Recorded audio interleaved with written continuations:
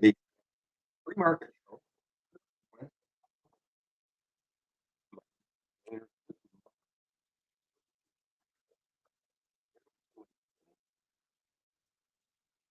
Always start off choppy, Todd. Think it gets better, hopefully. I'll keep talking. Hopefully it'll come back. I think it starts off choppy and then it gets better. Okay, guys. Thank you, William. Okay, now let me know if it continues to be choppy. CDT, guys, CDT is just popping up now. I don't see any specific reason for it. This looks like was I don't know, a SPAC from last week. I don't think this was an IPO, but it might have been. Phew. Okay. And YouTubers are okay. I know we've had some problems with YouTube in the last couple of days, but thank you, Les.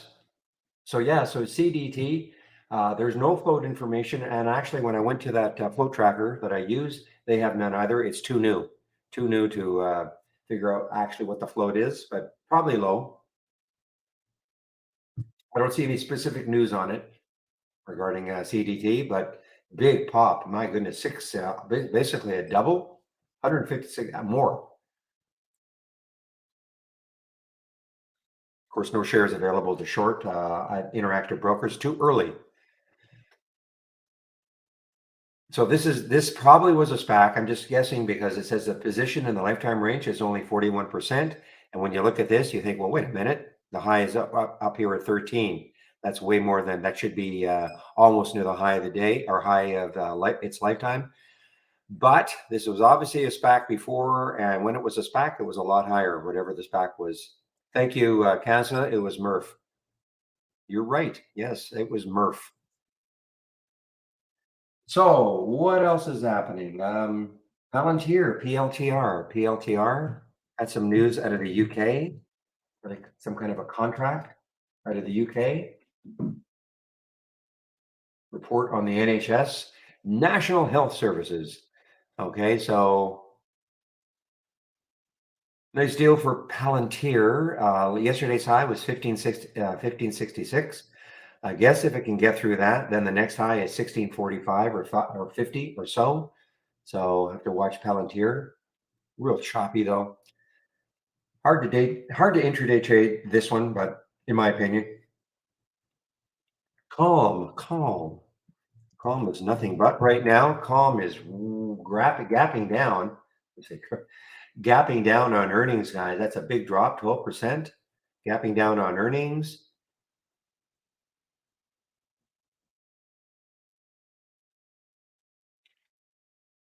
Really? Okay. I went to Float Tracker or Float, that site that I use a lot when I can't see anything in ours.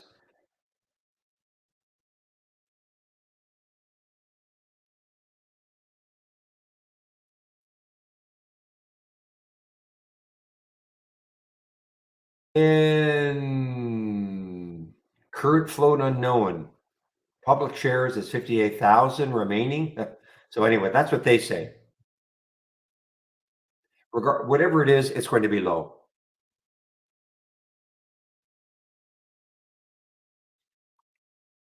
Now, LAC, people are going to look at this LAC and say, "Oh my goodness, what happened to LAC?" So they have spun off, but it's interesting because if people don't read the news, they might just start to short the heck out of this. But it's a spin-off, and they've created a Lithium Argentina. I think it's Argentina. Lithium Argentina, LAAC. And interestingly, Cowen has put a $14 price target on LAAC. Okay, and it's not doesn't mean it's going to get there, but I thought I would just mention that one. Another gap down on earnings, guys. So we have a few earnings plays, the two HELE and Calm. Another one gapping down on earnings, and I think this A10 it's sort of earnings, but it's not. I think it's guidance. They don't release until the 7th. They reported preliminary Q3 financial results. Regardless, it may as well be an earnings play. So this is a big gap down for ATEN. Big gap down, 27%. Not too much volume yet. FRLN is gapping up on it's a bio, so it's gapping up on positive data. Big gap up, 47%. Another one that we don't have the float on. Early stage data for gene therapy in Gaucher, Gaucher disease or Gaucher disease. IKT is an orphan drug, granted orphan drug status by the FDA. Gap up to two, and right back down to 158. I usually these, they're sort of feel good stories, but I usually my experience is they have no follow through.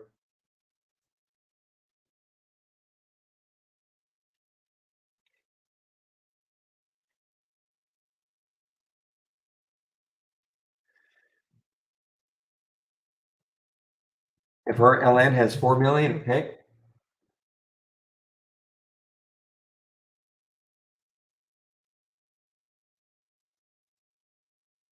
Okay, and then so out of curiosity, Casa, do you do all this in the pre-market or do you do a lot of your stuff at night prepared? I do appreciate all the stuff that you post.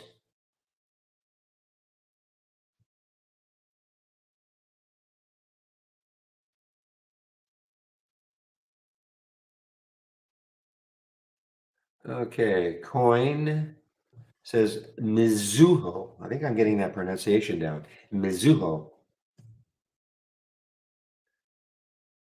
I'm just not, I mean, these Bitcoin plays are just so choppy. I mean, Mara and Riot up again today, down tomorrow probably. How's KWeb doing? Now the market's in for, well, I was watching this. I mean, we've had 30 minutes now down, but we're in for right now a positive open. But that, of course, we could give all that back.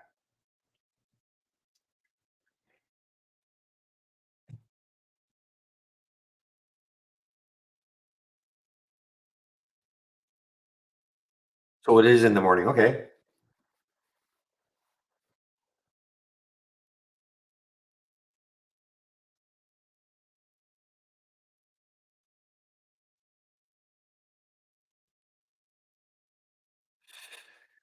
Okay, guys. Well, let's see. 9:07. I'm going to check to see what sort of upgrades and downgrades we have this morning.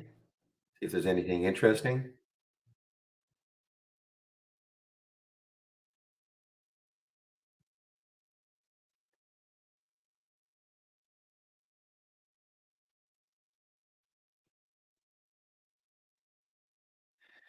So what I'm looking for in all of these upgrades and downgrades, first of all, to see if there's any sort of a price target that looks crazy. Crazy meaning, let's say it stocks at 5 and they have a price target of 30, something like that.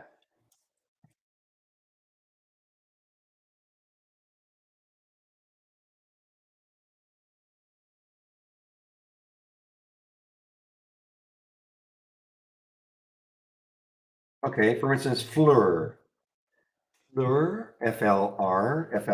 has a upgrade, and I'll keep you in suspense. Yeah, okay. So Fleur has an upgrade, UBS upgrading them from 35 to 47. So they must have had a previous upgrade to 35. Now they're upgrading with a price target of 47, and that is for FLR.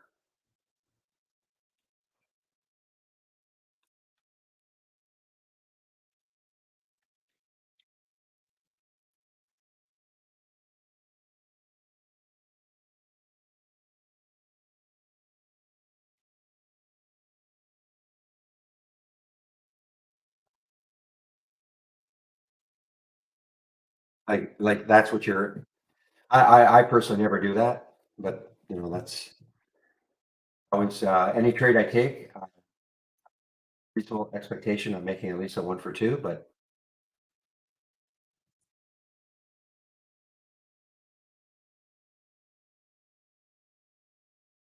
others may go in.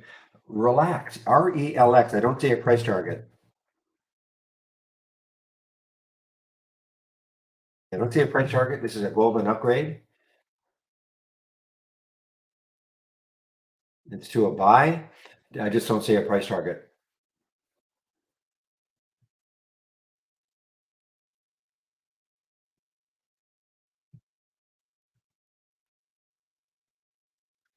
Right now I got the downgrades in. So again, you keep an eye on Fluor, FLR, with that upgrade to $47. FLR with an upgrade to $47.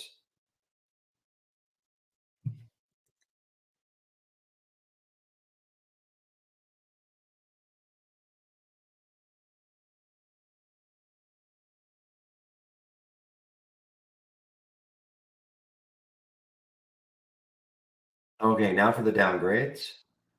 Yeah, somebody's downgrading Apple. KeyBank downgrading Apple.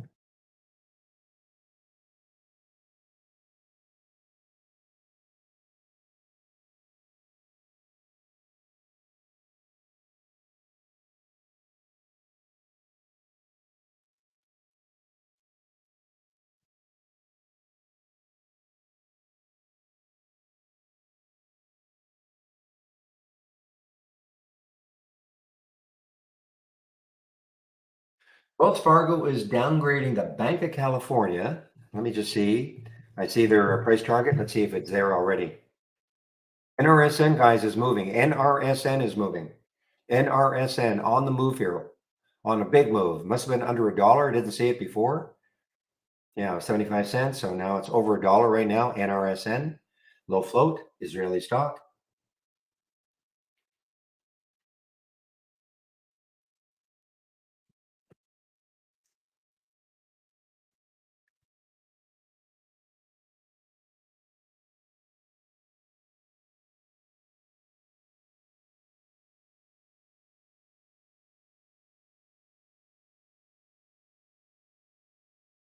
All right, guys, there are some of the upgrades, some of the downgrades from briefing.com. Again, I would probably keep an eye on that Fluor, FLR, just to see if that upgrade to 43. What did I say? 43?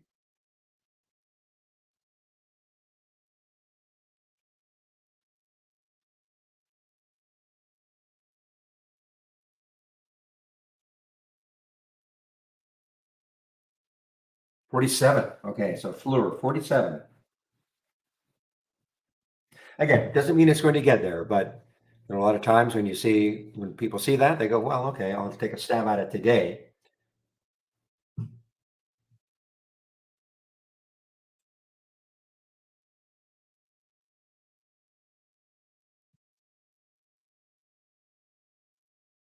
Well, it's a low float. William, you know that. NRSN, low float, 8.59 million in the float.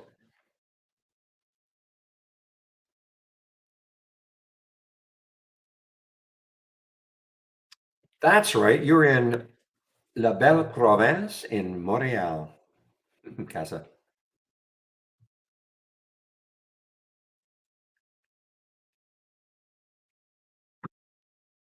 Well, guys,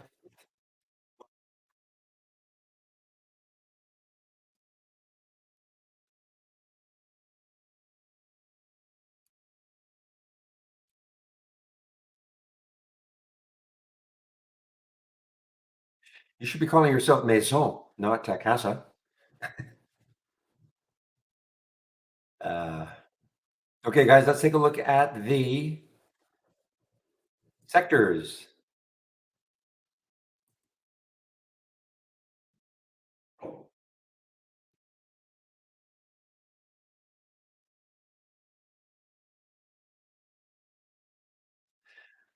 Okay, so what we're seeing today, right now, interesting.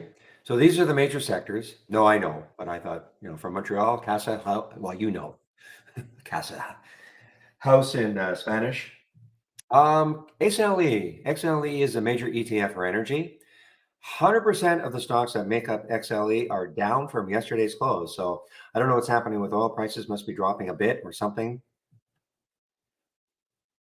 But every other major sector is very positive right now. It could, of course, could change once the market opens, but everything is over way over 50%. So energy. So if you're looking to buy, looking to do something with energy today, if energy remains weak, I would look at some energy stocks. Look at Fluor, guys, FLR. This it'll pop on that upgrade.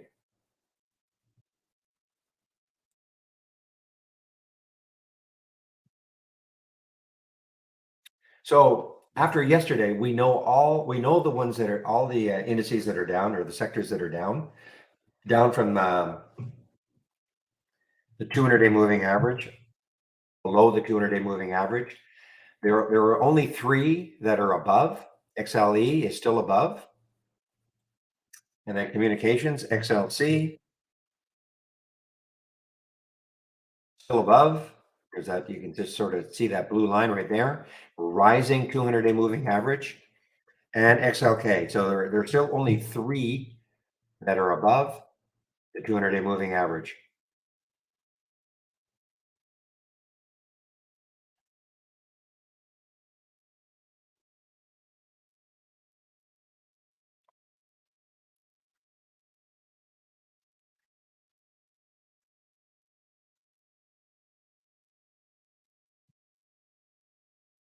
Oh, I see. You were quoting this. Okay, yeah. Demonstrate outstanding effect on ALS survival.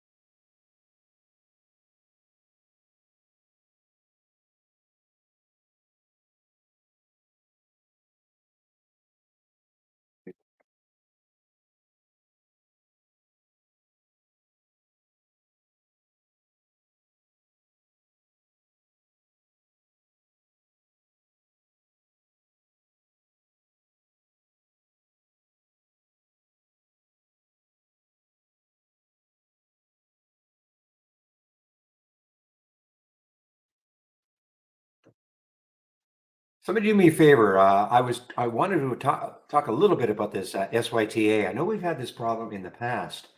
We have an alert for it. It shows up in the single stock window. It shows up as a symbol in the chart, but I know I've had this problem in the past anyway. No candlesticks. And I wonder, it's just maybe, but I'm talking to some of the guys at Trade Ideas, and they are getting candlesticks, but yeah, interesting.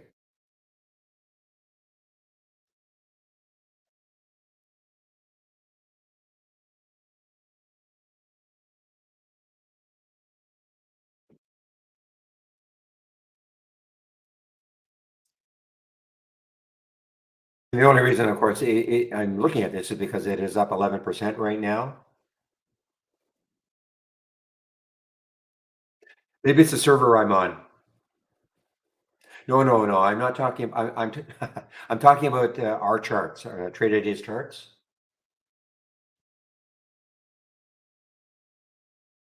You haven't, so it must be the server I'm on. Interesting. Anyway, it's a Canadian stock. Don't know what they do. Seattle Mobile. Hey, Casa out of Montreal.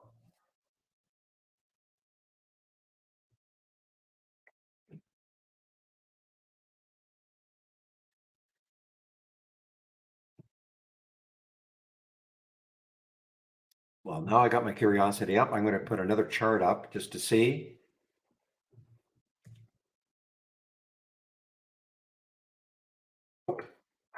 That's weird. That is really weird.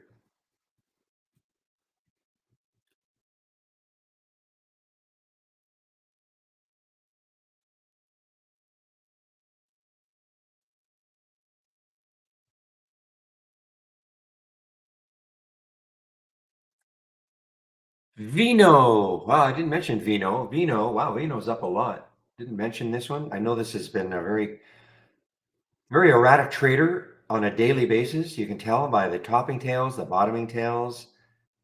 I mean, it's hard to keep in a trade like this on a daily basis, intraday basis, because of the bottoming tails and topping tails, meaning it's very volatile. So I'm not sure what to make of this. Announces new initiatives to, sure, new initiatives to increase stockholder value. Okay. So it's going to list two of its Argentine retail properties situated in San Rafael and Cordoba for sale. Okay.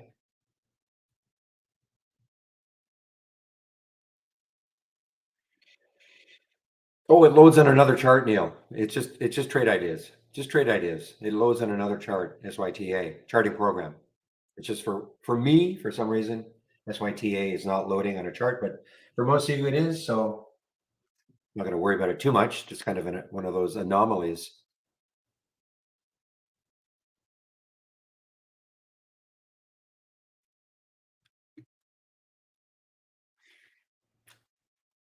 I mean, you were actually born in Casablanca? Do you know Humphrey Bogart? Sorry. Sorry.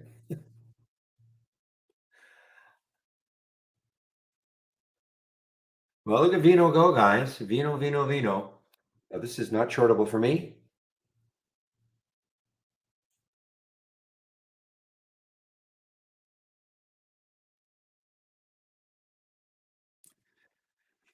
It's going to be noisy today at 2:20 p.m. What do you mean by that? Stock unhinged? Stock's unhinged. This is in our YouTube room.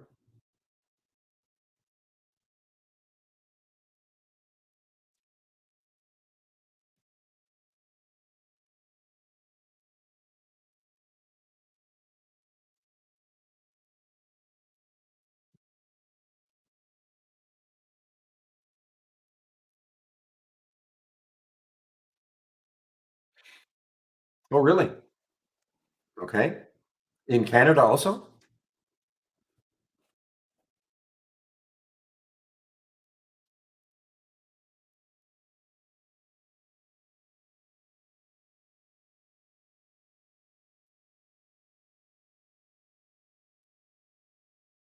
Yeah, well, we have nothing to do with FEMA, so probably not in Canada.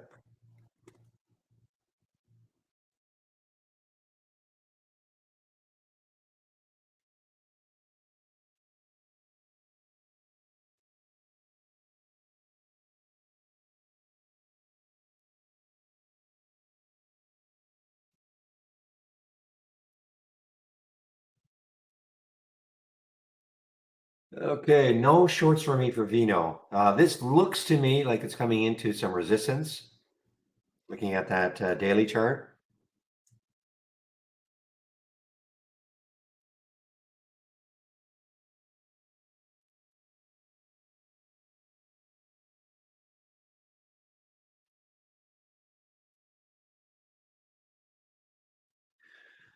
Okay, guys, see if anything else is this PXLW.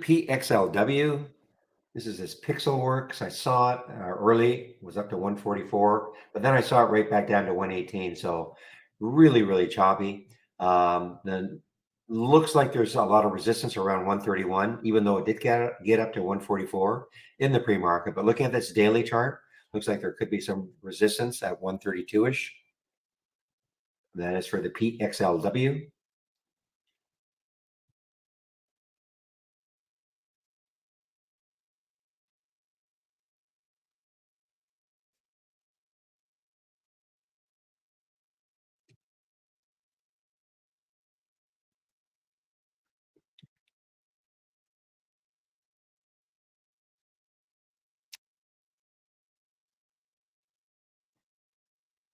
Okay, so this is a buyout. I did see this one, this LiveVox, LVOX. It's being bought out.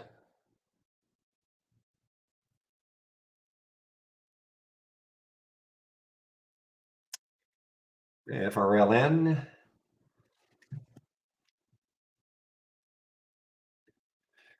Pretty big pullback already, though, guys. Pretty big pullback. I mean, it got up to 727 and it's dropped $2 now. Fading. Not available for me to short. Company released. This is this. I don't know how to pronounce it. I'm going to say it two ways: Gaucher or Gaucher or Gaucher. I don't know. Anyway, phase one trial, phase 1/2 for this disease, but it is fading pretty badly now. And now it is underneath the 200-day moving average. It was above it, 532. Now it's below the 200-day moving average.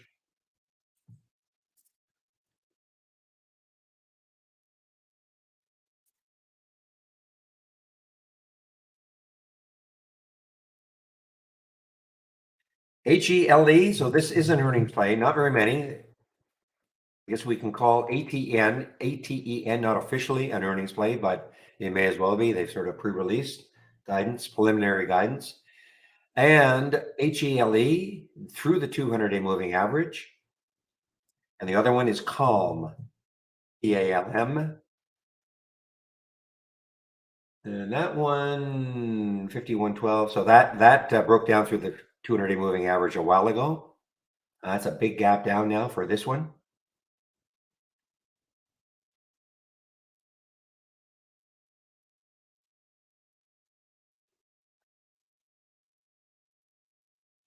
And then there's the ATEN. ATEN.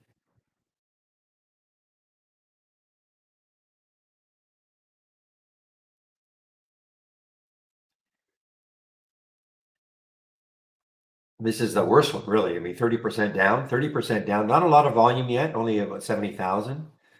Moderate float, 60, 68, 69 million in the float, moderate float.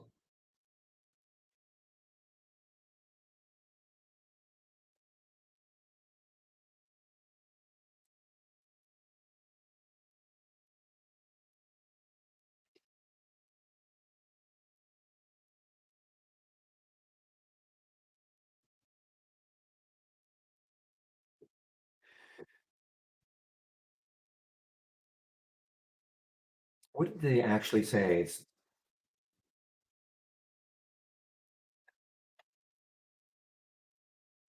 So revenue decline warning. So this is to do with the ATEN. I don't think it's an official earnings release. Let's see. What does it say exactly?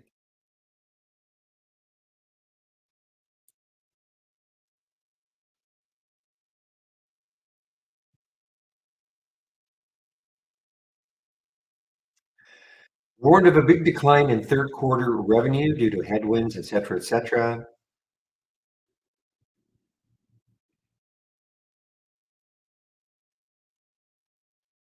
Yeah, so this is preliminary. They don't actually release until November 7th, but they're basically warning the market that it is not going to be good. So it may as well be an earnings play, ATEN. They officially release on the 7th of November.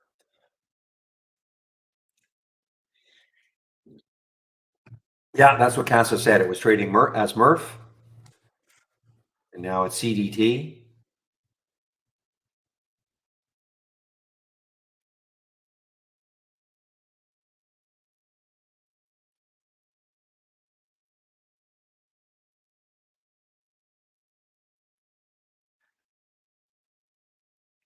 Yeah, market's fading, guys. Market is fading. Doesn't look good for well, we might get a very mild positive open. Time is it right now? Well, I guess we'll have a positive open unless something catastrophic happens on this candle. But after how long? And we now have 1 minute to the open.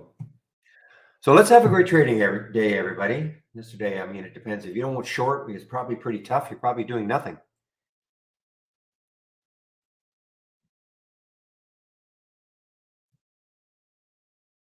Not saying there's nothing you can buy that's going up, but certainly majority of stocks are getting hit.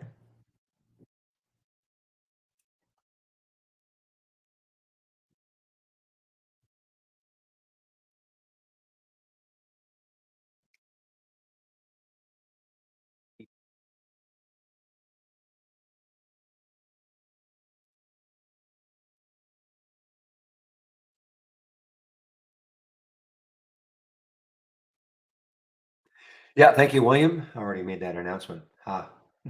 BGS, so all-time low also. BGS, all-time low. And there another one, looks like preliminary. Piper Sandler downgrades to underweight. I wonder if they have a price target. Street low of 8. Well, here we go, guys. We're now open for business.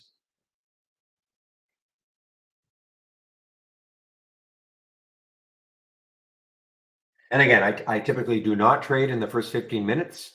Try to let things settle down a little bit.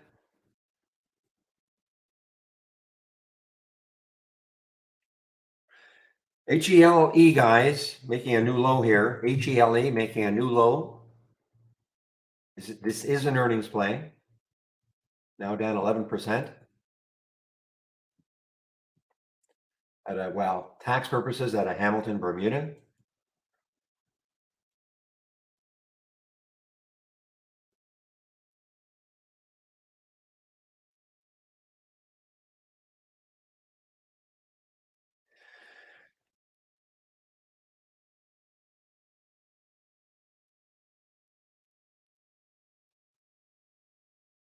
Even Tupperware is having a little move. TUP having a little bit of a move here.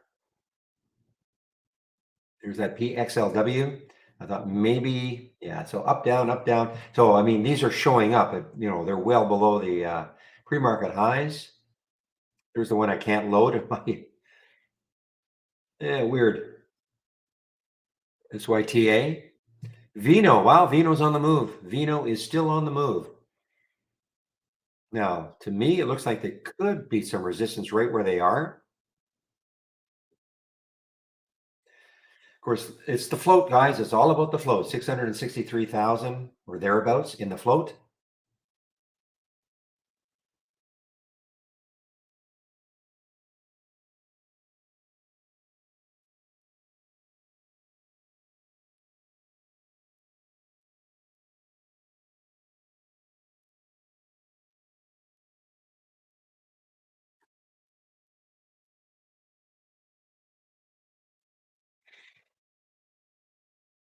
I don't think I've seen this one before. This looks like another one of those. Oh, no, I'm sorry. I don't understand this one at all. I don't recall this being an IPO, VLTO, but it looks like it's just started trading yesterday. But this is very expensive. So I'm not sure what's going on with this VLTO. Well, Calm is having a pop, guys. Calm is actually having a pop.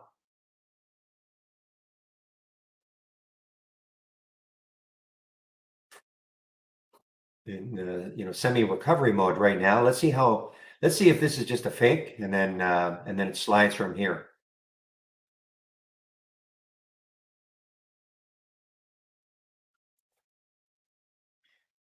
So as mentioned in the pre-market, energy stocks are weak. Here's Oxy on the way down.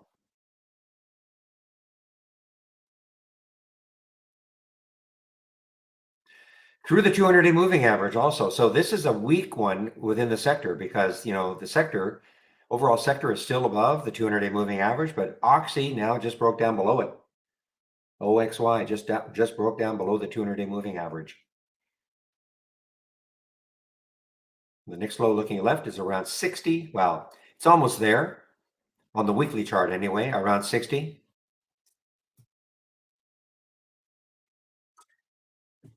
Pretty big deal though, guys. I mean, breaking down through that 200-day moving average. This Warren Buffett's one of Warren Buffett's favorite stocks, oil stocks, energy stock. Thank you, Casa. So I don't recall seeing that day.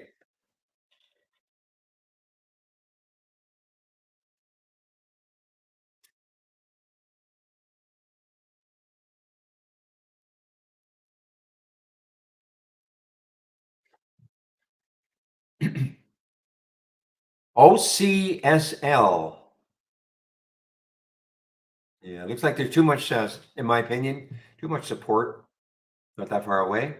And I'm always looking to see something that has either a big gap underneath or a big gap on top if I'm going long. All right. Wow, look, SPY. Interesting.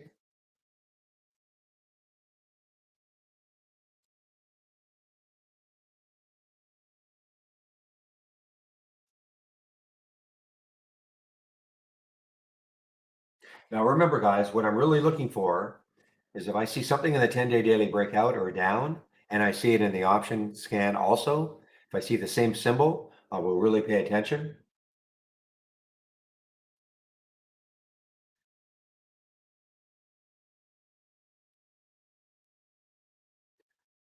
Ooh, Tiva. Something's happening with Tiva here, guys.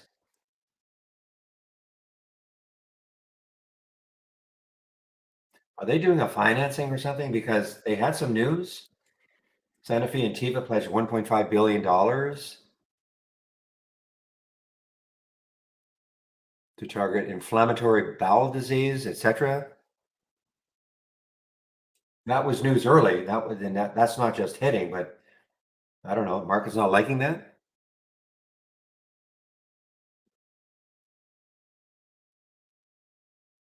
So yeah, we've seen HELE, we've seen ATEN, and we've seen Calm, the three earnings plays, kind of earnings play. I call ATN really an earnings play, all kind of bouncing.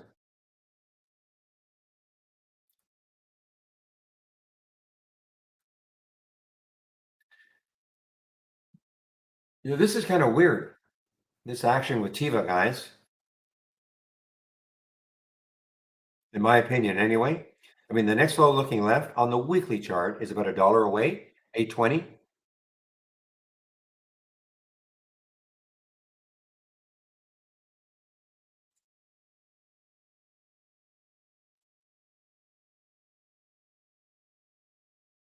So this was again a little too early for me, but this is a heck of a one. Remember now, this is the daily reversal. So this is looking for stocks that were down the day before and up today. Other filters in place, of course, but that's the gist of it. So here's Vino was down yesterday, and of course up today. And if it's in yellow, let's take a look at ALXO. That means it was up yesterday and down today. Yeah, up yesterday, down today. And there are shares available to short. But look at this, it's coming right into the 200-day moving average. So consequently, I will not take that short unless it broke down through that somehow.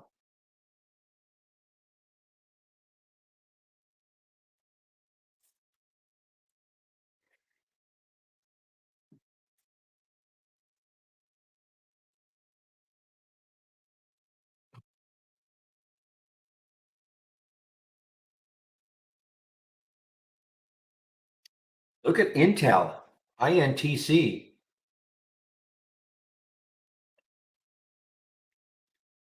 So they're doing some kind of a spin off their programmable chip unit. They're going to have an IPO later. I think they said next year, or they want to have one anyway. Market's not reacting well so far to that. The next low looking left is around 35.23 for Intel, INTC.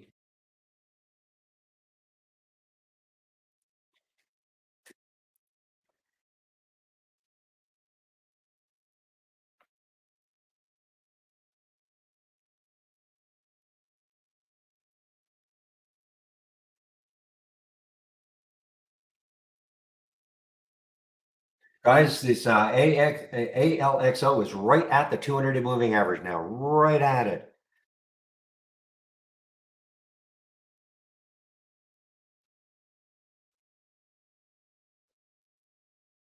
So the $1 million question, will the 200-day moving average hold it? Will it bounce off it? And that is the ALXO.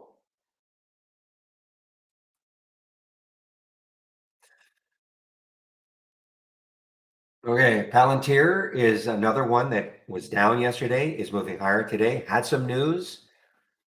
The next high looking left, it does have some room. Next high looking left is 1645.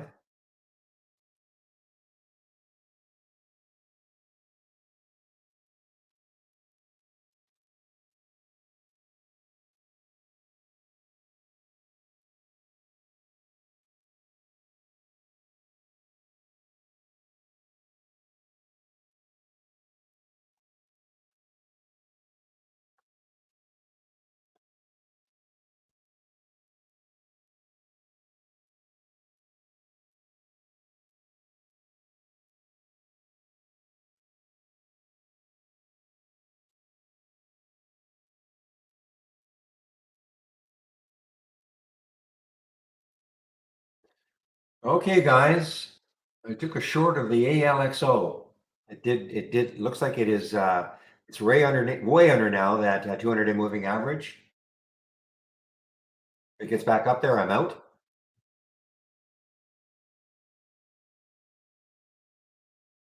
I know it's early. Typically don't do that, but we'll see.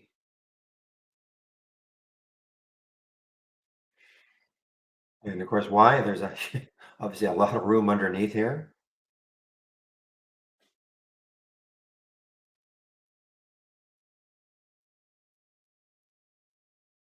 I'm just watching it now to see if it has.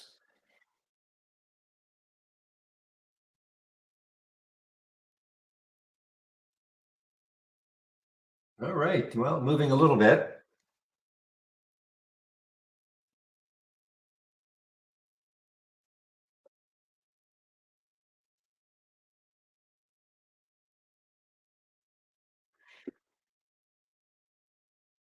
Okay, guys, I've actually covered some around the 50 cent level. Okay.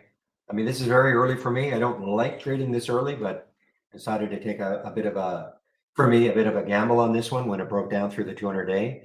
I'm in around 670. So I took some off at 650.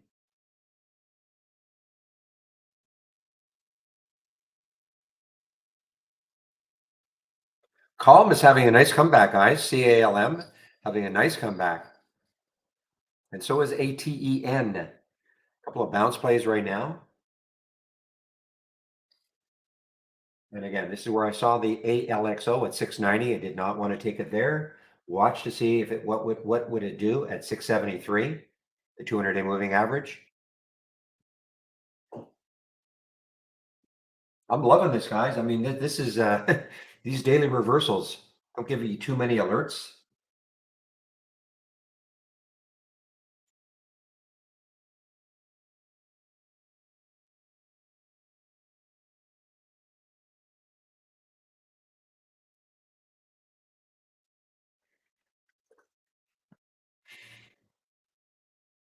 Wow, Tiva continues down here, guys. Tiva.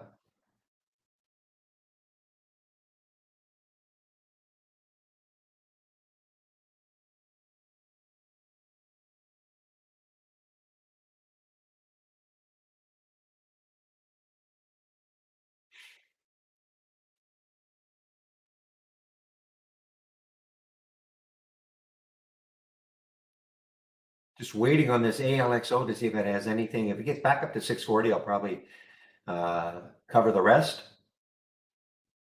And if you're short this one with me, this is you don't have to do the same thing I'm doing, of course.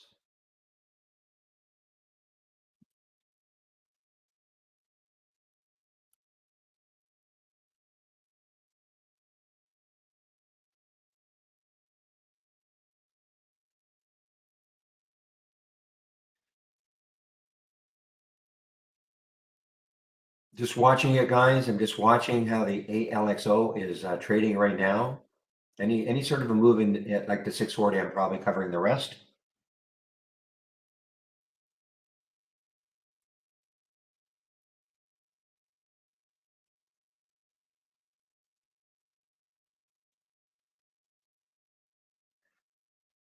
All right, FREY. I don't know if I mentioned this one. FREY. Now, my issue with it, I thought was, maybe 5 would block it, but right now, the next high looking left is 514. And then after, if we can get through 514, 538. All right, guys. I don't know anybody took this one with me, but this is a big winner right now for me anyway. ALXO, big winner. A little outside my comfort zone, and I took an early trade.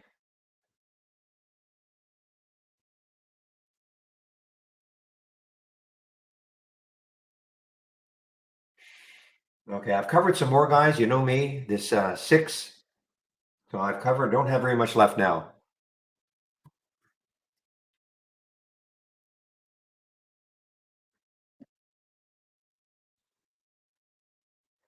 I was worried that something will not get through that whole number. Have a little bit left in case it does, because it still has room underneath. 477 or so is the next low looking left.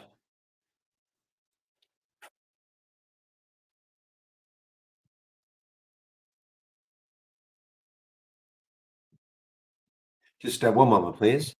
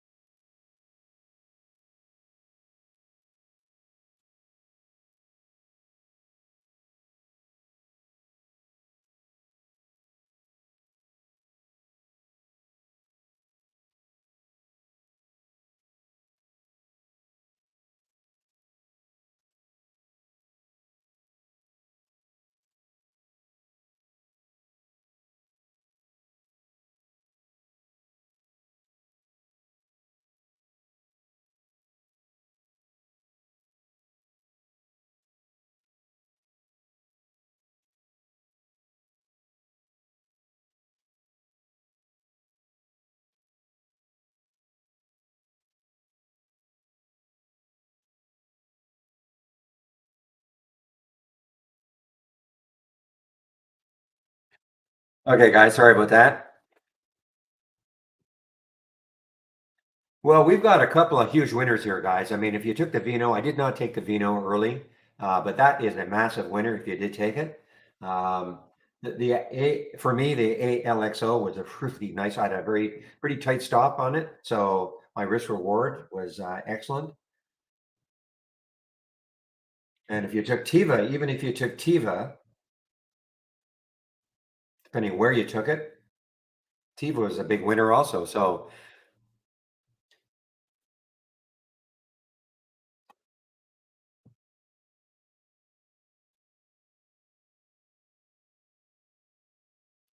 meanwhile, let's take a look at Column. So column is showing up on my option scanner. Now, this is, again, when it's in light blue, that's a suggestion to go long, even though this is down for the day, okay? Now, I usually hesitate a little bit when I see stock down for the day to go long, but we'll have to see. The alert happened at 43.90, so it really hasn't moved from there.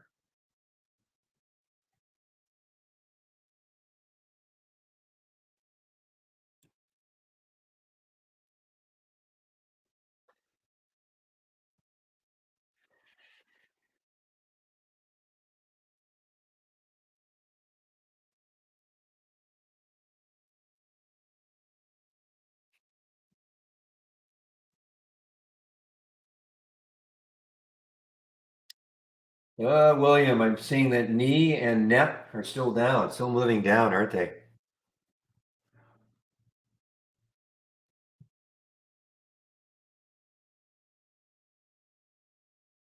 Nutanix turning the corner after all these years, okay? Yeah, Calm is an earnings play. CALM is an earnings play. All right, guys. Well, listen, maybe there's a glimmer of hope for the longs on the SPY. Maybe after yesterday's, I mean, the Dow was, basically flat. The SPY is up a little. NAS is up a little. Nothing spectacular.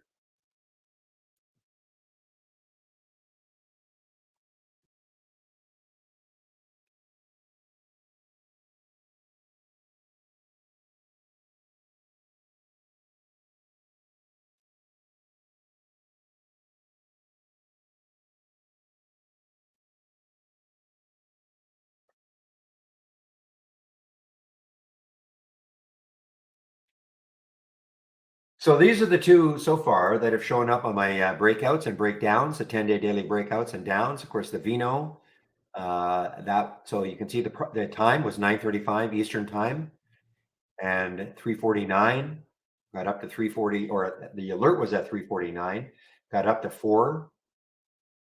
So it already had moved, but if you had waited, and then the Tiva 9:33 got down to 9.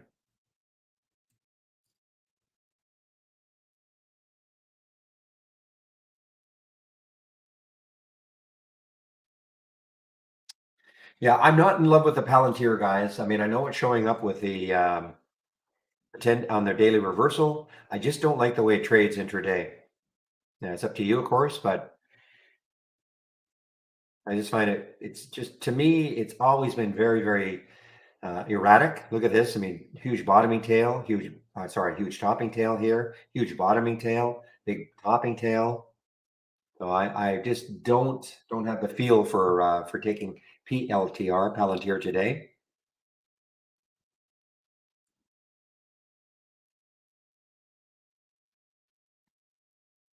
Wow, ALXO. I'm out of it completely, but no, I have a little piece left.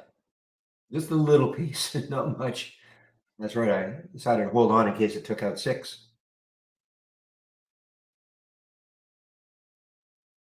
I covered a little bit at 650. I covered most at 620, and that's right. I kept just a little piece in case it can take out six.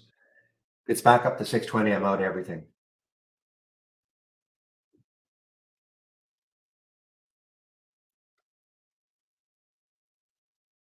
And it's even showing up now late.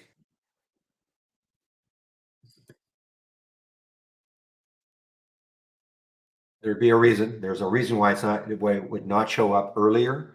Okay, PPL. Let's take a look at PPL on the option activity. Now, the very first thing I see is the high of yesterday is 2307. Obviously, too close to take it right now. And you're at 2296. If I'm going to do it, it would have to break through that 2307. Doesn't have a ton of room, even if it does. 2346 is the next high. So it doesn't have a ton of room until it hits that next high, even if it took out that high. Okay, guys, completely out of the ALXO.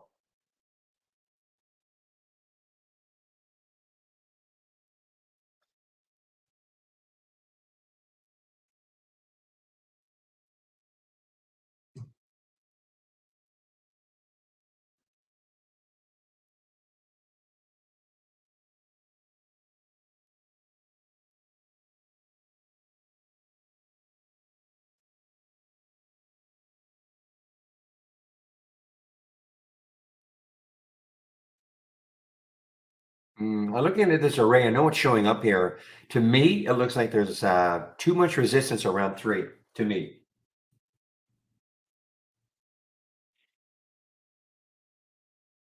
Okay, give me a moment, please.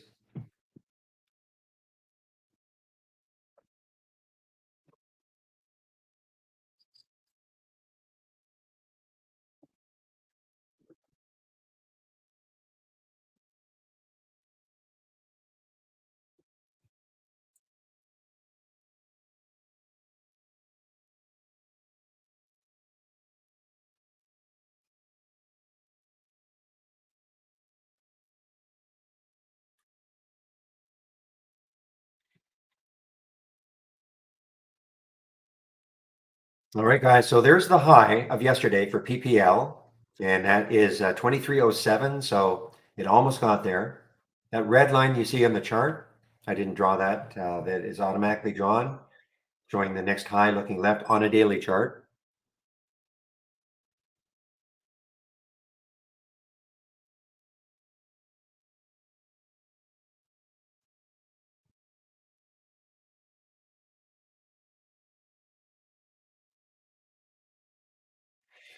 Okay, this has been a wild one, guys. It's WHLR. WHLR is been had, I remember this day back here got up to 9, almost 10.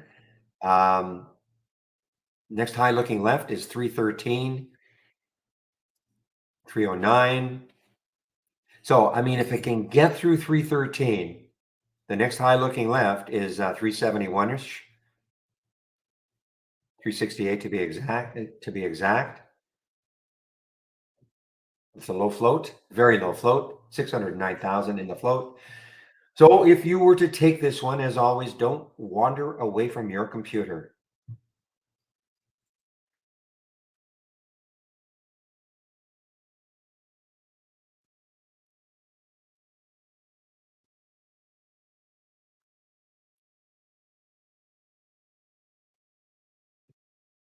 It was a big one from yesterday, the ONON.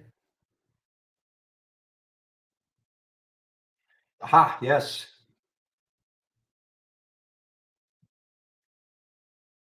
Boy, lots of room underneath. That's right. This was the huge attraction yesterday for this one. Lots of room underneath still. On the weekly chart, 2110 is the next low on the weekly chart, approximately. Okay, I'm just eyeballing this, Zen. Okay, so it is 2112. Okay, but I just eyeball it.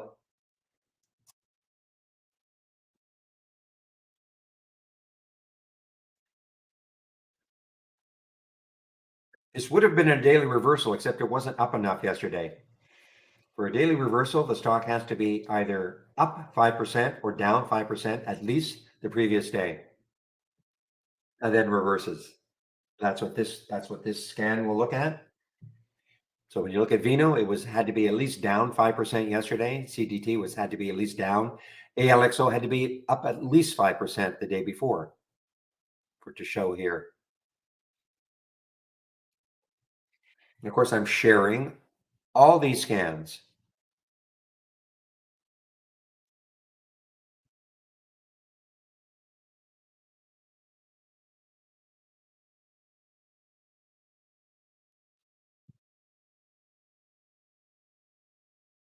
Ah, VSME.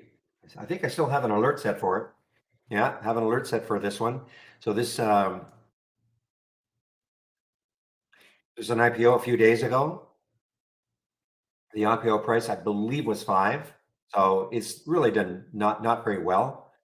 It did hit around 7 something that first day, but pulled all the way back. So I still have an alert set at the high and see if it takes it out sometime in the future.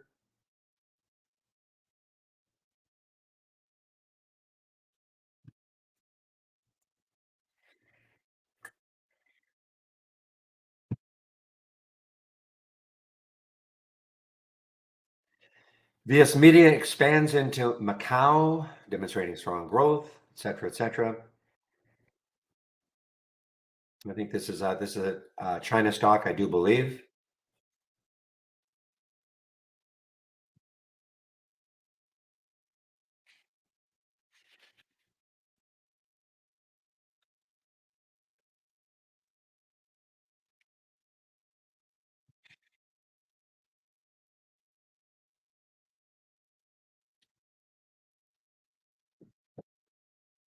Look at the PPL, guys. It's still kind of teasing right at yesterday's high. I got the 2307, and yesterday's high was, guess what? 307. So it has not been able to take out yesterday's high yet. And that is the PPL.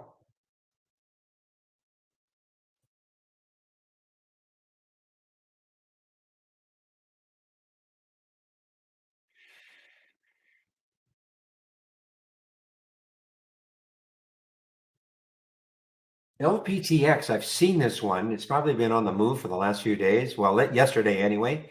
LPTX had a big day yesterday, continuation today.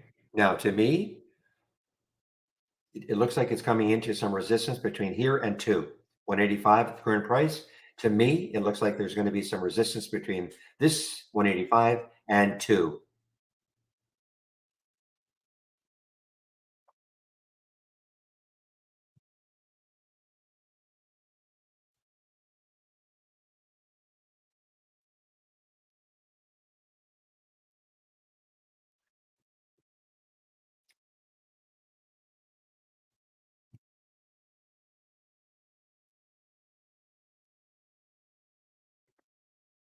Okay, guys, take a look at ATEN. ATEN.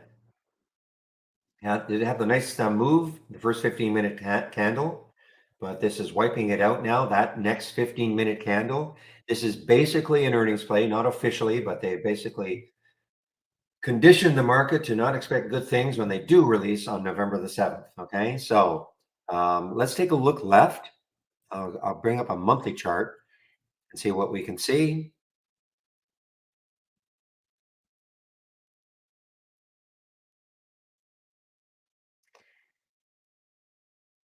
So 1050 is actually the next low looking left on a monthly chart. Okay, so it's not that far away. If it takes out 1050, then the next low is 961. So that would be about a dollar low. That's on a monthly chart. Okay, so I think it's if it can take out 1060 or 1050. So what I'm going to do is I'm going to just put a price alert there and see what happens. I mean, it's almost there.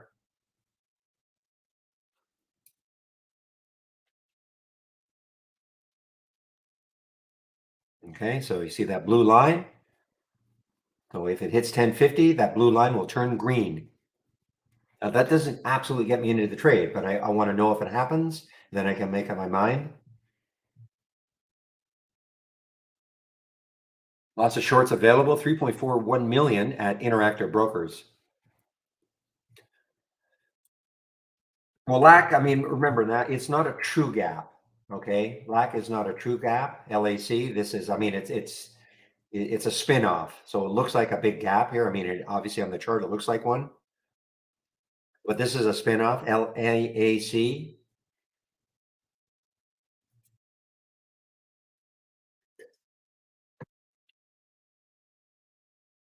All right, there's the ATEN guys now below 1050.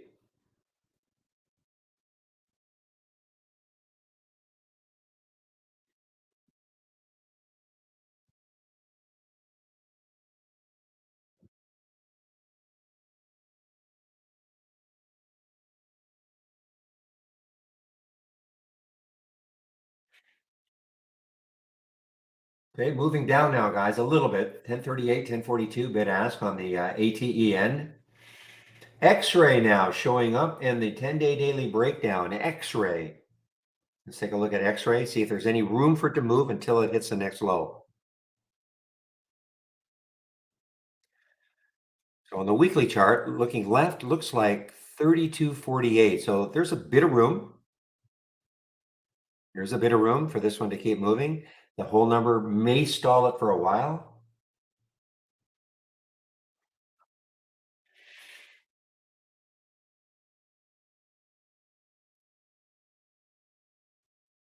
Okay, guys, ATEN is kind of right back up to that 1050 level.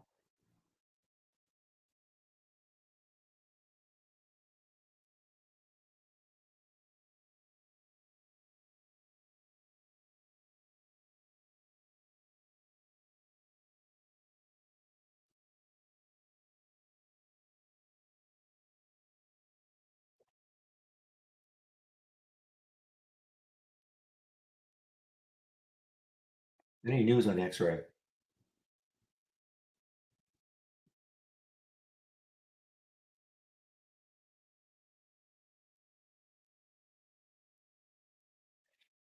Okay, guys, I took a loss on the ATEN. Small loss on it. Oops.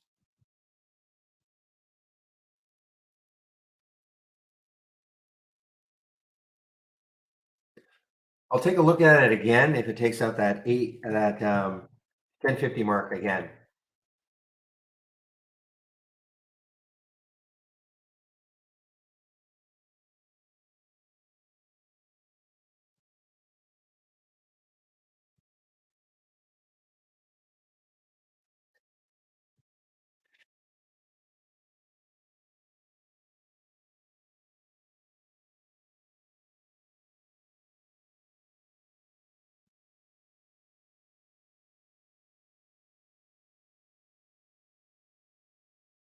Well, this ONON is really not a lot of support.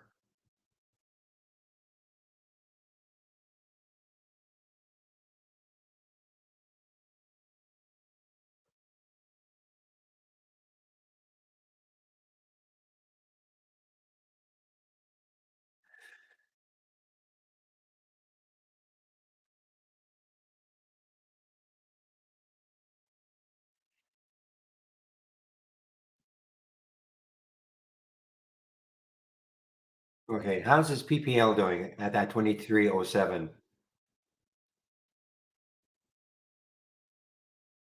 Yeah, see that? I mean, it's amazing, isn't it? I mean, right almost to the penny. It just could not take out yesterday's high yet. And that's the PPL. That's why I get fixated on that, looking left all the time. Where is the next high? Or if I'm shorting, where is the next low?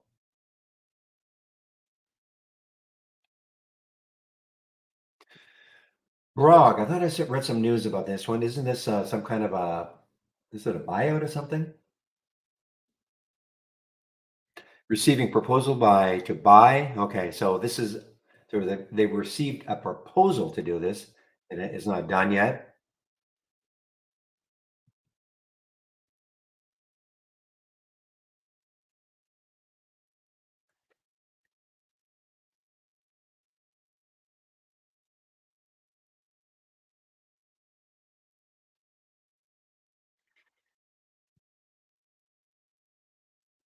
It's great. Is Femi having any having a little bit of a bounce, guys? FEMY, a lot of profit taking the last 2 days. Big profit taking day yesterday, of course. This was a fabulous one. If you had shorts available yesterday on the reversal, the daily reversal. Other one that was really good, and I noticed there were some shorts available this morning at Interactive Brokers. Not many, about 30,000.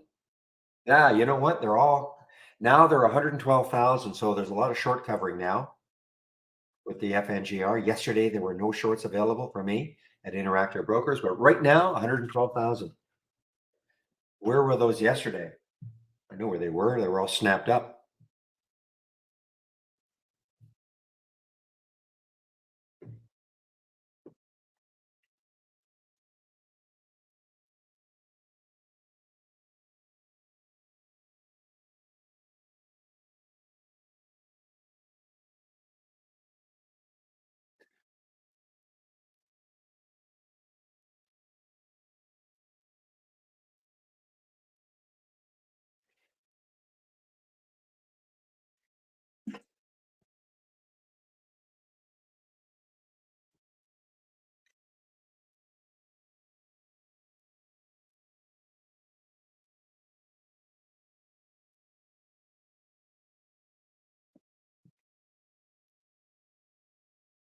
Well, that's why I got out of the ATEN guys. It had that big pop on me, so that's why you have a stop.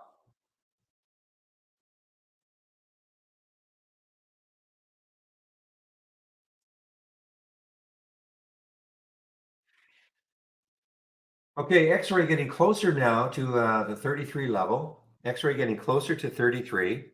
On the weekly chart, again, it has some room down to 32.54. So it doesn't have a ton of room, about 50 cents on a $33 stock. I don't know.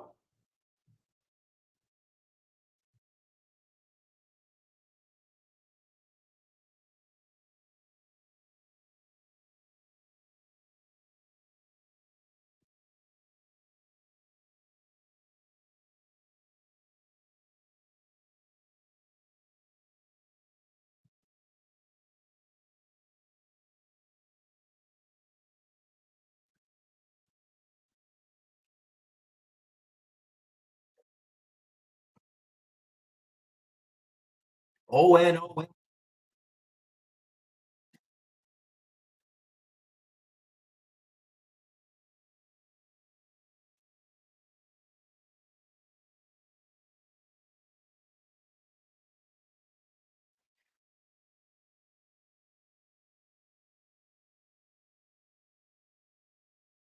No, not at all. Granny Lou, not at all. I mean, all this is anything you see, anything in green, anything in light blue, you can take a look at going long. It's just that the big moves typically, well, I mean, look at Vino this morning. You could have taken the Vino this morning from this scan.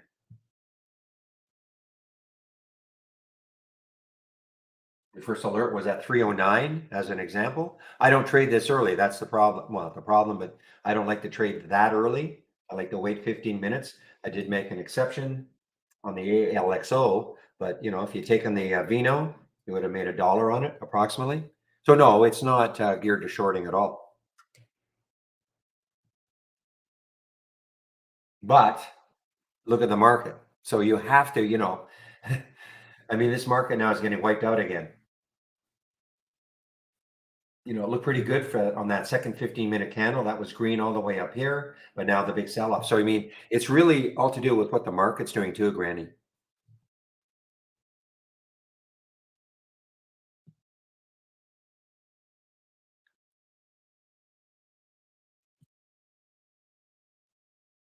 This was a big short yesterday, I think. This PDSB.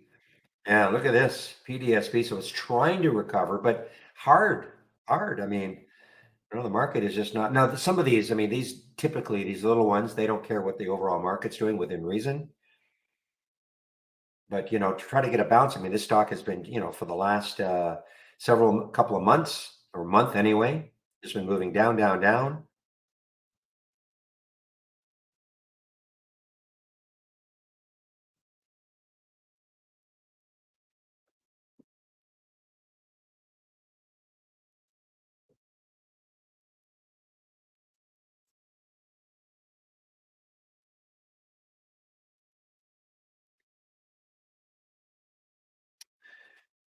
Yeah, you're going to short on this one. Could not take out that high of yesterday.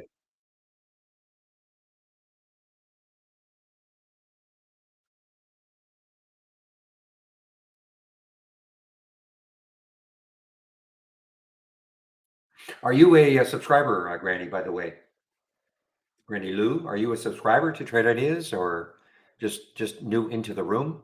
By the way, anybody brand new into the room, welcome. Always nice to see new people. And if you stick around for about 20 minutes, I will go over all the information you can find on my homepage, including all the scans that I am sharing.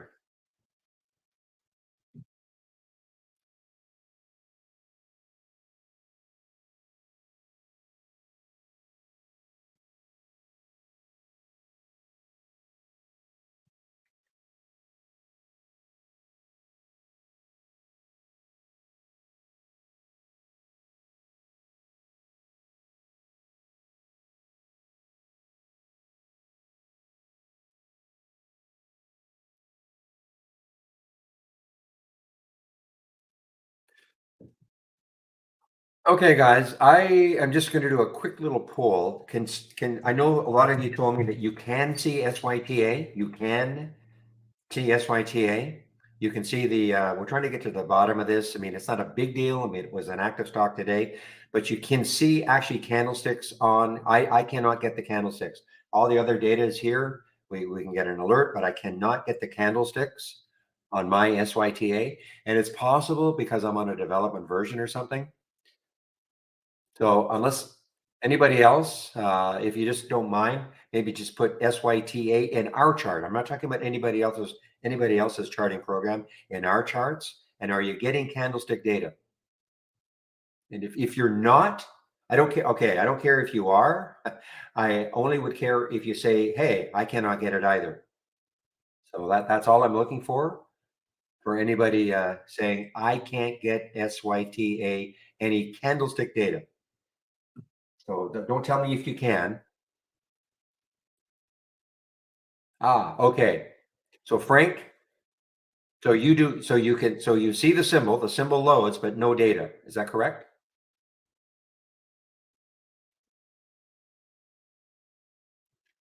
Okay. Can you tell me if you click on help and about, can you tell me what version you've got? So just click on help and about and you'll see the version. I'm always on a development version. So yeah, everything else is working. It's just that this happened before. I mean, this SYTA was active a few weeks ago. Same thing happened. But what version are you on? If you click on help and about, you're way, why are you so frank? You're way behind. Any particular reason?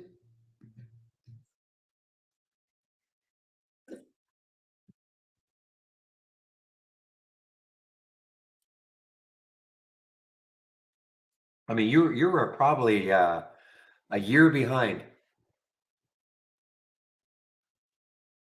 maybe even more. You go to our homepage, you can download the beta, or I would download the beta. I think there's nothing wrong with it.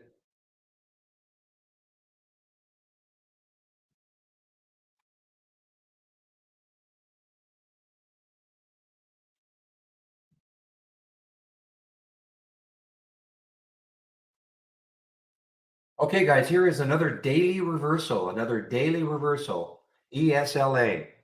Down yesterday. So it's right at now for it to trigger, it had to take out yesterday's high. It briefly did 335. It got up to, excuse me, 338. So keep an eye on this one because obviously it's got a ton of room. This looks like an IPO from a couple of days ago or a symbol name change or ATAN. I was going to take this on the 1050 break again, but I missed it.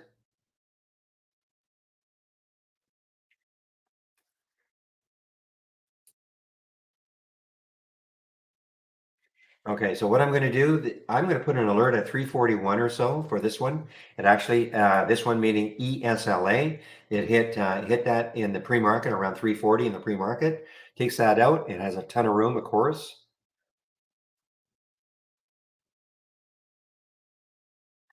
Thank you, Blaine. UPTD. Okay, turned into ESLA. My memory isn't what it used to be. I just can't keep track anymore with all these SPACs that turn into something else. The IPOs. Ugh, look at this market. Now we've on, so we have a minor disconnect in the market. The SPY is basically flat. Dow is down a little. SPY is up, or sorry, NAS is up a little.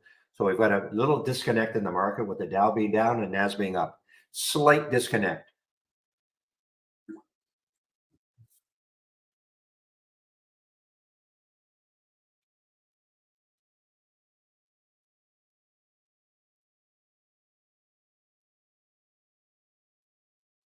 And we have a resumption for CDT. So that got halted on the way up, but just resumed now. CDT just resumed now at 7.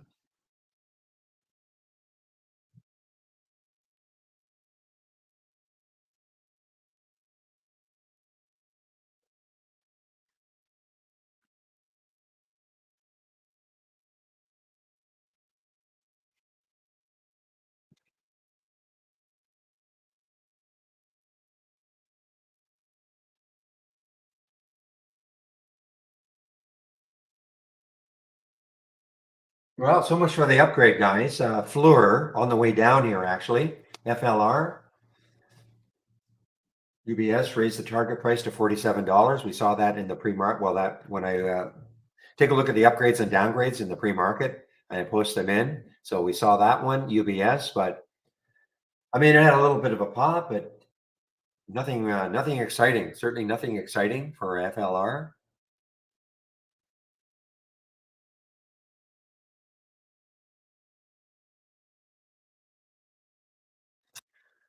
So actually, guys, yeah, nothing too exciting. I mean, I'm not getting too many new alerts right now. Sort of a lull in the action, and the SPY is very choppy. We've got bottoming tails. Sorry, we have topping tails. We have bottoming tails so far. So the SPY is pretty choppy right now.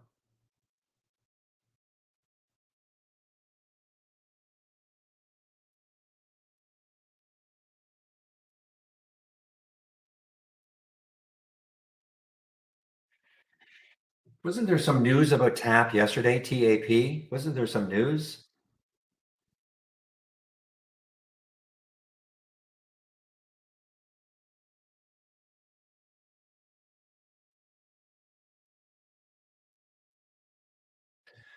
I've become such a snob when it comes to drinking beer. I mean, I'm from Canada, so I grew up with Molson's, drank a lot of Coors also. I haven't had one of these mainstream brands for seems like decades.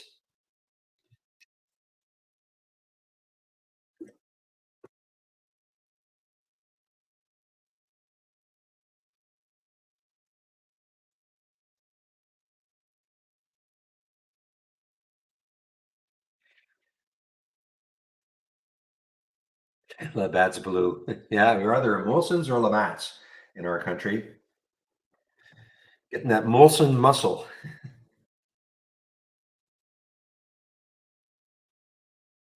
Keep an eye on this ESLA, guys. I mean, you can see. I mean, it may not happen, but that's why I have my price alerts at around 340.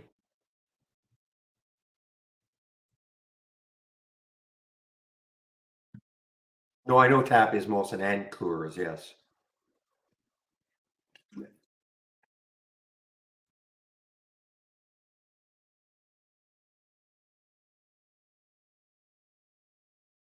Okay, I'm glad I didn't take the ATEN. It's too choppy. Right now, anyway, it's just too choppy for me. I think I'll have to put my alert again. I have to put a little bit lower, maybe around 1030.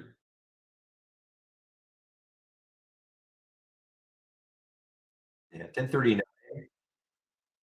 Oops, or 1041.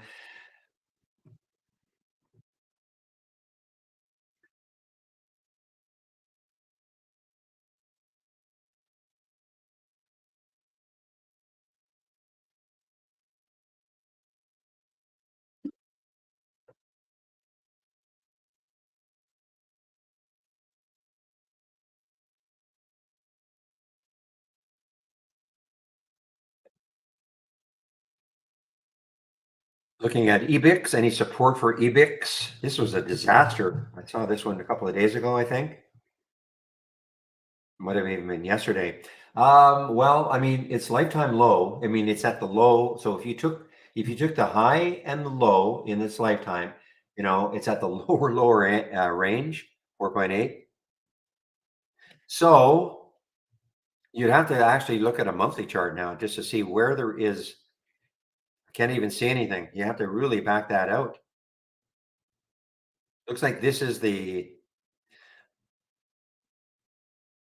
not even there, 875. So it's not even there.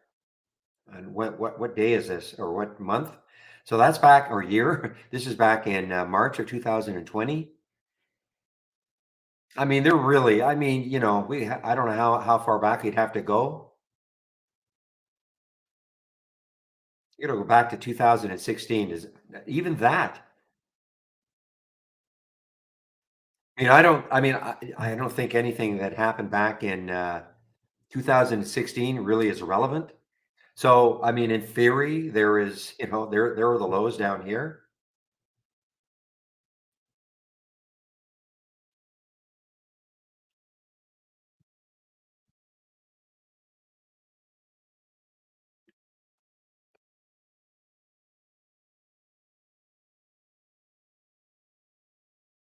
Mm.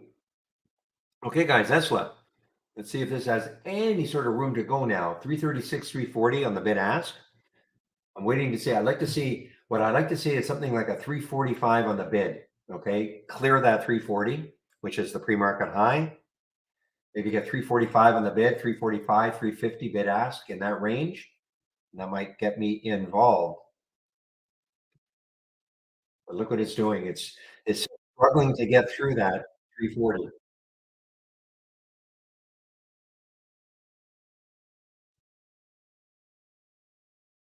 So again, just because I get a price alert doesn't mean I just pile into the trade.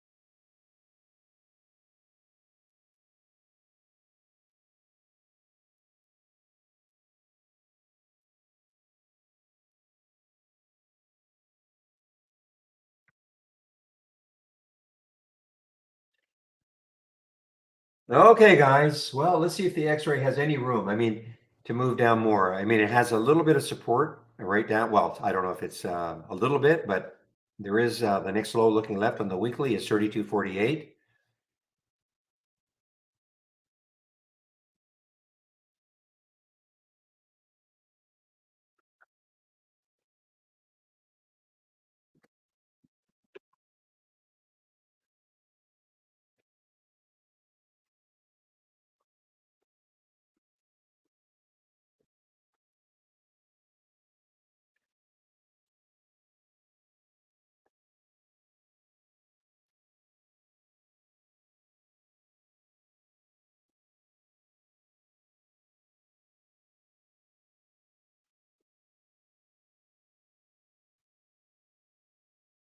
Well, no new alerts in my option scanner since 9:55. It is now 10:25.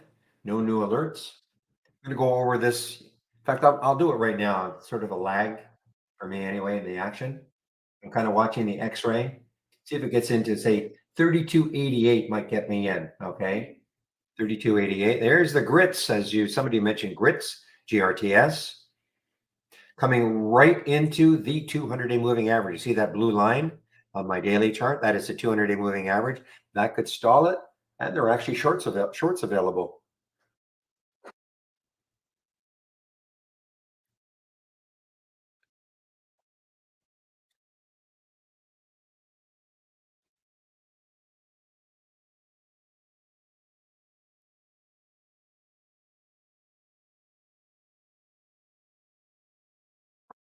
Pretty extended right now. Grits, any news on this one?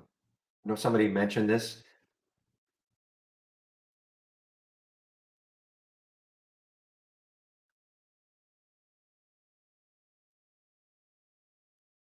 Okay, guys. Well, while we wait on this one, I'm going to put my homepage link in, show you all the information that you can find on my homepage.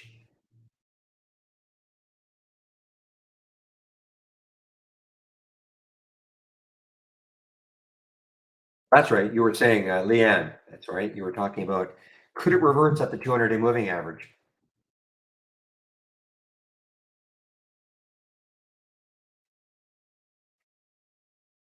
Okay, guys. On my homepage, if you click on my homepage link, this is what you're going to find. As always, at the very top, if you want to take out a subscription to Trade Ideas, here's a promo code for 15% off the first month only. Mary 15. Okay. First month only. But if you do want to take on an annual subscription, just let me know. I can get you a better discount, get you a 25% discount. Look at Hazy now coming in. And as always, if you take out a subscription, the very first thing you have to do is to get started. Okay, that's why we put it here. You got your download and install, first startup and login, important introduction to scans, what are top list windows and what are alert windows, etc. It'll take you about 30 minutes to go through those videos.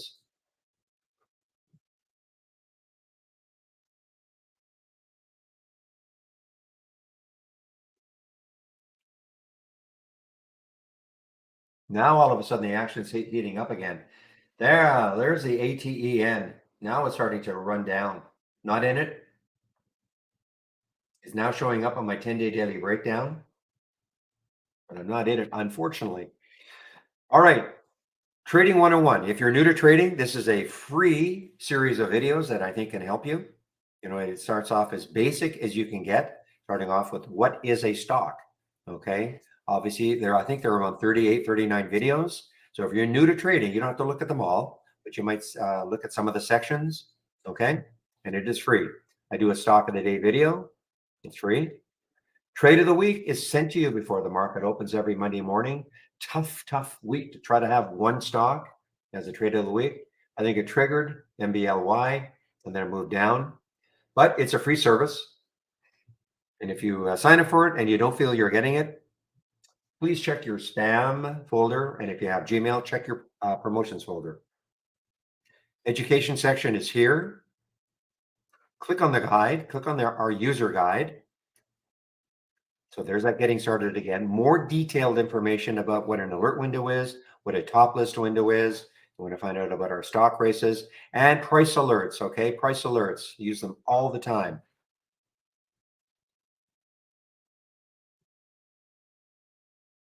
Getting started series again. So daily support session. So I take a break between 12 and 1 Eastern time. One of the other traders takes over for me in our YouTube room. Today is Wednesday. It should be Jamie. I'll confirm later on that it is Jamie. And before I take my break, I'll put the YouTube link in the main room.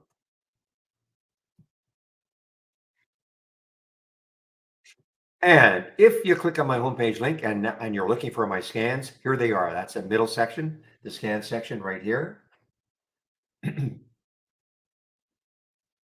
So this is what I'm sharing right now. So this is what I use in the pre-market. You want to see the gappers up and gappers down. This is what I use. Pre-market actives up and pre-market actives down. And of course, why we do this, we obviously want to see which ones are active in the pre-market because they may continue to be active once the market opens. There's a good chance. There's the halt resumes is over here. This is, let me get rid of this. This is the momentum scan right there, Momo. And then this is the abnormal option activity scan right here. So these are the ones that you can see. And I've got a couple of others on my other. I'm not trying to hide them. I just don't want to overwhelm, excuse me, the screen that I'm sharing with all sorts of different scans. But here are the 10-day daily breakouts and downs. You do not get too many alerts on a daily basis.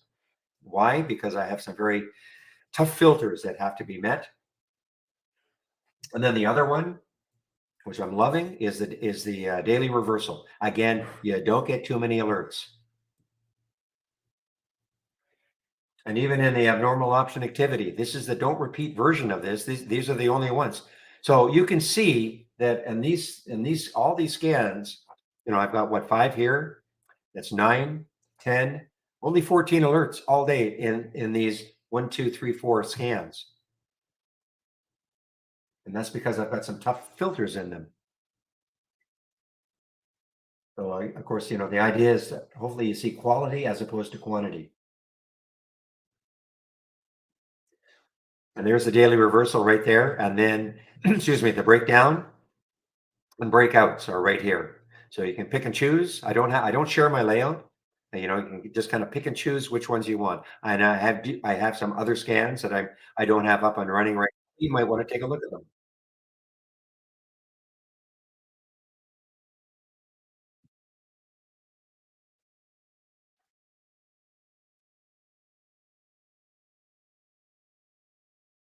Give me a moment. I just want to get rid of some of these.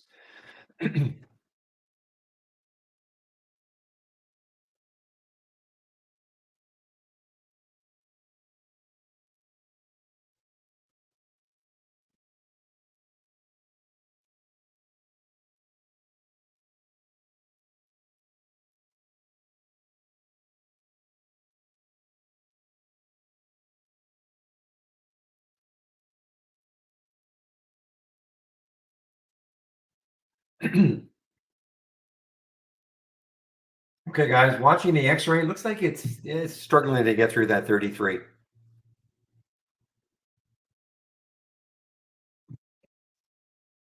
Now, as always, you can ask me questions all day long. If you're new in this room, don't be shy. You can ask me questions all day long. Don't be afraid that you're interrupting me, or I'm obviously busy, but I can always or I can always answer questions. If I'm in a trade that requires, my 100% attention, I'll let you know. But typically, that's not the case. Even if I'm in a trade, of course, I'm always watching, but it's not that unless I'm in one of these crazy, crazy low floaters. Now, VACC, why do I have an alert here? We're taking out yesterday's high. Okay.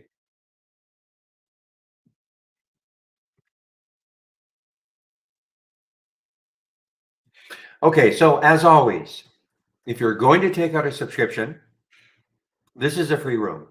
The way we keep it free is that if you eventually take out a subscription, please you can either go to my homepage or you can save my homepage link or come into the room, use this promo code that you see. The room gets credit. When I say that, I mean this is a free room, but there obviously is a cost. There is a cost to run it.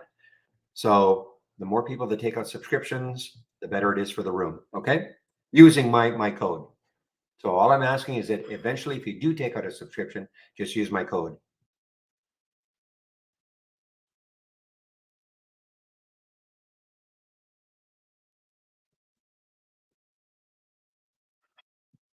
Now,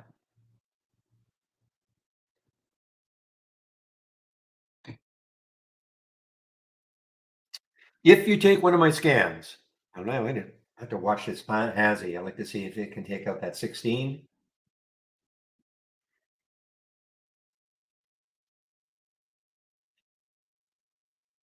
Boy, it's near a low of the lifetime.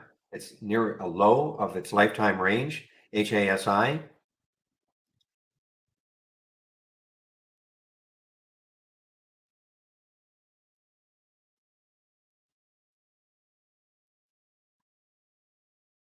So if you take one of my scans and you're wondering, well, what is it looking for? Okay, so this is an alert window. This is the momentum scan. So if I right click on it and click on configure and then click on summary, this tells you exactly what this scan is looking for.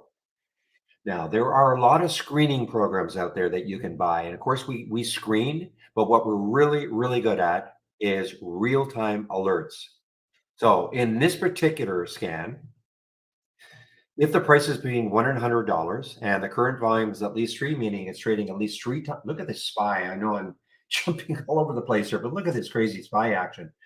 So if the current volume is at least three, meaning it's trading at least three times normal up to this time of day, okay, it is time sensitive. It takes a look at the average. So at 1036, this one right here, it, over the last 10 days, approximately, okay, this is an approximation. At 1036, it is trading three times what it has normally traded up to this time of day on average, 1036. That's what that current volume means. This is the momentum aspect. The volume in the last minute is 1,000%, at least 1,000% of normal, and 5 minutes at least 400% of normal. Okay. So if all these filter values are met and the stock makes a new high for the day, we get a real-time alert. So that's why here, the last time any stock met all these filter requirements and made a new high for the day was Grits GRTS at 1025, and the price was 236. That's the last time any stock passed through here. Okay. Now, if you look at this and you think, well, I like the idea, but I'd rather have a different price range, of course, you can modify this if you want.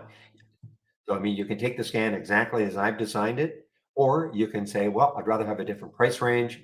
You can change it, of course. I'll change that to 10. I click on the summary.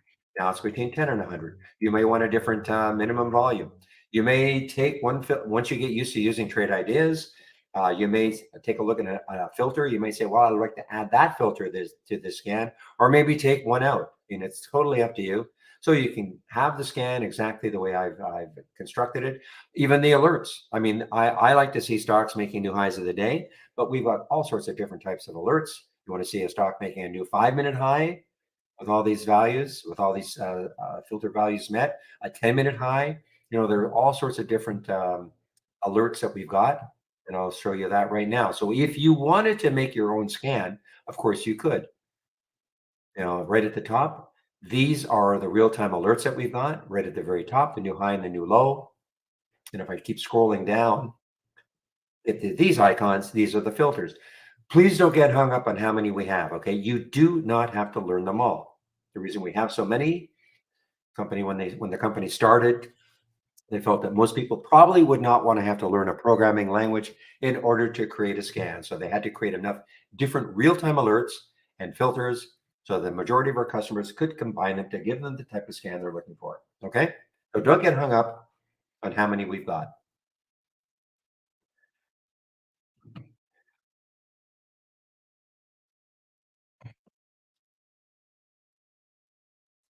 How big is too big of a spread? Well, it depends on the price, Ryan. I mean, if I'm looking at Apple, I don't trade Apple very often, of course, but I'm not even sure I've ever traded Apple. Um, well, Apple actually for a really expensive stock always has a tight spread, but it really depends on the price. I mean, if I'm looking at a $1 stock and the bid was one and the ask was 110, forget about it. Okay. But if I'm looking at a $10 stock and the bid was 10 and the ask was 10.10, not great, but I could always try to stick a bid in the middle. So it really depends on the price. The other thing, it also depends on what I think could happen. So, I mean, typically, if you're looking at one of these very, very low float SPAC type stocks or just a low float stock that you've seen in the past has done something crazy, gone from 2 to 40 in a day. Well, then the spread is not as important, if it's giving the right setup, because these are the sort of stocks that could move $5, $10. So it really, there's no hard and fast answer for me.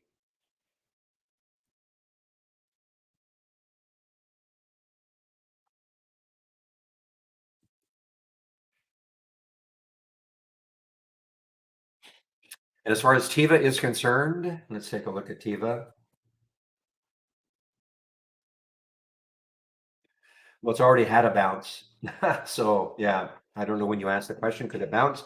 I mean, that nine was well, the 200-day moving average kind of held it. You can see that. I mean, it got just a little bit below 905. The 200-day moving average is 911. So it got a little bit below. And then when it came back up, it sort of bounced off that 200-day moving average.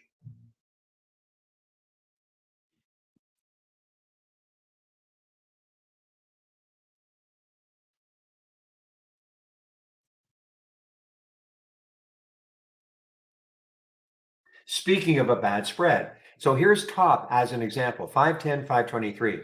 On the surface, that is a really terrible spread, right? Now, I'm not saying I'm taking this trade, but when you see what happened to it, this craziness,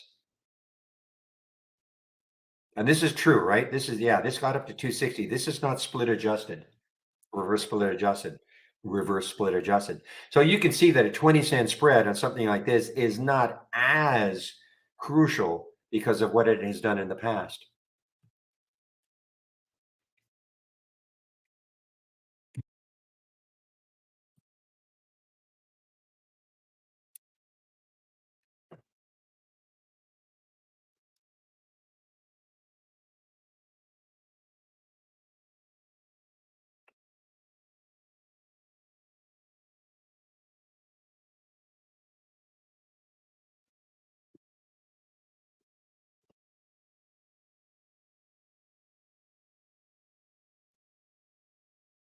Okay, guys, X-ray now is a little bit below 30 again. Excuse me, 33 again. Maybe not dynamic enough. Look at this SPY. I mean, we're in, like, yesterday was not a choppy day. Yesterday was down, down, down, down. Basically, had a few little blips up, but this is a very choppy day right now. I mean, look at this. Current 15-minute candle on the SPY. Still has another 2.5 minutes to close. So it's basically trying to wipe out the last 30 minutes.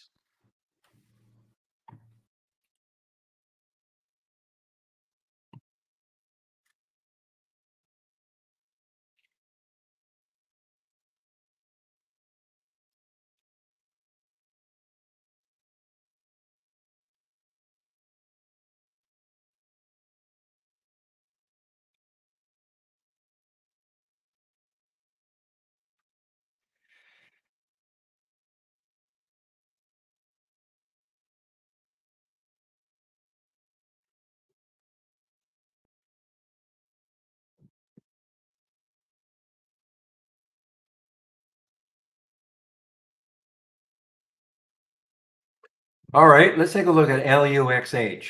LUXH to see if there's anything interesting happening in this one.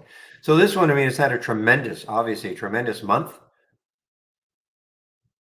actually a month, and then this week, or so a month and 5.5 weeks. How's that? 5.5 weeks.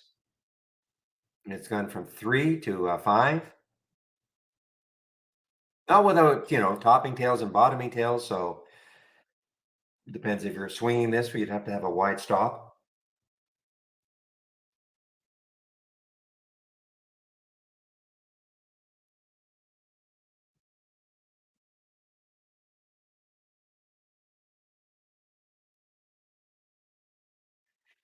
Low float, 10 million in the, excuse me, 10 million in the float. So let's see if there's any. Where's the 200, the VWAP? That's over the VWAP now. VWAP now, guys. 499 is the VWAP, so it's over the VWAP. Oh man, what did I get? I got shaken out of that ATEM. Too bad. Now this is working. I'm not in it, unfortunately.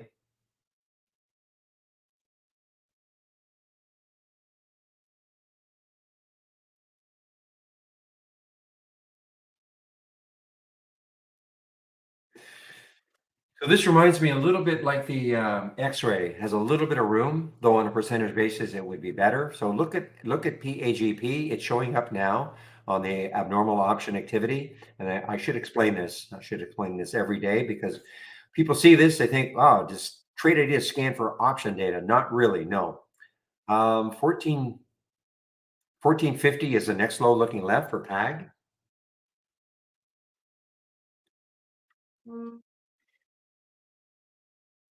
So what this is looking for, because I'm an intraday trader, all I'm really interested in are stocks that are having abnormal activity today, okay?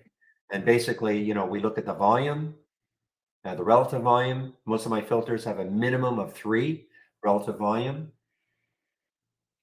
These ones, it's 8. That's why you do not see too many alerts here. So I'm always looking for stocks that are trading abnormally. And another way I can find stocks trading abnormally is looking at their option activity.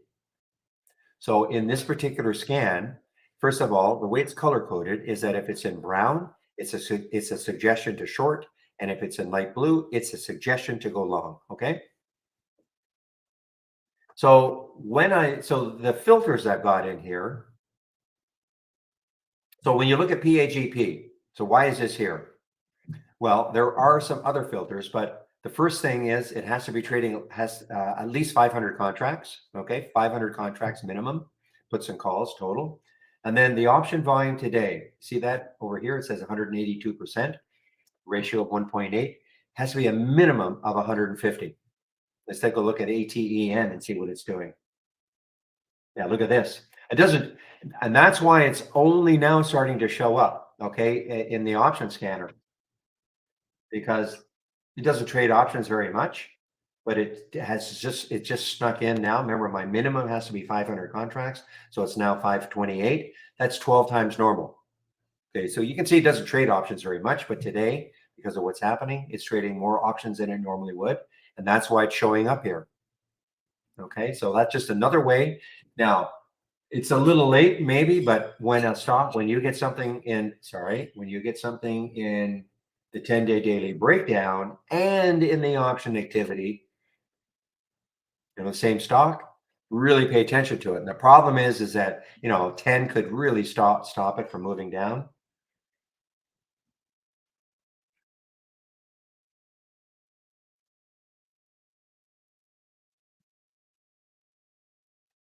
So just to go over the option filters that we have, because I know a lot of people are interested in trading options. So we don't scan the option data as such, but this is what we do have. We've got the put call ratio. So the obvious ones, we have the put call ratio, option volume today, put and call volume today.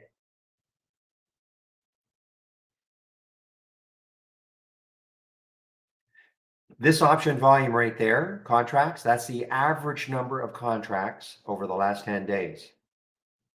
And then the option volume today percent, that is I wish they didn't do it in percent. They just should use a ratio. But anyway, So that's where I'm saying 150%, 1.1.5 times normal. So what this looks at, the option volume, the average number of contracts over the last 10 days. So for it to show up here, it has to be at least 1.5 times the average number of contracts over the last 10 days. Okay. Now, I've been told by some who trade options, if you're trading options on an intraday basis, like a day trading options, well, I mean, to me, you could use this because if you want, I mean, if you're going to trade something intraday, it should be trading abnormally. So at least this will show you, at least this will show you, what stocks are trading abnormally, re options, right? So again, I don't trade options.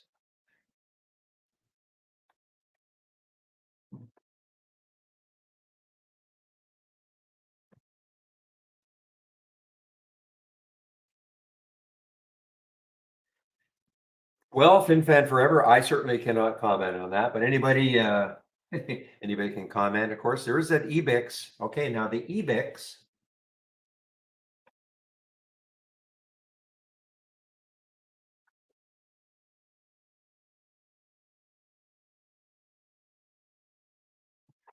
All right, guys, keep an eye on the top here. The next high is 559 for top.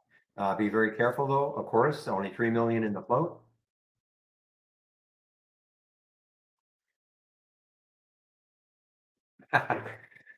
Good one. At 10, support could be at 10. It could be at 10. Yes.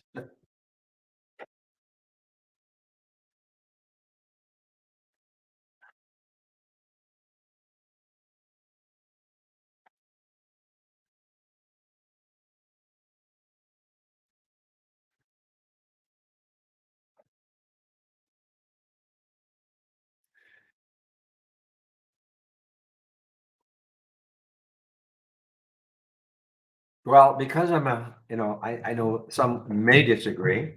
I look at 10, just that whole number. Okay. I know it shouldn't matter, but I look at 10, it's a very psychological number to try to break. So that could be support for a while. Okay. Now you're going to have to go back. Didn't I go already? Did I go through this exercise? No, not, that was another stock. So the next low looking left on the monthly chart is 961. Okay. So, I mean, that could be some support. So if it can take out 10, 961 could be a support area.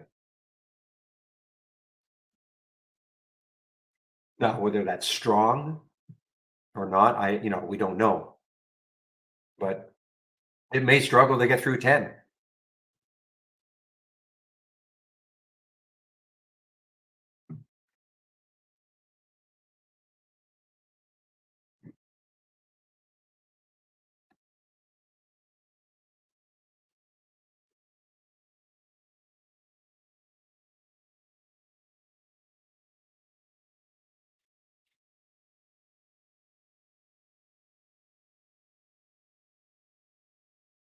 Yeah, I mean, this is interesting. I mean, it's still at that level. I mean, the 335 is the high, so it's a little bit above that high yesterday.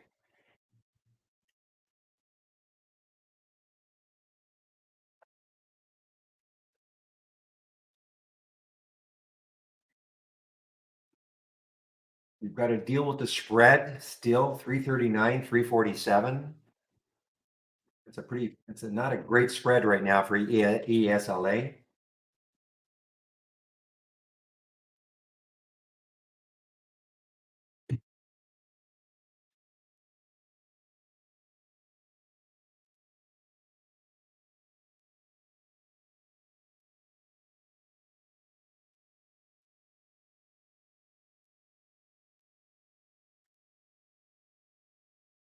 Guys, take a look at Calm. Maybe Calm is now starting to give it up in a bigger way. You can kind of see it, a bunch of little topping tails here. Try to get a little higher, but remember, this is an earnings play. It's down 8% still.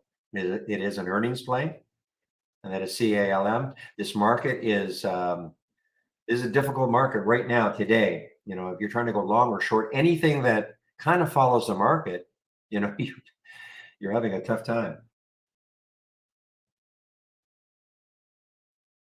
So what Shady is saying with the Palantir, PLTR, just for those of you who are new. So when he puts 1546, 1535, then he says it triggered. So that means he's in the trade at 1546 and his stop is at 1535. Not too far away. Okay. You got an 11-cent stop. So that's what he means.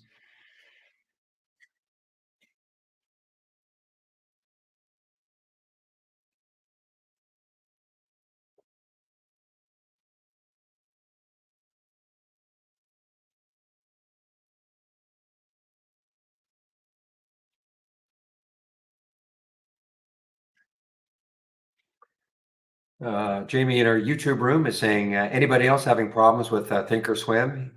Is his keeps locking up on him? To see if there's a consensus on that or not.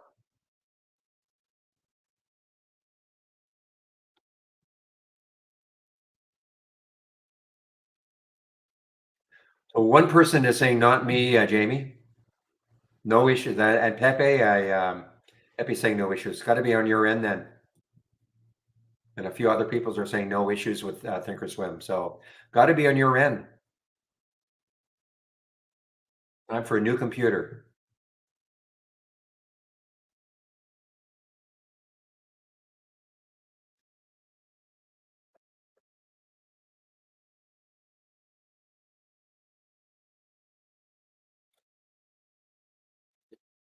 Oh man. No, this is a reversal, guys. I didn't take it, but this is a reversal. There's the top. 512, 537 now. Spread is tightened a little bit, 534, 538. So the spread is tightened a little bit. And again, the next high is 560. Hey, maybe it'll get back up to $256 today. And I'm kidding, of course, but if you weren't here that day or that couple of days, this is the monthly candle, but let me get to the weekly.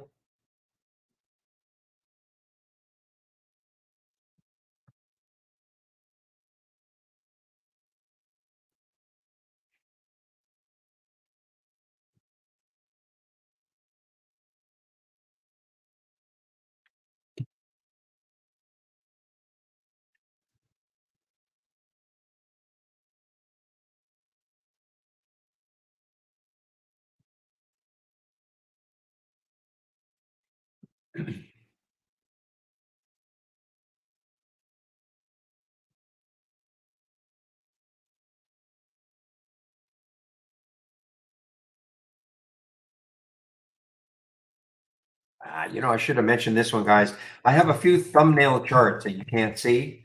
Um, and SLNO was one of them. What's the volume like? I mean, it's two. Relative volume is two. This is as I was watching this right around here, this 25 mark.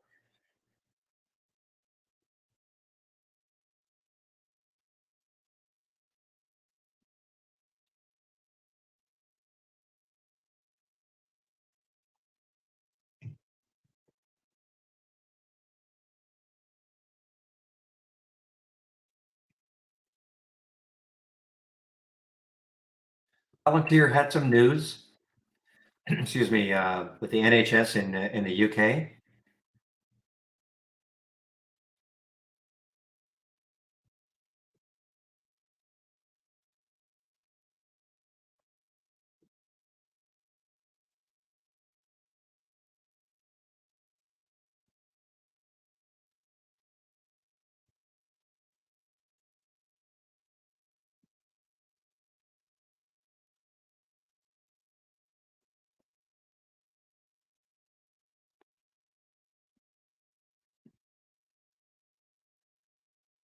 Well, I'm looking at this X-ray. I'm looking at PAGP, PAGP, and they're just not really moving. They're both underneath the whole number. They're both showed up. Well, the PAGP showed up. HASI, let's see what HASI is doing right now. HASI.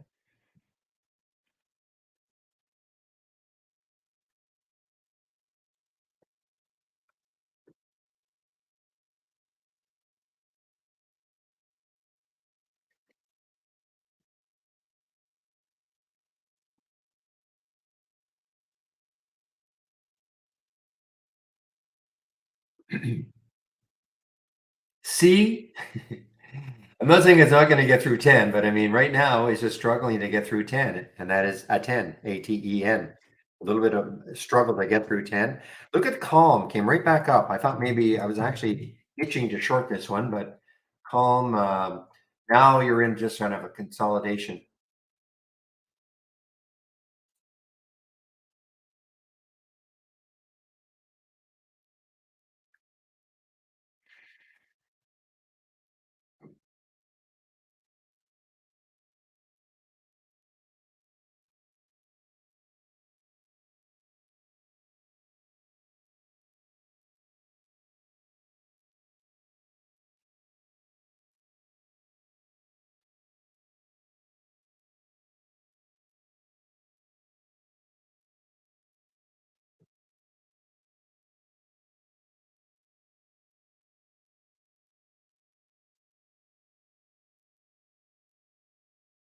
There is ONON. So I had to pull up and now another new low here, guys. ONON. And again, this has all that room down here in the weekly chart. $21. Next low looking left, really.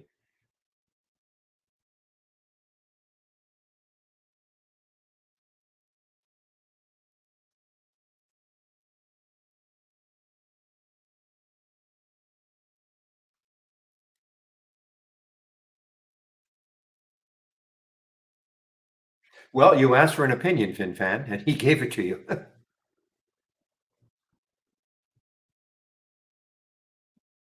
You may not agree with it, but that was his opinion.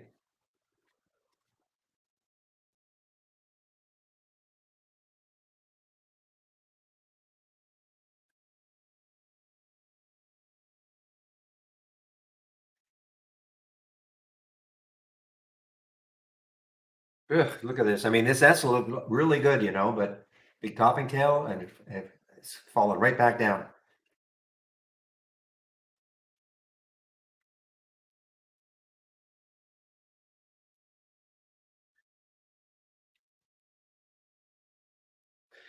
'All right, here's one underneath the whole number. JNPR, Juniper. Any Donovan fans out there?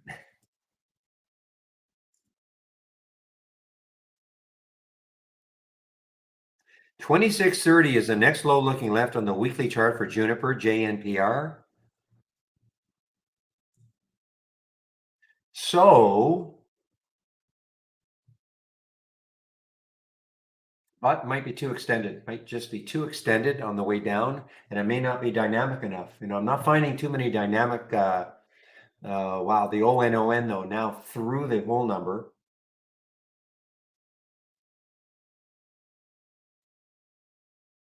I'm still interested in this PAGP, the PAGP. We see maybe get down to 1487 or something, might take that short for PAGP.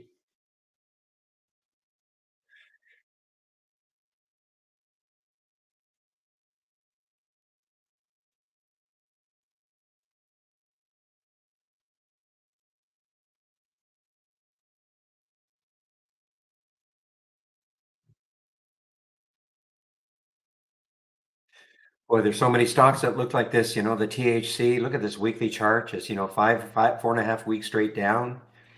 Um, after nice moves up. 57.85 is the next low looking left. That's $2 away.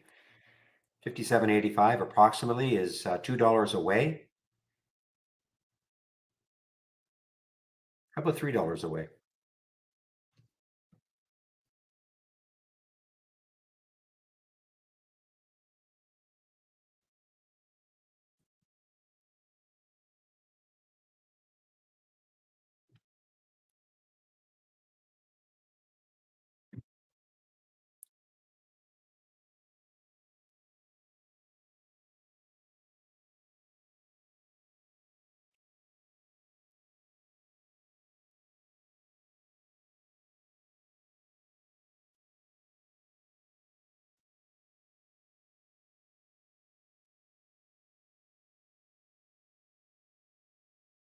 Just give me a moment, guys. I'm trying to get into this one here.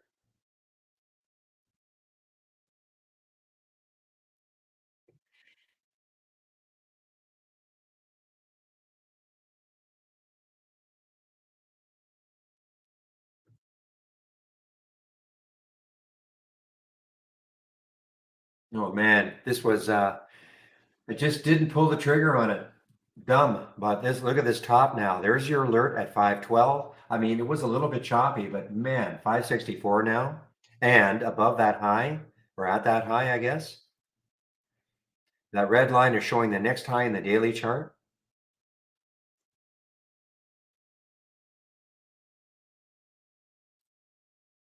Ah, calm. Calm is still alive here. I really thought that might move down, but it is really recovering. CALM is recovering. First alert on it was at 4390. This is the don't repeat version of the option scanner. So there was the first alert at 9:39 Eastern time. 4390 was the alert. So it's now 4458. I did not take that one.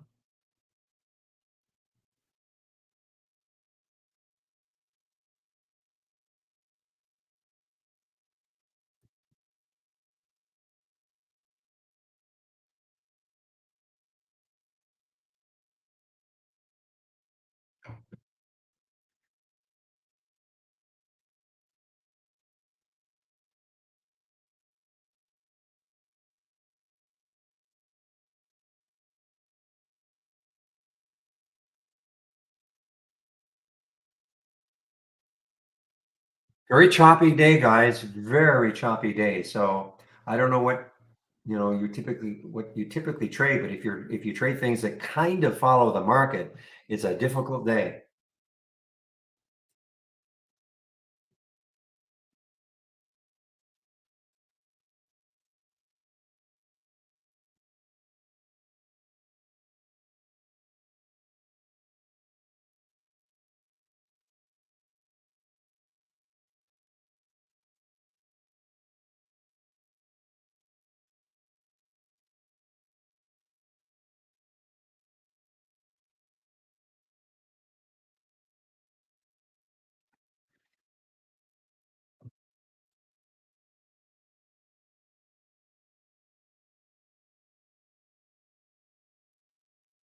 Well, you can say it's yeah, I mean, the trend is up, there's no question, but, you were right there, there's a bit of a downturn there. I mean, not much, but you're right. I mean, the trend is up for Tesla. I mean, it's not looking quite like that with giant green and red candles, counterbalancing each other, you're right. This is, by the way, this is if you wanna trade Tesla and you don't wanna pay whatever Tesla is right now, you want to pay something a little cheaper. This is an ETF designed specifically for Tesla. Very liquid, 6 million shares. So, I mean, there's very, very liquid. It is a 1.5 times. So, Tesla, so this is up 5.56%. I guess going to be about three or something. Yeah, 3.7%. So you can see Tesla is up. It looks exactly like the TSLL. If you're really bullish on Tesla on a specific day, you might want to look at the TSLL because you'll get a slightly bigger bang for your buck. This is up 3.78%, and the other one was up 5 point something percent, basically 1.5 times that. Okay. And if you wanted to short Tesla, by buying something as opposed to shorting Tesla, you could buy TSLS. Now you can see exactly, obviously not today anyway, not the day to do that. But if you thought Tesla was going to move down, if Tesla were moving down, this would be moving up. And this is an ETF designed specifically for Tesla.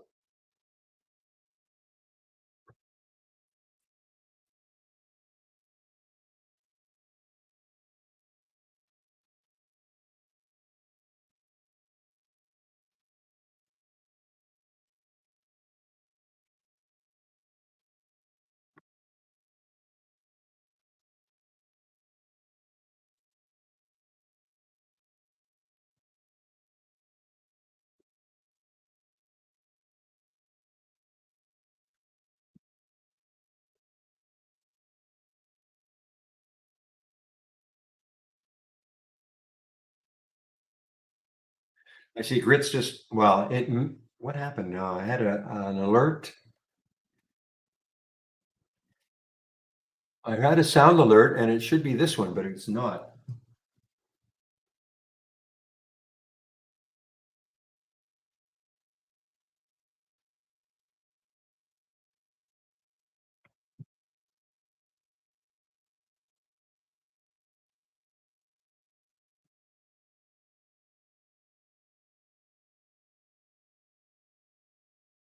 Okay, guys. Well, the ON is working a little bit. I'm looking for a bigger collapse, but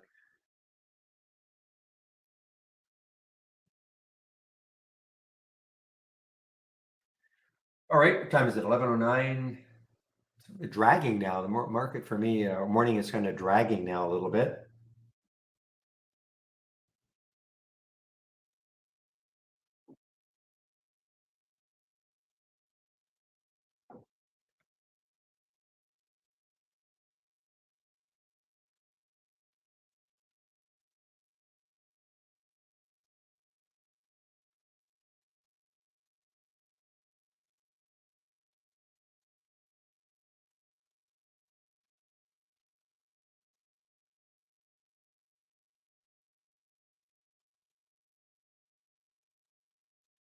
VTEX, VTEX. So this is on the move.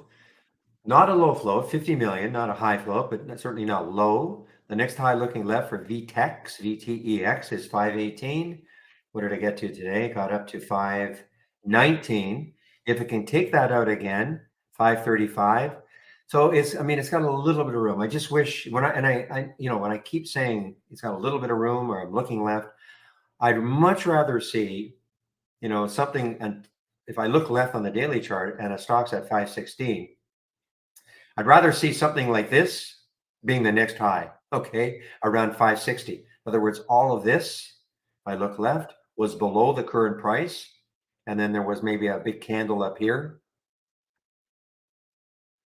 And that just basically prevents me from taking a lot of trades. If I don't see enough room for me, looking left on a daily chart or a weekly chart, then I just don't take the trade. So, I try to be very, very selective. I don't trade that much, even if I weren't moderating a room. I don't trade that much, but I sure wish I'd taken top.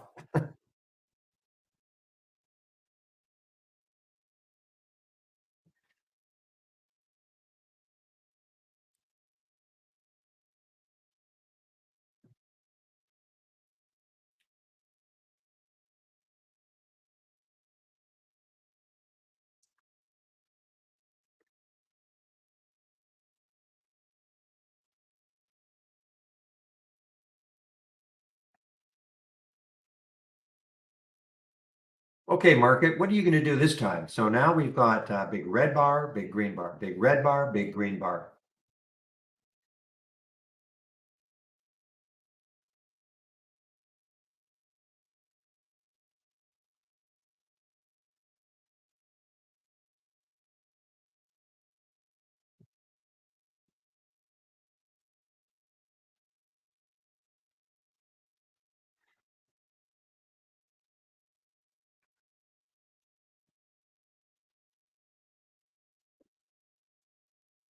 No, you know what I should do? This big blue screen. I should use it a lot more, demonstrate how you can use it. Because if you're new to trading, you should be practicing trading before you commit money to the market.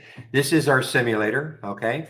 And it's called Brokerage Plus. You must be using our downloadable application. If you're using our web-based version, this is not available. But if you click on New and then Brokerage Plus, this window will show up. You may have different column headers, but that's all customizable.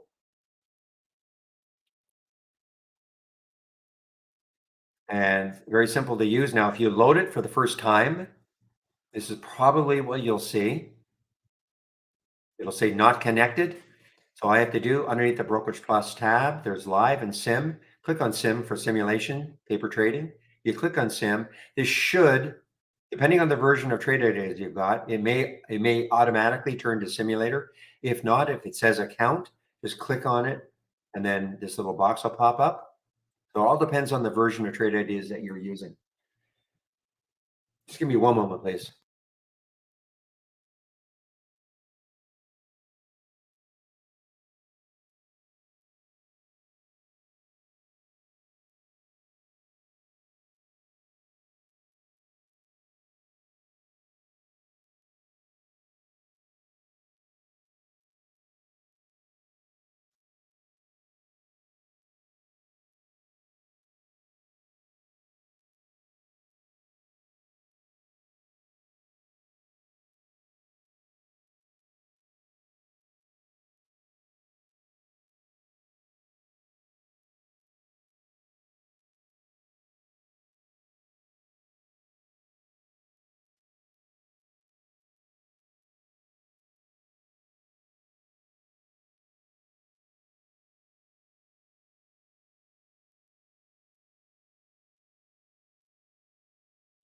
All right, so I just want to demonstrate how you can use it, and it's very simple to use.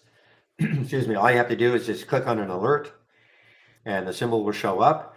You have a quantity you can pick from here, or of course, you can put in your own share number of shares that you want to buy. Okay, this is your bid and ask. If the bid and ask is pretty tight, in other words, if you don't want to have don't go in market if the spread is bad, but if the difference between the bid and ask is fairly close, then you can just click buy and then you send it.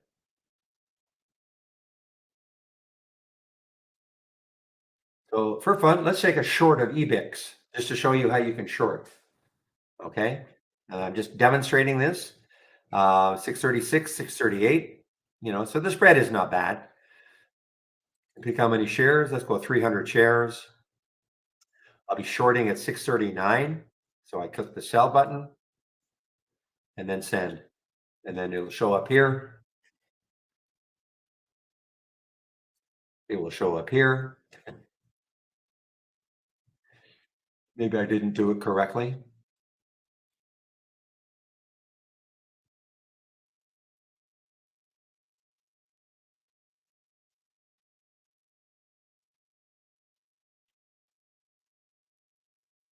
Here we go. So it did do it correctly. I doubled my position, but that's okay. It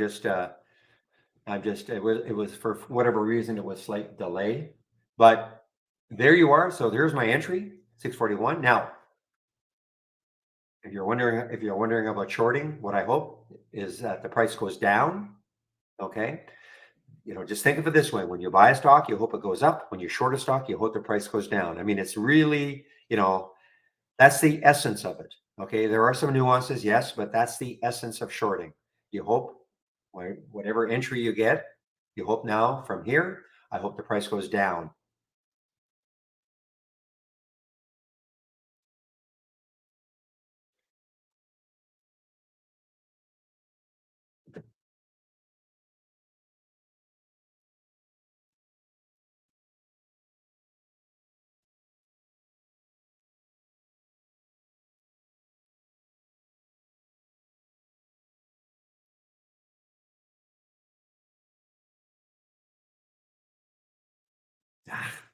And this is happening again. Okay, guys, I'm going to have to load this again.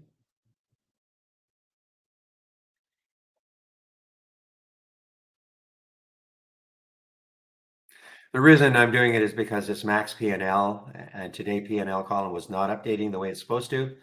So I usually have to reload it. Now it'll be fine. If you were trading live, I mean, you can trade live. If you have an Interactive Brokers account or an E-Trade account, you can actually use this window to trade live.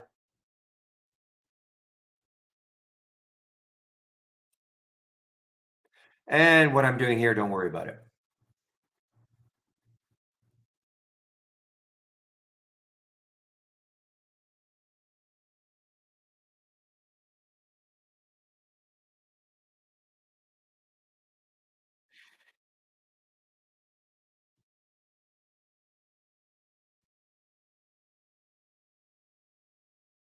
Oops.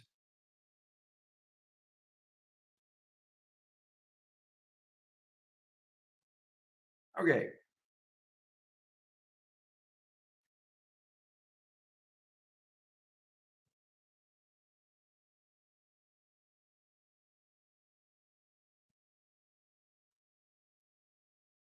Okay, so here we are. So, modestly up $36 right now. The short was at 641. You can see I want the price to go down. That's how you make money when you short something.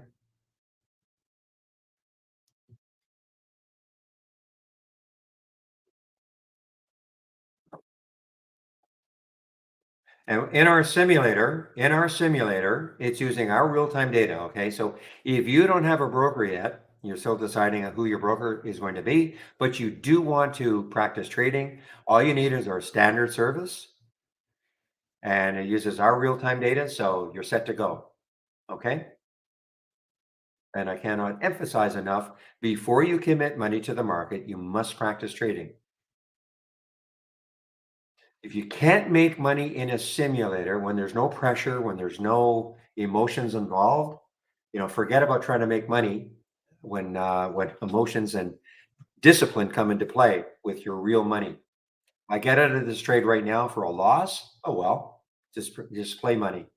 Now, unfortunately, even if you can make money in a simulator, it doesn't necessarily mean, excuse me, you'll make money trading live, because it becomes way more emotional when you have your real money on the line. Putting stops in, obeying them, things like that. There's a lot to go into trading.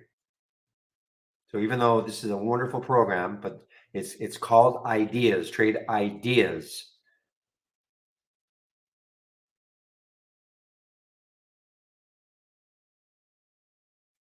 And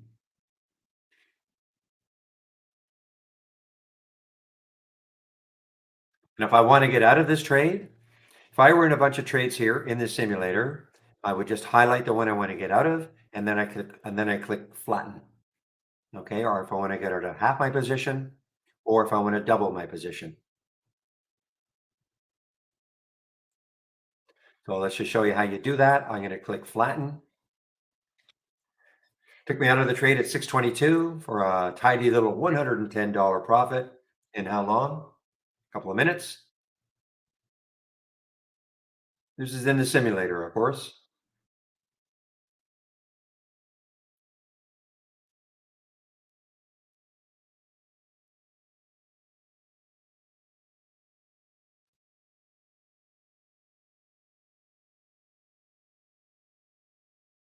So a couple of columns that I like to have, the distance from the exit price and the max P&L. So what this does is this tells me that when I was in the trade, what was the maximum I could make with the number of shares if I got out right. Well, right now it's telling me I did unbelievably well. The max P&L and the today P&L are exactly the same. But what this tells me is the distance from the exit price. So what I want to see when I short something, I want to see a positive number. That tells me that where I got out, the price is higher than where I got out. Of course, when I'm shorting, if I back it up, okay, typically mostly you're going to go long stocks. So when you get out of a trade, you want to see the price below where you got out, right? Think, great, that was a good exit. You don't want to see a nice big positive number. So this kind gives you an idea about how good are your exits.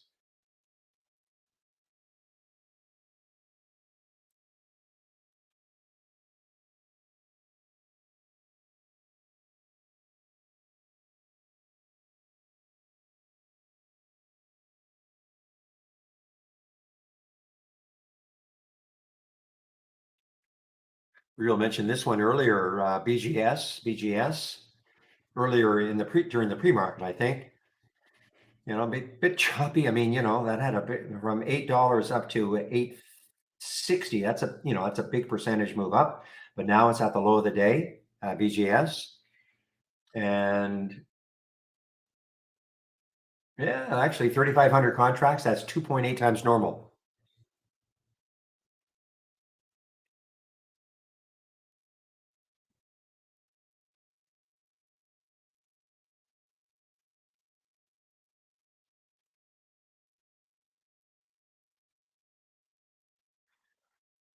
What time frame is the exit over? 15 minutes or trading day? What do you mean by that exactly, Doc? What exit are you talking about? Getting out of this trade? Getting out of a trade? Or what do you mean? And by the way, if I don't get out of a trade at the end of the day, this is how you can practice swing trading, okay? So you can take some positions, and if you don't exit them at the end of the day, they just carry over. So you can practice swing trading using our simulator.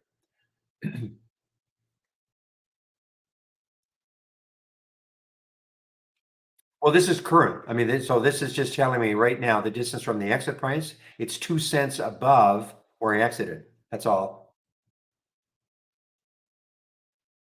So it's got nothing to do with time frame. I mean, this is just, real-time data right now.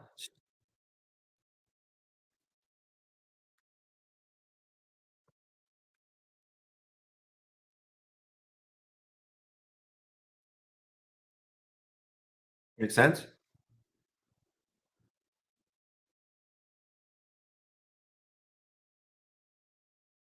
Yes. Okay, onion. Finally, a little bit of a move down.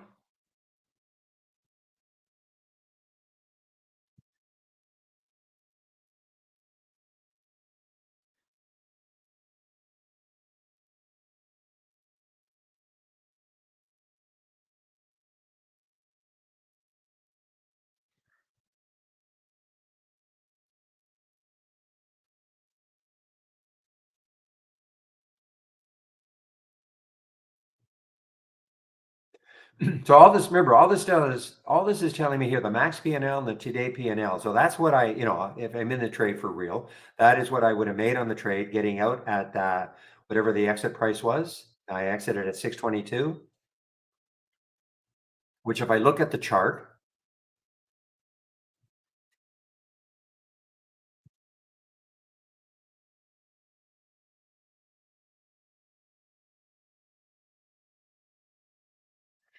basically that was, when I had 600 shares, okay, the max P&L I could have made was $110, and that's what I made. Now, to look at this column, the max P&L, why it's, in this case, I mean, and you can never expect to get out exactly at the low or the high. But if you had a max P&L, for instance, of $500, and you get out of the trade and you're only up $50, or even worse, you're losing money. I mean, obviously, that's not, you haven't managed to trade very well, as an example. Okay.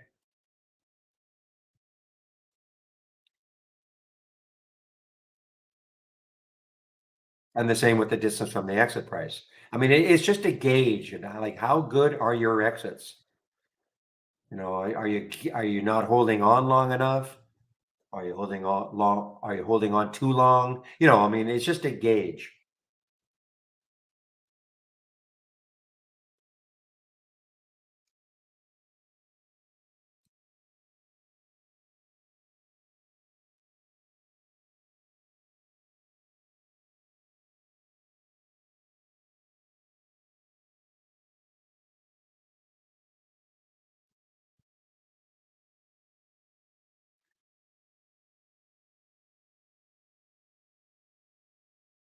Well, that's up to you.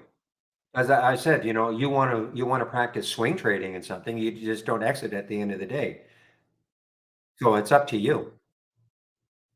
But if you're swing trading something, then you're going to have a much wider stop, which is fine. If you get stopped out, you get stopped out, whether you hold it, 10 minutes or 10 days.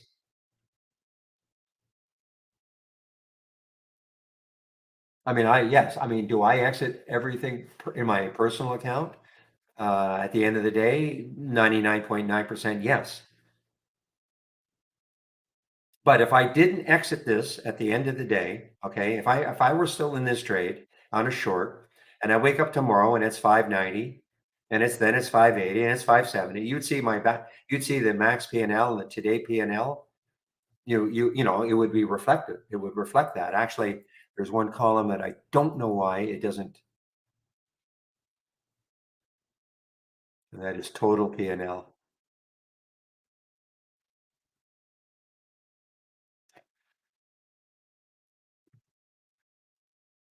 So in the total P&L column, if I were holding this stock tomorrow in a few days, and it was working for me, kept moving down, that total P&L would keep moving higher.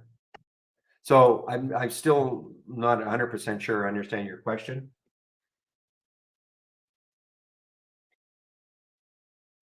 Because, if you're a day trader, a day trader or a swing trader, you can use this. It's just telling you how good are your exits. Doesn't really matter what your time frame is.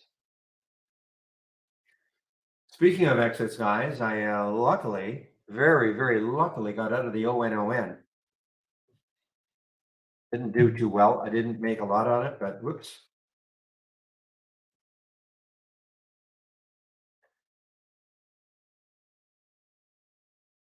Boy, I was hoping it would really start to. I was wanting to get into the mid 50s. It didn't quite do that. So I'm going to leave this one alone now. Hey, you know what is moving nicely? Maybe is this on a comeback is HELE. HELE. Interesting little pattern that it's formed, I think. I mean, this is an earnings play. The 200-day moving average is at 108.86. That's far enough away. That's about $3 away from HELE.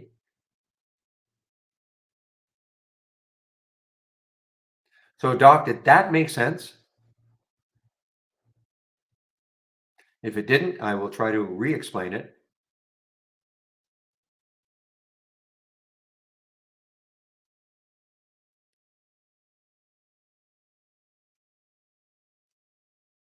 Well, what happens is when you exit the trade, okay, when I exit this trade, I will not see this tomorrow. I think I see what you mean. I won't see this tomorrow. So, so I exit this trade, and if tomorrow, well, I've exited, okay. So if tomorrow it's $5, I will not say how horrible I did, if that's what you mean. But I mean, if you're a day trader, that doesn't affect you.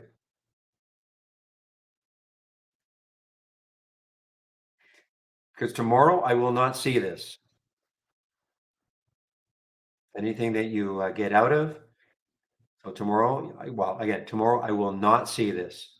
Now, obviously, mentally you can keep track, but I mean, if you're a day trader, you're a day trader. I'm never ever going to say to myself, "Man, I should have held that for another 10 days because look at it now." I'm a day trader. Could have gone the other way.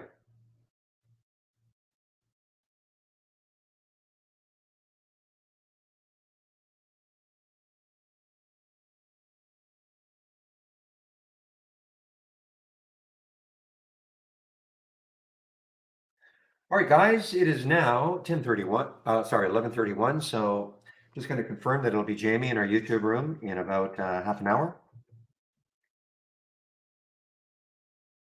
Sometimes Jamie is listening to me, so we'll see if he answers immediately.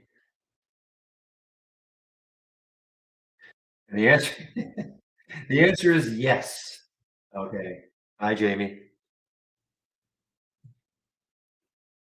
So Jamie will be in our YouTube room in about half an hour. Before I take my break, I'll put the YouTube link in. I think it's always a good idea to head over to YouTube and listen to the other traders. 5 days of the week, we have 5 different traders, Monday to Friday. Monday it's Chris, Tuesday it's Michael Noss, Wednesday is Jamie, tomorrow is Steve, and then Andy on Friday. Excuse me. They all have different takes on the market. I have a certain way of trading. We all have different styles. So I think it's always a good idea to head over to YouTube and listen to somebody else's perspective.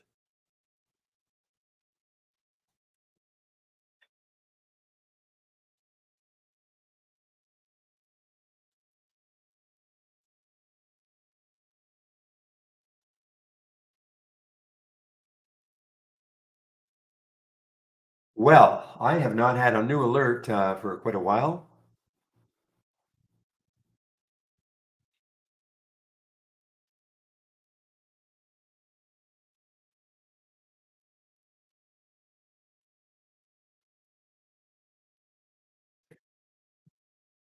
Road Construction Partners. So this is a nice little breakout for Road, ROAD.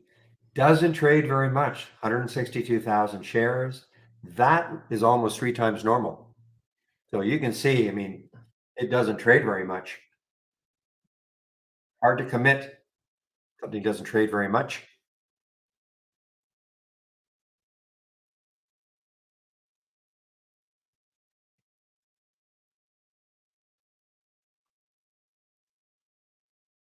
I did see that Tilray had earnings today, such as they were. Let's take a look at Tilray just for fun. The look at that. Wow. I saw this in the pre-market. It looked pretty good. And when I say good, I mean it was a positive reaction to earnings. Market opens and kersplat. Look at this.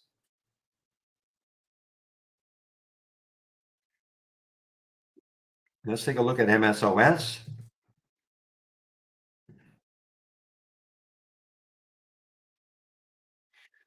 So, does anybody have a date that the DEA is supposed to make their final decision about whether or not they reschedule MSOS as a Schedule 1 or 2, whatever the designation is, to make it not quite as severe as calling it heroin? I know the DEA, I thought sometime in October, they were supposed to basically say, okay, this is our findings.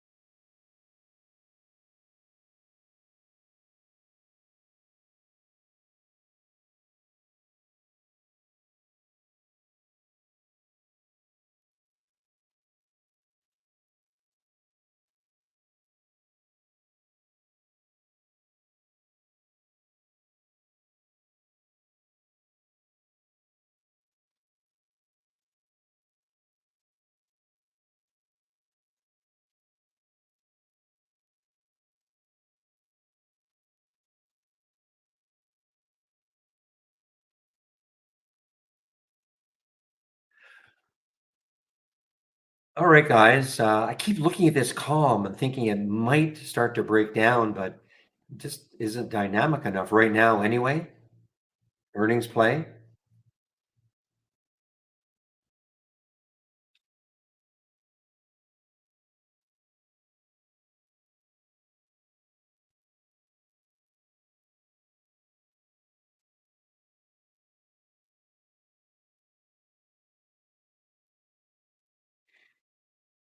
This is the one I looked at.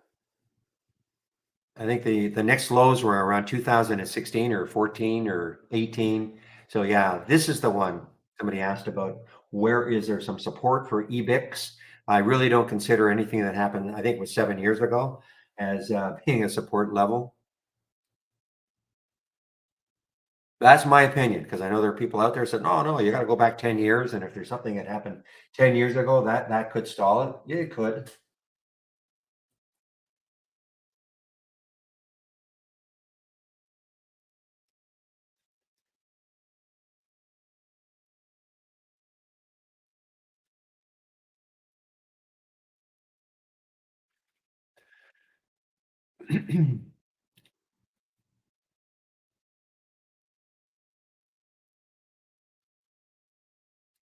So this has got a little bit of room, guys. I guess the NTCT on the way down, 25.86, about 50 cents or so.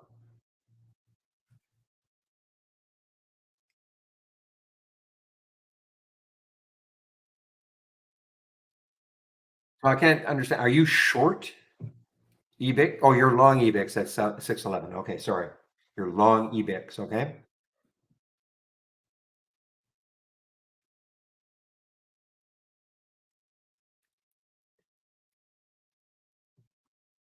Well, the whole number strikes again, guys, and some whole numbers, in my opinion, are more powerful than others. And 5, 10, big psychological number, in my opinion. 20, 25, 50, 100, of course, is a huge one.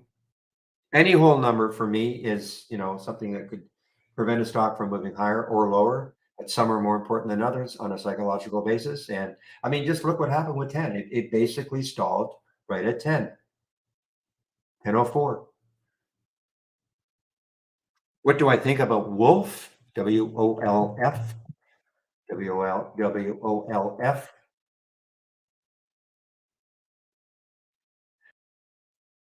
Well, obviously it's got some room.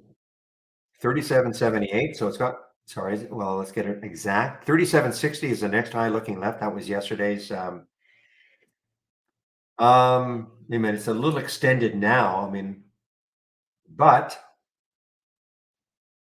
any news on it?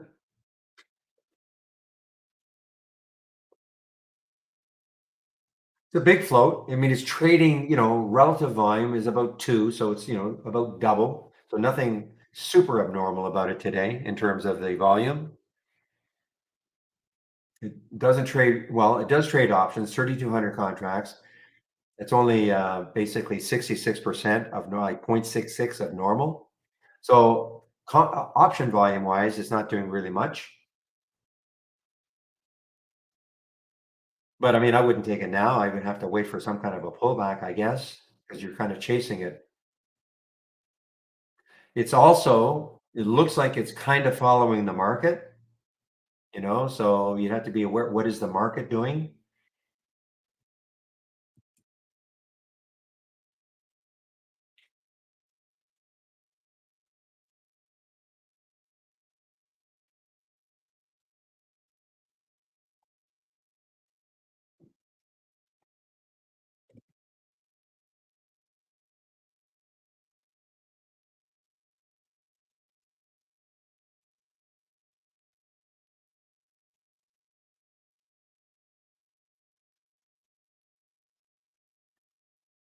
LVLU. Okay, let's see what this one is doing. LVLU.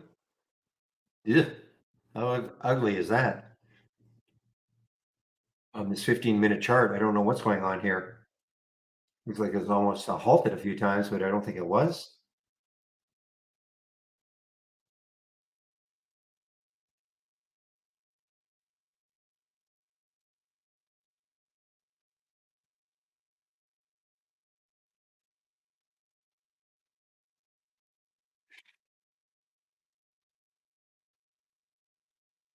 So there's the EBIX, guys. So, it's telling me right now that where I got out is 13 cents below. Again, what I'd like to see is a nice positive number because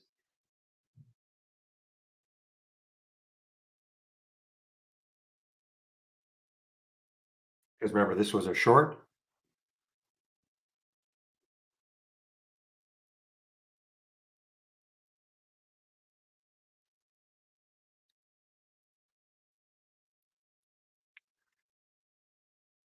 I think we're gonna have to delete calm from I have it thumbnailed. It just is just sort of chopping up and down in a fairly narrow range for it. So unless something happens later on in the day, we'll put an alert for calm at around 43.64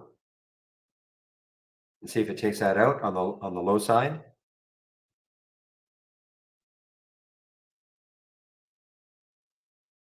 Why? Let's take a look at the 15-minute chart.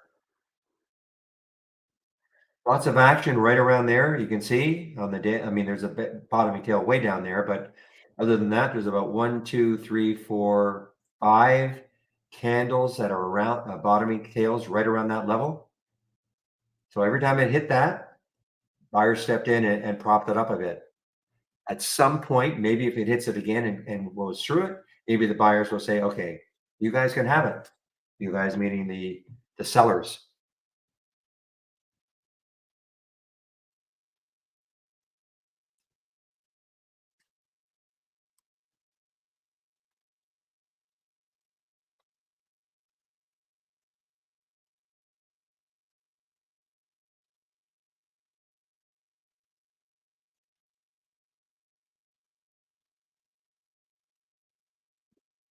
And guys, again, look at the power of looking left. I mean, does it work like this all the time? Of course not. But look at PPL.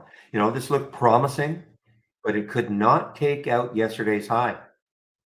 2307. Yes, I know it got up to 2310, but it really couldn't take out yesterday's high. Should have turned around and shorted this.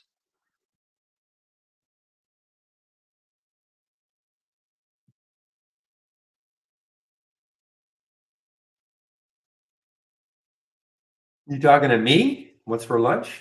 You're not talking to me, I know. You can't be talking to me.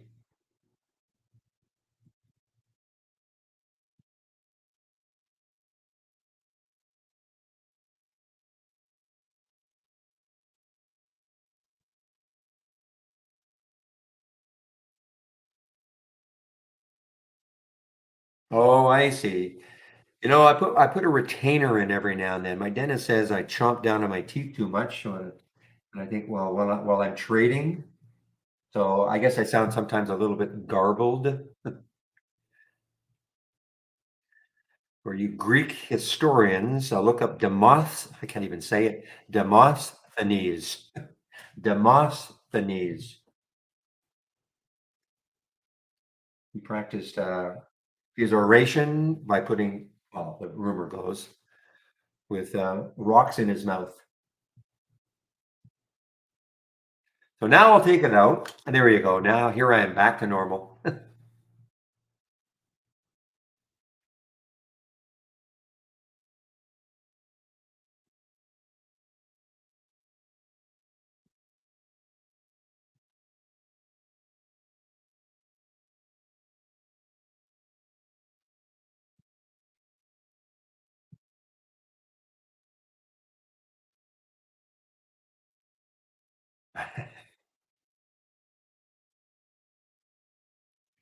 Odd dies. Odd. ODD. Now this was a big active one. I think it was yesterday. It was active yesterday. It gave up. I mean, it got up, but it actually closed below the open. And now, yeah, okay, it may have too much support. So you might look at this maybe as a bit of a bounce play if it gets closer to 2750. That's odd, ODD. But again, guys, I'm not, this would be, I'm not really seeing anything that I love. I'm not going to just trade for the sake of trading.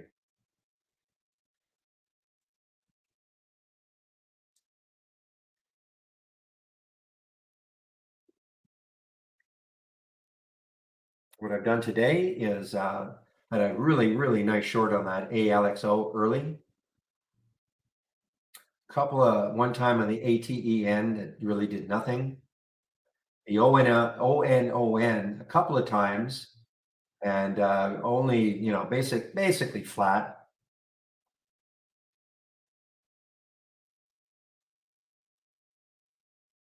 The X-ray took a loss, but really nothing's really exciting me right now. I mean, I wish I'd taken the HEPIX really, as opposed to just in demonstrating it in the simulator.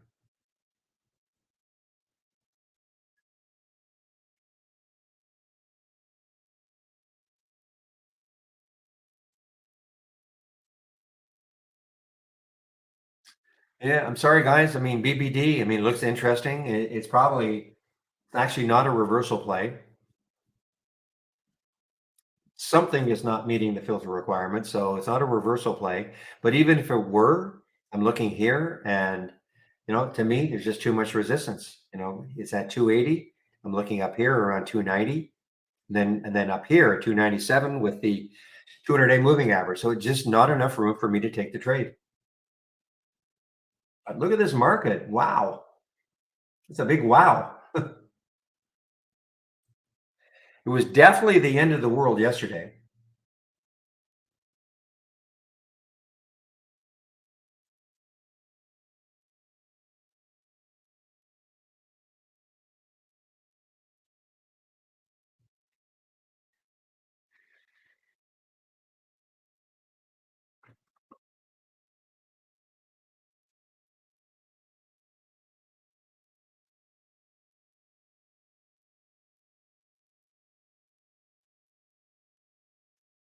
You guys are talking TNA?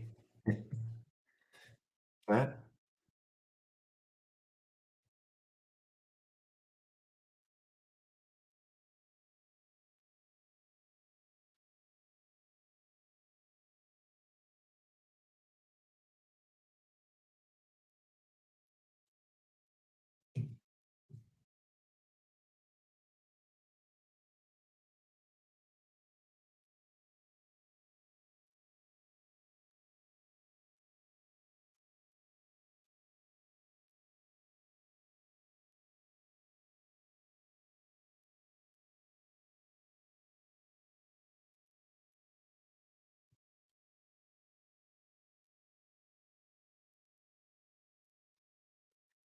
Yeah, I mean, these things that are moving and you see them, you say, well, why didn't we see this? Now you can, I mean, you can construct a scan to see anything if you want. The problem is, you see right there, I'm looking at the relative volume is 1.75. Most of my scans, the minimum has to be 3. Okay. So if you say, well, why do that? Why not put it at 1 and then you'll cache this one, or put it even less, or don't have it at all. And then you'll see this one. And you would be absolutely right. But the problem is that for one of these that keeps moving like this, you might see 30 others that don't. And how are you going to find that one? Like a needle, almost like a needle in a haystack. So that's always, there's always the challenge of constructing a scan, and make you've got to make the filters hard enough so you're not getting inundated with alerts. And when you see something like this, and you can't let yourself get too upset.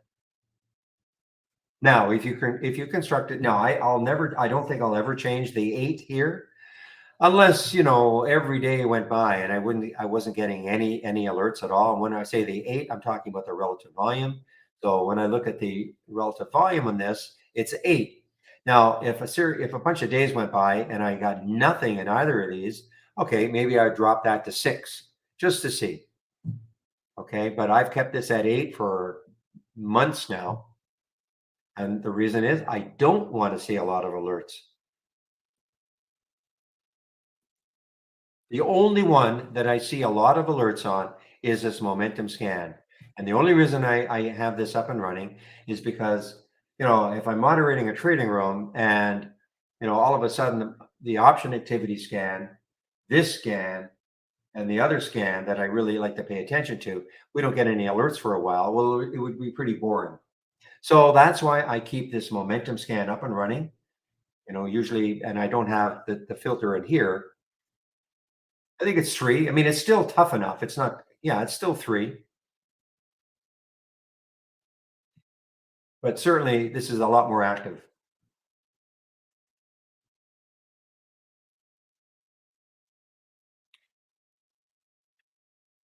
What is the wow about the market? If you're at, you mean, why is it do I have no idea. I have no idea.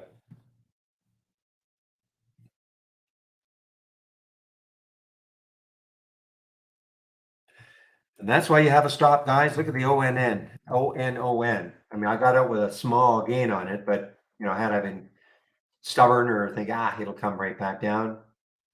That's why you have stops.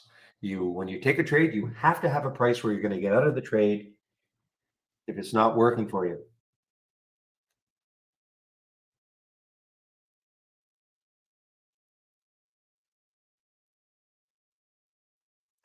Another frustrating one. So this is another one that's showing up on my daily reversal. Okay, SES right there. You can see SES right there. Triggered at 11:52, 228. But when you look left, what do you see? 234. Too close. Oh well. Can you not see my spy? Can you not see my spy chart? Look at it.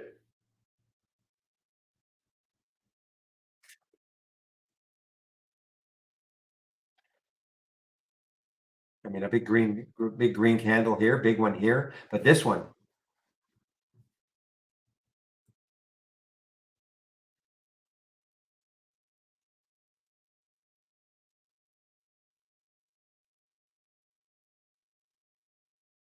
And I might have to short EBIX for real. Okay, guys, 11:53. So what I'm going to do, I'm still going to be in the room. I just want to get this message up here, though. I'm still here, but when Jamie shows up in our YouTube room, I'll be on my break.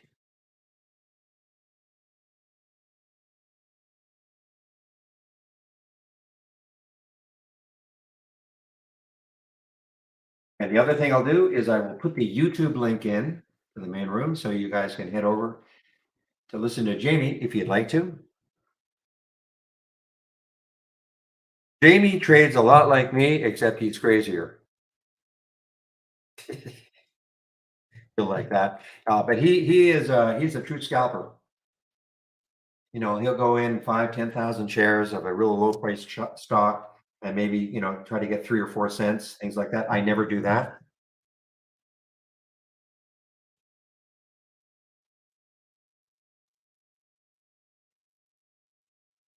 Can't fix it. Sorry, Sam, you can't fix it. It's something that's been asked for many, many, many, many years now, and you know, there's nothing to fix. If you look at the actual alert itself, it's always going to say requires volume confirmation. And I've used that scan. Well, it's because that's just the way they want to do it. You've probably in the past, maybe you've written to support. If you haven't, you can complain again. Oh, I complain. You can ask, why can't we have it real time? They think it's better to have some volume confirmation. I mean, I've had something up and running with the VWAP cross and real time. And when I get it, most of the time it's still near enough the VWAP. I mean, the odd time it's way above it, you know, if it's a fast moving stock, most of the time. But it depends what you're looking for. If you're only trying to make 5 or 6 cents a trade, you know, if you're a high frequency trader like that, fine. But most of the time, when I see the alert, it's near enough to the VWAP that if I wanted to play it, it's not the end of the world for me most of the time. Barry. Hey. Okay, just give me a moment. Well, let me see if I can just wrap up with Sam.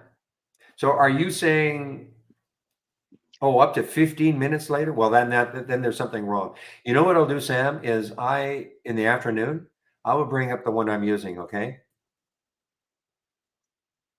Let me just see, or one I have. Give me a moment, Jamie, as I... Hey, no problem. Okay.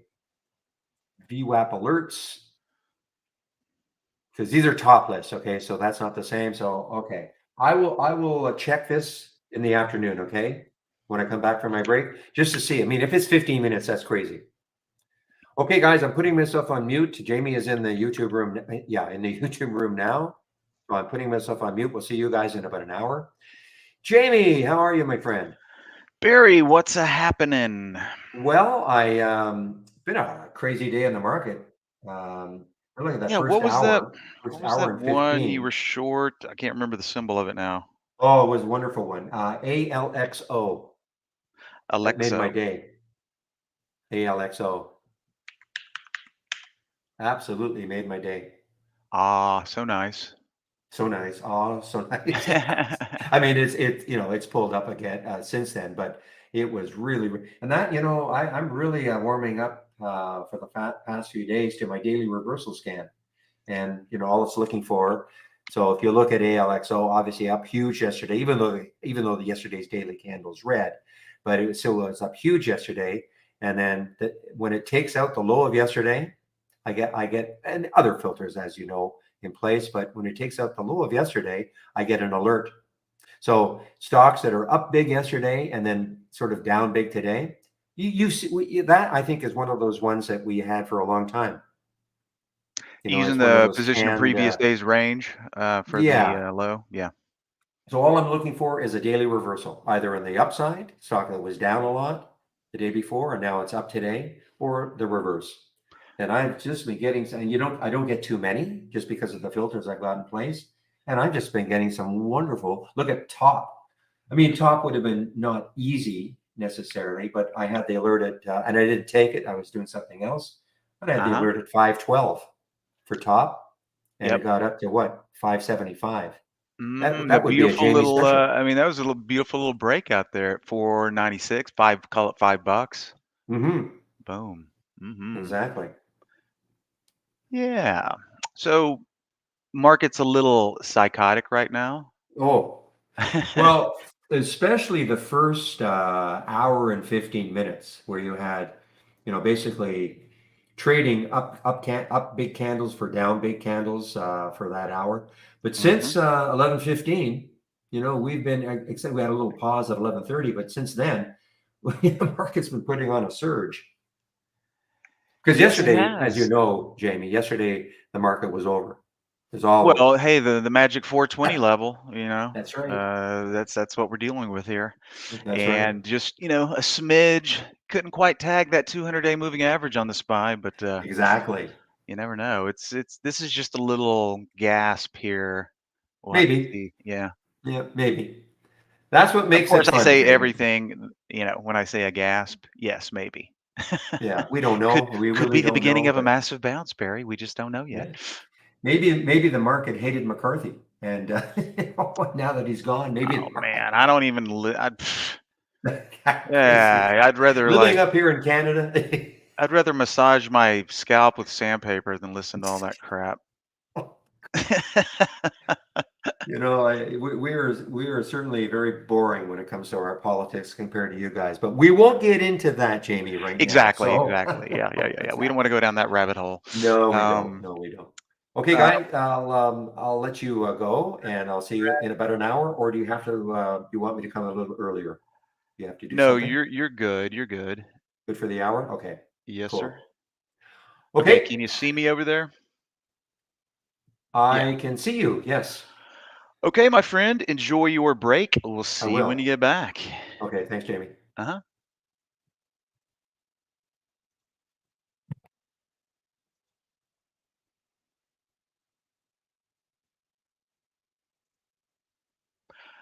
Okay, everybody. Hi. I just got a message over here from StreamYard saying there were difficulties. So could someone just um let me know if you can still see and hear me okay? Okay, Martha, thank you. And HS, yes, I guess uh everything is good. Okay, so welcome to my desktop. This is the hour that we allocate for the live support session. Hello to all you regulars out there. If you're new to the TI universe, this is the hour that we allocate for, just general questions about the software. We can look at charts, no pre-planned script or anything like that. Um, so I see some questions coming in already. And Marty, I don't know if you squeezed that in before I took over about Rode. Maybe just let me know. And if Barry looked at it, good. If not, I'll take a peek. HS, use Brokerage Plus and my buy sell strategies. I want to better use the filters for SL and TP like below high, not fixed dollars. Can you say something about that? So below high, and I think, let's pull that one up here. I was just redoing some search engine stuff on that specific filter last night.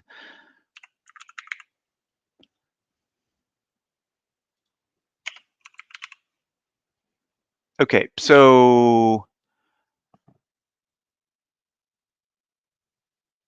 not fixed dollars. So you're wanting a percentage below high, like you see one of my customs here. Is that it, HS? And if that's the case, I can easily give you that formula.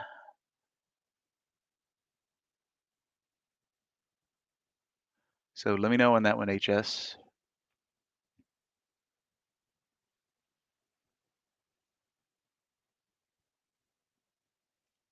Hello to you as well, Martha. Okay, thanks for the verifications there, everybody. Good. Yeah, yeah, yeah. Okay.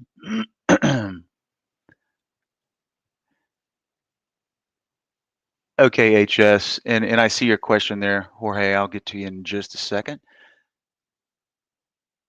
B plus comparison of best use of filters.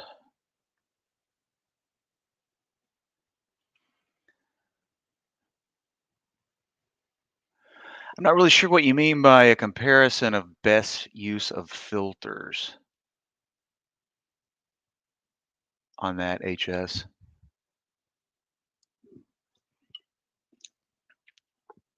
But I tell you what, I can go ahead. Let's see, that's U28. So let me get that formula for you.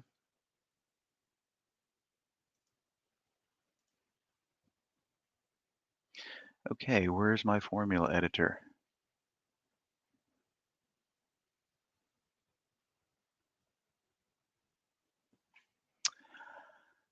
Okay, that's odd. Okay, so for some reason, I think it's because I squeezed my resolution down for this for this session.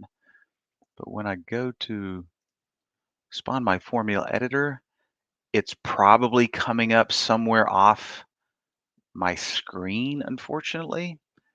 So I don't want to risk messing everything up right now with my resolution. Um, so HS, do me a favor so I can get that custom formula to you. Or I tell you what, if you give me a second here, maybe I can retrieve it from the back office. Give me 1 second here.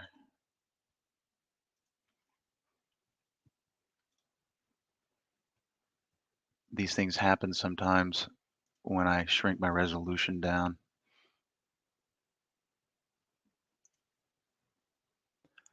1 minute, almost there. We'll give that time to process.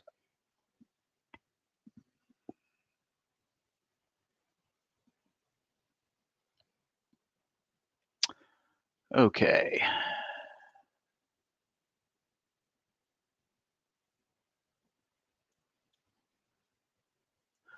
All right. That's moving a little slow right now, so bear with me. And I said that was U28, didn't I? Why am I going there?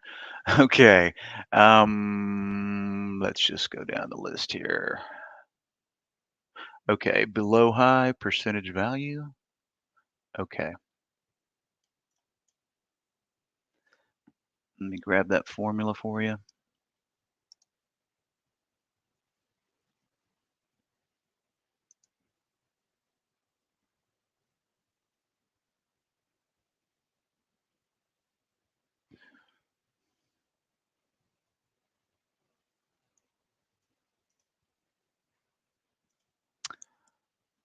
Okay, below high percentage.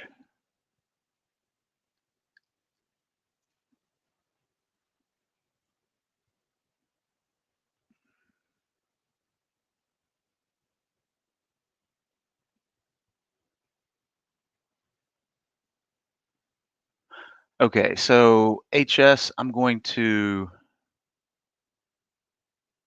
Okay, so you're not referring to the below high filter percentage?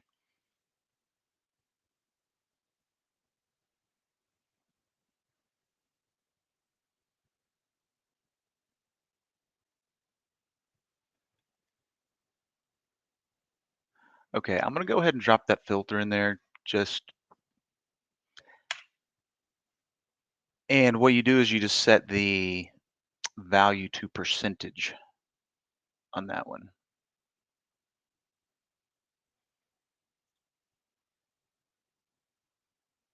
Yep, that's my U28. Okay, gonna have to back up here a little bit. Bear with me.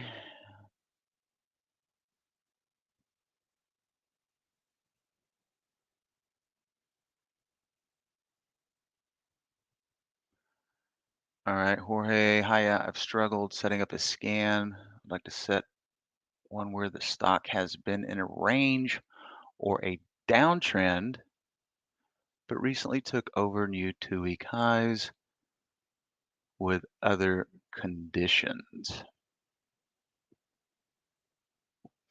Okay, George, typically, or Jorge, we typically, if a stock is hitting a 2-week high, obviously it's had some bullish activity. Yeah. Yeah, bullish activity. Um, but when you're talking about a recent downtrend or in a range, so it seems the key factor would be to start with the 2-week highs and kind of back into it from there. And Marty, you said you had not received an answer yet on road. Okay, let's take a peek at road real quick here. Just trying to back up and get these in order, ladies and gents. So bear with me here.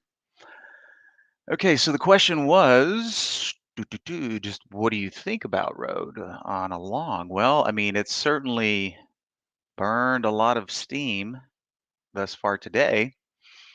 Now, my eyes are immediately drawn to this level here. That was the opening candle, putting in that that wick because man, it'd be a lot better if it was down here. But if we're using the real high, then we have to mark off this guy right here. Okay, little gap down, or excuse me, little gap up in the pre-market. But then where do we open in that candle there? Opened at 36.31. So a lot of pre-market activity, but opening pretty much where it closed yesterday. This is typical, looks like a great long. Well, it is, but it's still going to throw some elbows here, right? So if you got in on the opening 5 minutes, you had to sit a little bit of a wiggle, but not too much, maybe about, I don't know.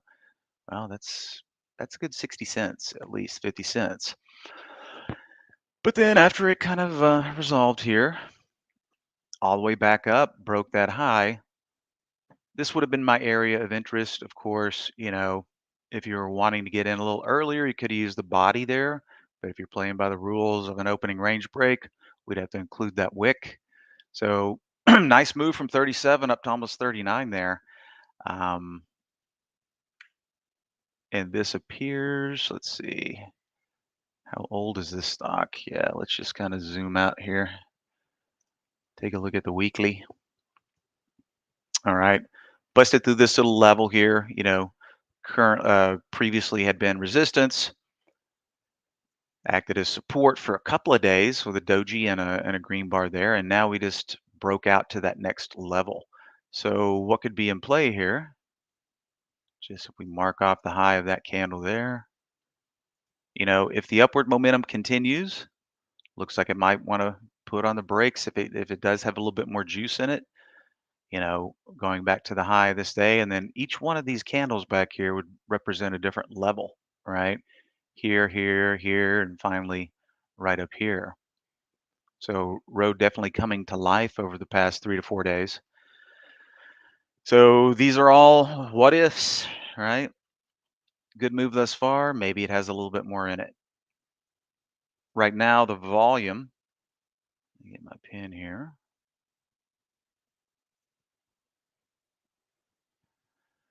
Volume's pretty good on the 5 minute, over 3 times normal. And we've also got relative volume pumping pretty good at 3.5. So looking pretty good for road thus far. Where it stops, nobody knows.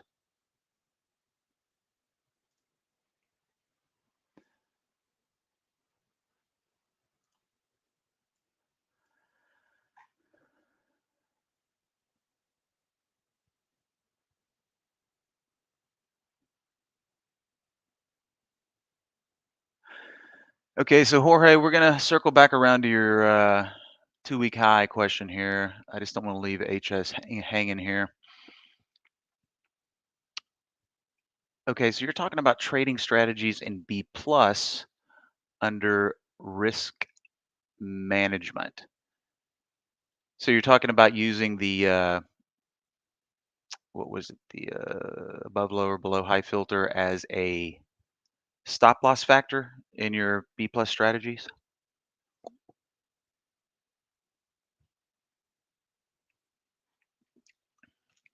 And while I'm waiting on that,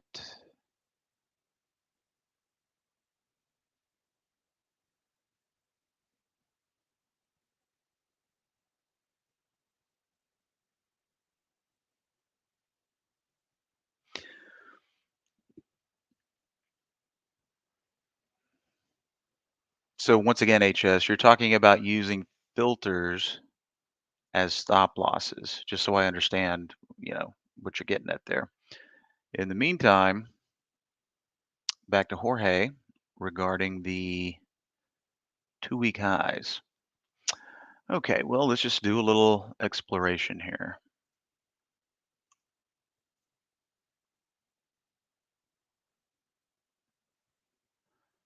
I'm waiting. Thank you.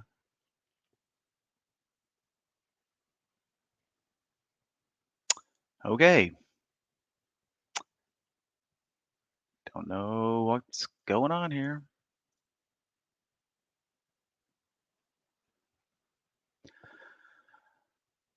All right, let's change this up a bit. We'll throw in some just really basic filters here just to kind of get the ball rolling. We can always change these things, but just to get something in there to keep all the noise out. Actually, let's do volume today.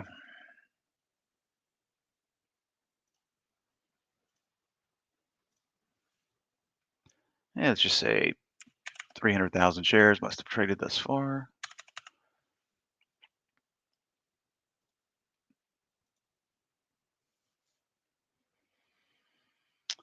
Okay, so let's do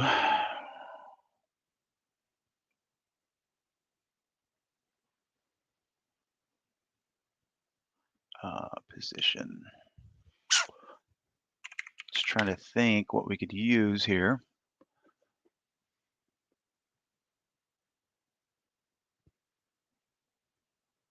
Now, let's see here. Stock has been down for a couple of months.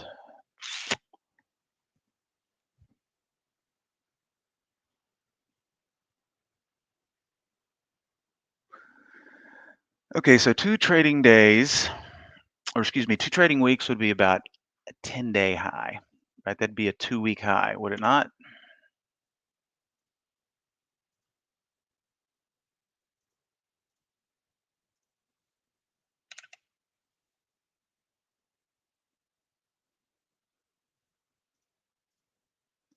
Now we're going to go back into the change because we don't have anything big enough for the change, all right? So we're going to have to go to position in a certain range, right? So what we're going to do here is we're just going to install some of these as filters, as columns.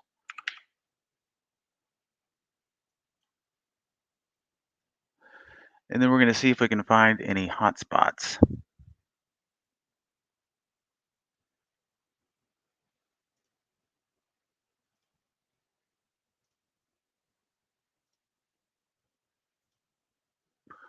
Okay, we'll do 20 and 3 month and just see what shows up.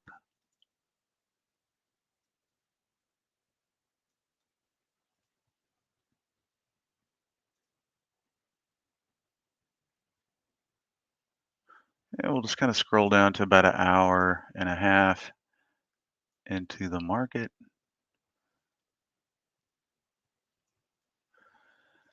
Okay, well, these guys are already in uptrends. Position in 20-day range. Tell you what, we'll get rid of the graphic indicators there.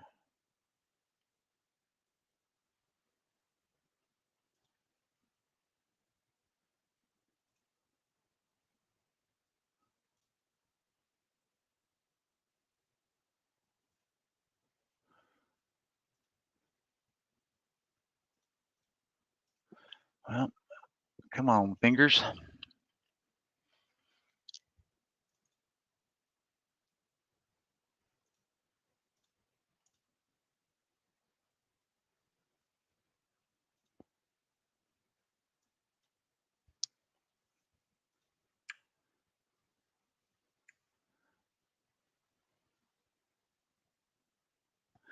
Okay. So Jorge, you said, thanks, Chris. Mm-hmm. All right. Well, that might not be the path then.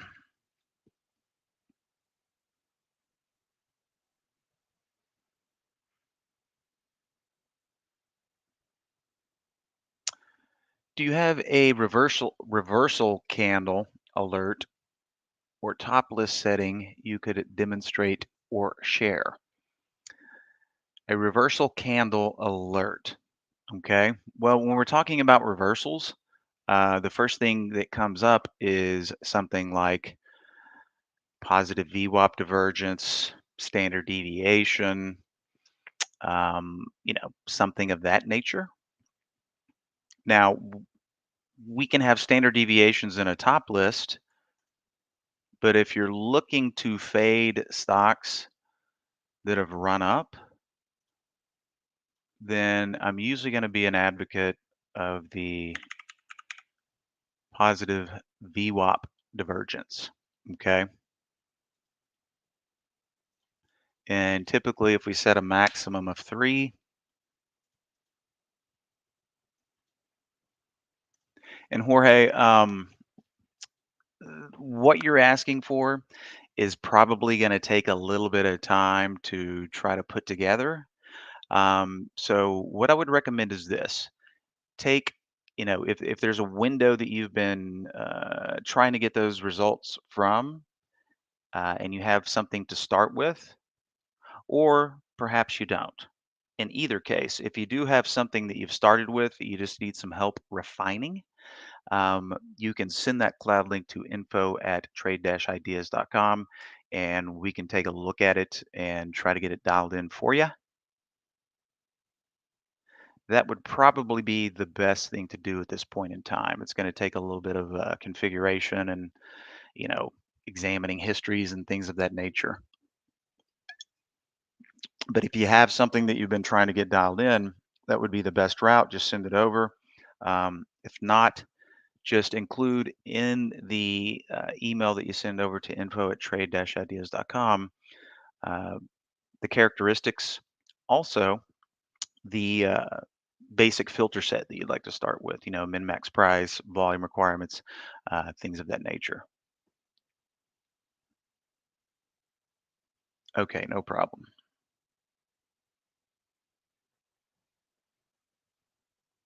Thank you, Chris, for the input there.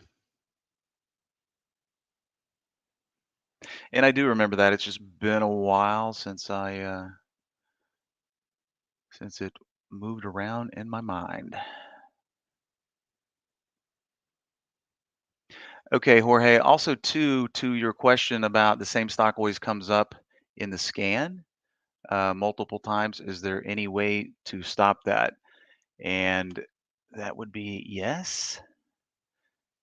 If we right click in the alert window and we come down here to properties, okay, you have this don't repeat option.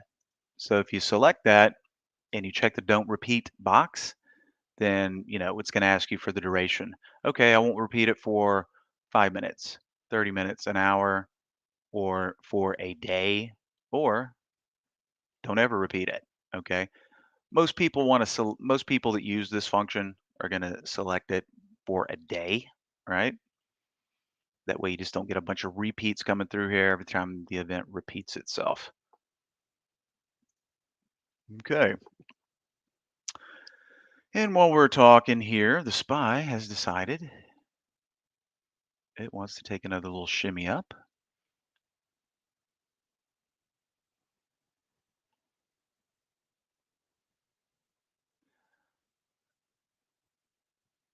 Okay, so back to you, Esgy. Um, let's just take a look at some of the things that the positive VWAP divergence would show you. All right, and keep in mind I've just got really rudimentary filters here. So let's take a peek here.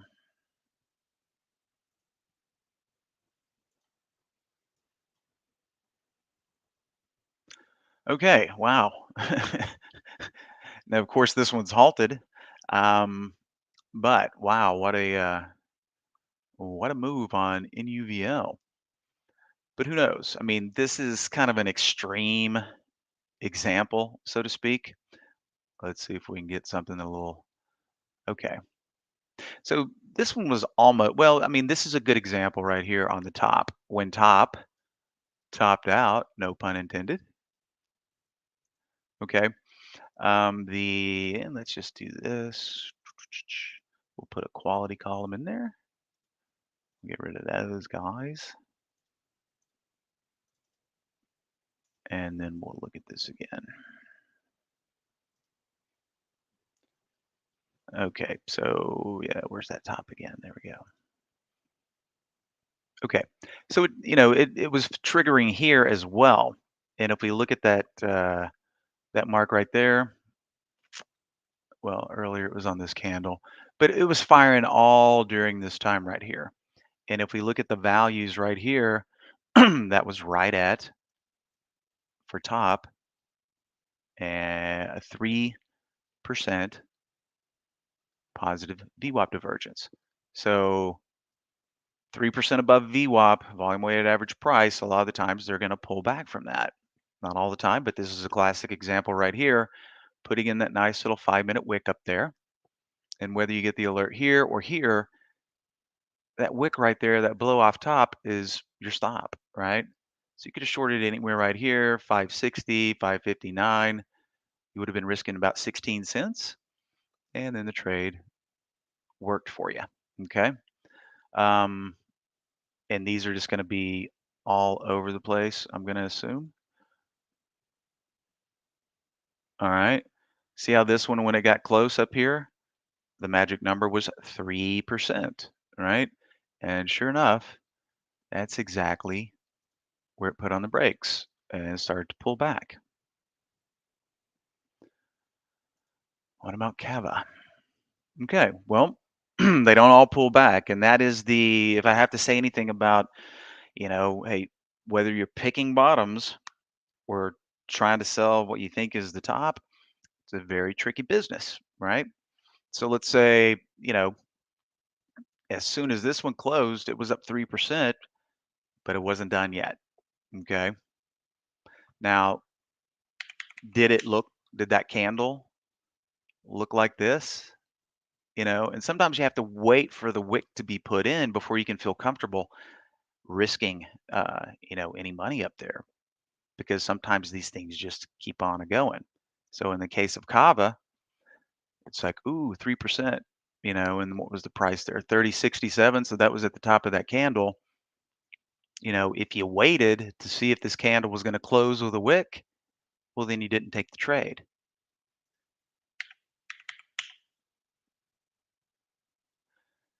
So, a lot of the times we just have to wait. A lot of people like to get into early. If you're wanting to embrace this type of strategy, a lot of the times it'll keep you a lot saner. Let's say whatever your minimum dollar price is per trade or your risk or whatever is, you know, if you're going early, you never know if that candle is going to wick out, right? So if you're going early, you got to really scale down the share size and try to scale into these things. Or, in my opinion, the more sane way to approach these is you wait for the topping wick to be put in. That way your risk is clearly identifiable. And this is always a good sign right here. Buyers lost control, sellers took over. That's what the wick tells us up here. So, who asked that question? Esgi.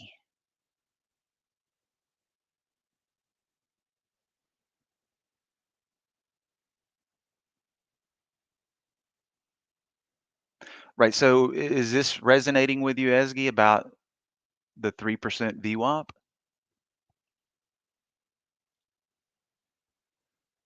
Because this is one of the best ways to find reversals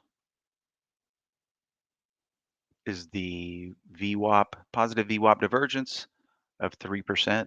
Sometimes they go higher.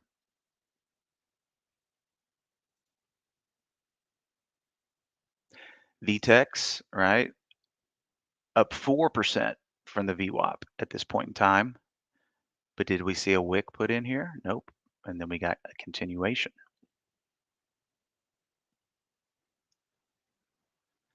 So Esgy, let me know if VWAP, positive VWAP divergence of 3% is interesting to you on that topic, because there's other ways too, but that's my favorite way to define them.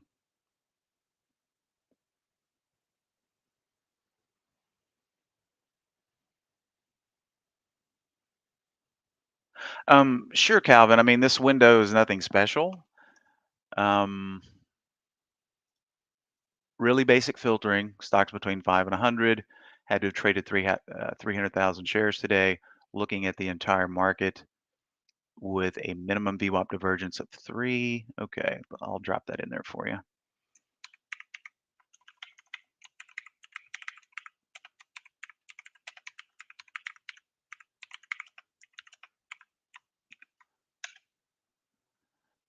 I don't know what's going on with my color scheme here, but let me just change this back to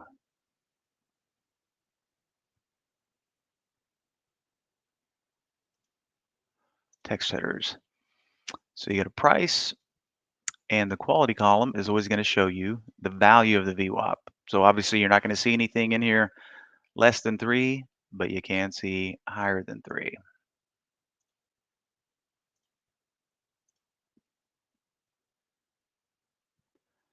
And here is the cloud link for that, ladies and gents. Okay, yes, a little different than I was doing. So a little fuzzy right now. But well, ESGI2 also I should say,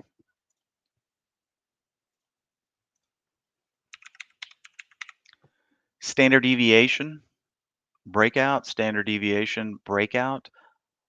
Whether you use this one or positive VWAP divergence of 3, it's going to produce pretty much the same plays. Maybe one might produce as one that the other one did not from time to time.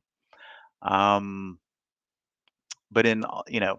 if I was going to try to put a system together for fading tops and or picking bottoms, my favorites are the VWAP positive and negative divergences. And if I had to take a second pick, I'd pick standard deviation breakouts and breakdowns because you're going to see a lot of the same patterns, but standard deviation, positive VWAP, it's just another way to articulate the same question.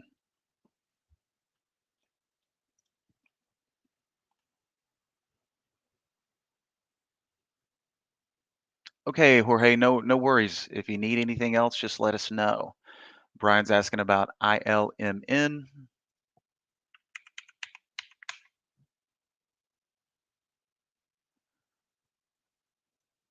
All right, what do we have going on here? All right, obviously kind of a beat down over time. Kind of looks like a Dawn of the Dead stock, but a little higher priced. Recently bottomed out. Buyers came back in the picture, and notice all the this reminds me of Andy's top list that he developed a long time ago called Below All Major SMAs. And this little guy or this guy fit the bill for a while, but as recently over the past today, 1, 2, 3, on the 29th, finally got back above the 10 period, which is currently acting as support. So, you know, which way from here, ILMN, don't know. But right now, it's looked like it has found some purchase up here. So assuming it can stay above, this little shelf here that's forming, you know, I'd say the next leg up, if it gets one, we're going to have a little party with the 20 period SMA and see how it reacts to that. But if it gets through it, we could be looking at this little area next, where it might have some supply up here.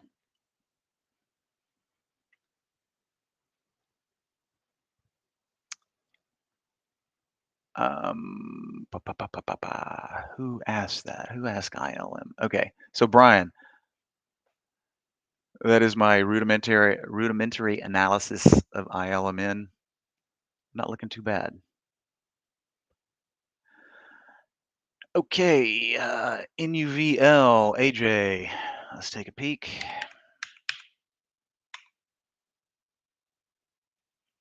All right, and this is the one we were just looking at on the, now talk about a topping wick here, all right? I don't know what the VWAP divergence was up here.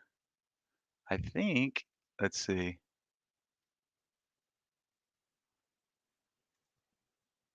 Well, I don't know. But talk about a topping wick, that's just a a massive wick. What do we do? Top out at like 61 and a half, already back down here to, I mean, that's a big pullback. Now, technically, if you wanted to short this guy, well, it's just, it's too big of a risk area for me, right? Who wants to risk, that many points? Even scaling down doesn't make a lot of sense there because it's just such a big move. But it does fit the definition of a topping wick. Just wouldn't be one I'd take a stab at. But that doesn't mean other people wouldn't like it. Now, as far as in UVL, I mean, it's looking extremely bullish at present on all time frames. And let's consult the weekly just to make sure. Yes. Okay. So very bullish for NWL. Let me just, come on, don't go the other way. I mean, that's it. All right. Well, let's have some fun here. If this is the first week that NUVL came out, because I'm really compressed here. And anytime we have limited knowledge,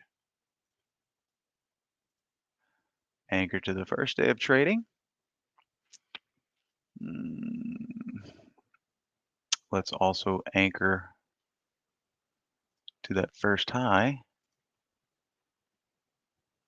And it's pretty much mimicking it here. All right. Now, interesting thing about anchored VWAP, and once again, all I did is anchor to the first week and anchor, well, I thought I anchored to that first top right there, but close enough. You can see these purple lines are very close. And notice how the stock reacted in this area here, right?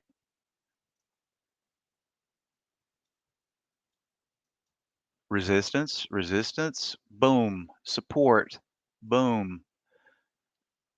Had a nice little run, topped out up there, came back down. Where did it stop? Boom, right there at that anchored VWAP, and now it's taken another run up. So just remember that when you have issues with limited amounts of days, months, weeks, meaning they're relatively young stocks, then remember to anchor those interesting VWAP, highs, lows, opens, things of that nature. They can be very conducive, as you can see here.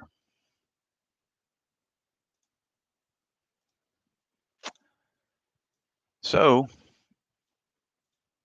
getting back to the daily here, I mean, heck, as long as it closes above this level, still looking really bullish. I mean, look at that little moving average party that took place too. So, if you've been sitting in this one for a while, you're being rewarded. Congratulations are in order.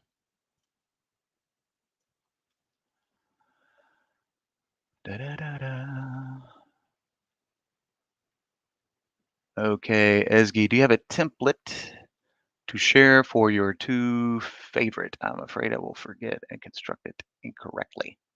Okay, well, I dropped the positive VWAP divergence of 3% into the chat. That's a good starting point.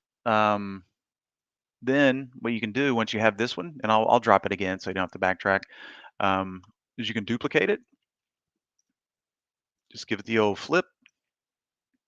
Now, I don't know if you're interested in the same, but to the opposite side. But if you are interested in that, it's just as easy as duplicating it and flipping it. Let's see, 1137 should be about right here. I don't know why I'm not getting my arrows. But look, I mean, it's the same thing, just to the opposite side.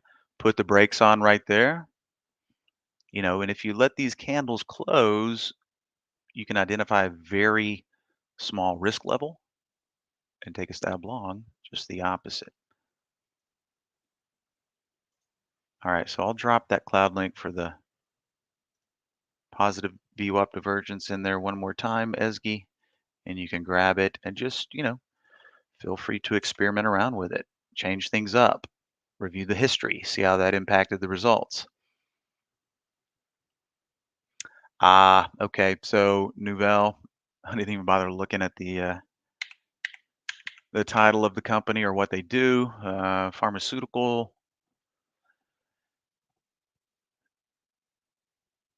phase one trial. Is that it, AJ? Phase one data.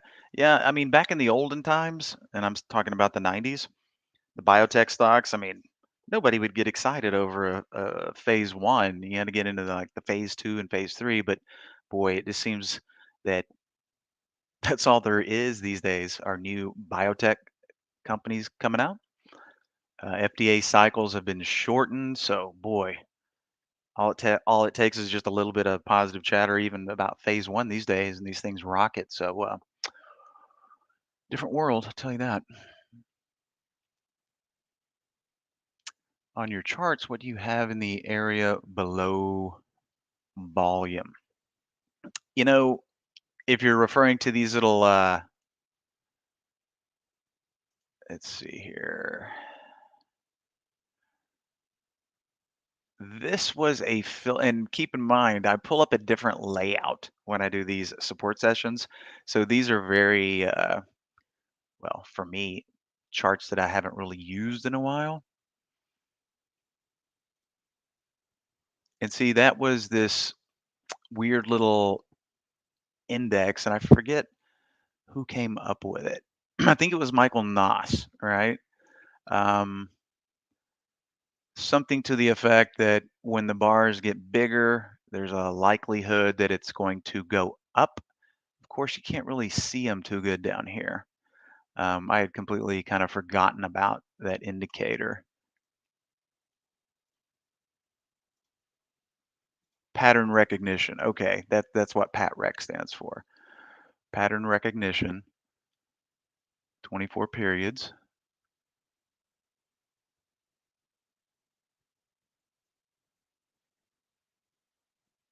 But once again, I haven't paid attention to it in a very long time.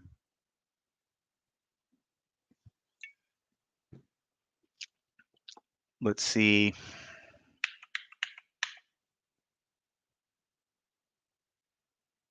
Okay.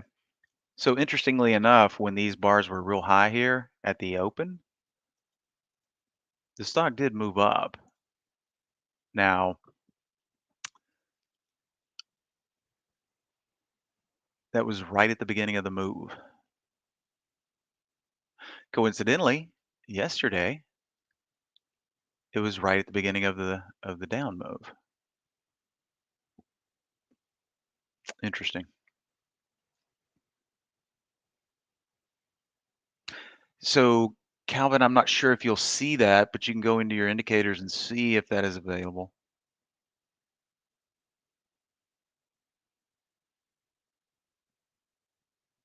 Yes, on the standard deviation. So let's just do the same exercise here, but we're going to swap out the alert.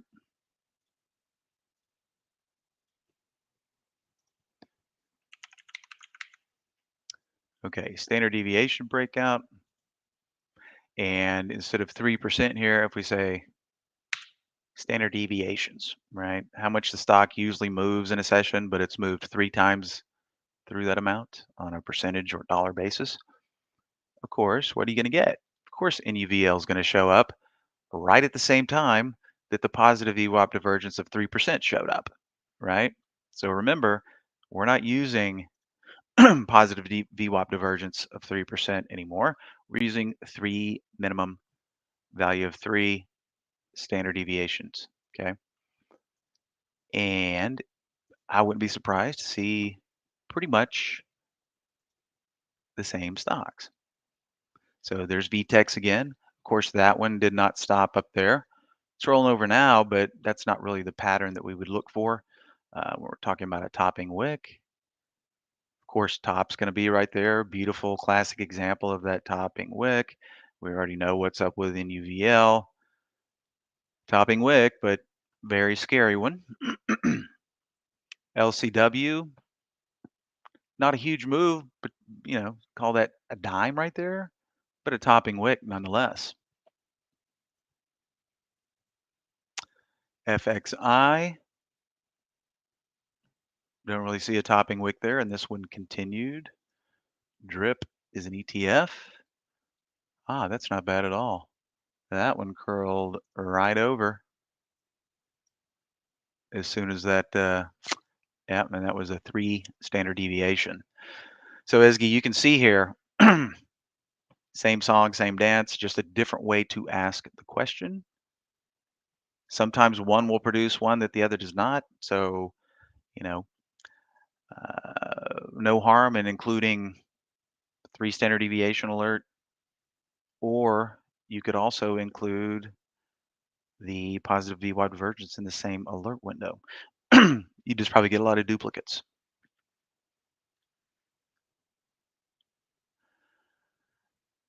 Da, da, da, da, da. Okay, template.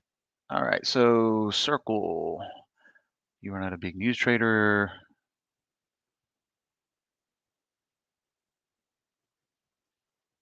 Kaiser Permanente, yeah, they're one of the OGs in the healthcare business.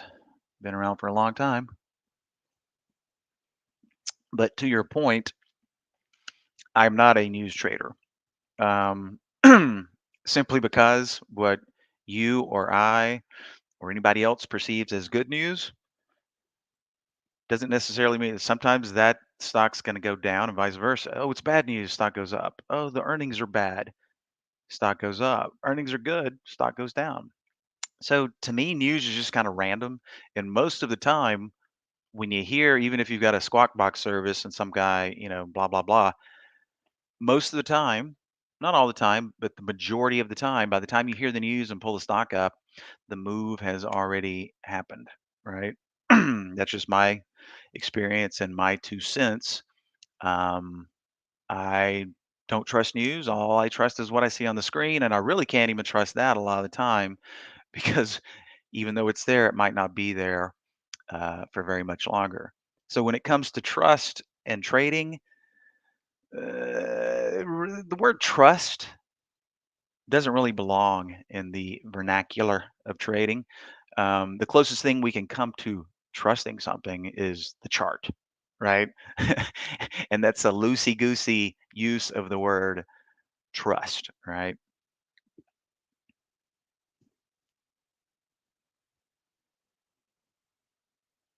Hey, right, right.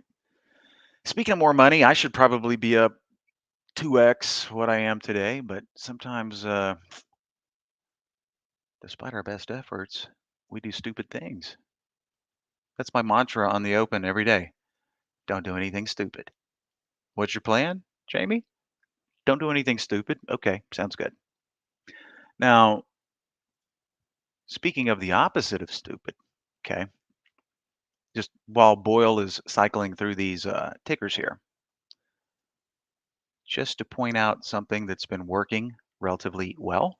Okay, Boyle is the ETF for natural gas, but it's big, it's high priced, moves around very crazily, and the spread's typically pretty big. Now, Boyle used to be $3, but they pulled the old reverse split on it. But whenever I see Boyle coming through my liked lows,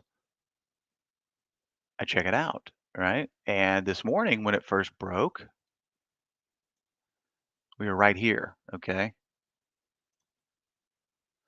Right here at that little tick down. Now it busted through it, set a new low, but it didn't go immediately, right? I've grown accustomed to this little guy or this guy, but I don't trade him. I trade his little brother, UNG. Same action, okay? So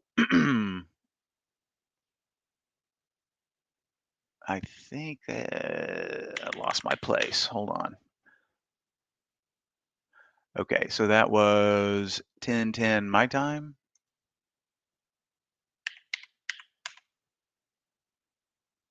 So I see Boyle hitting a low. That's right there for me. So I get short here. All right. And I'm like, okay, this thing is going to throw elbows. It's going to wiggle. It's just what they do. Just make your bet. And this is when this is not really a scalp play here. This is a more of a sustained move hold, trying to hold all day or until you think it really just doesn't have any more room in it, which I think that time might be coming for UNG because it's been a nice little move down, not a huge move down, not near as much as Boyle, but when you're short from 7 and you're in, X thousand shares and you're up, you know, that's that's good, right? Now, looking over here at the 50 period, looks like it might be trying to nestle up to it, right?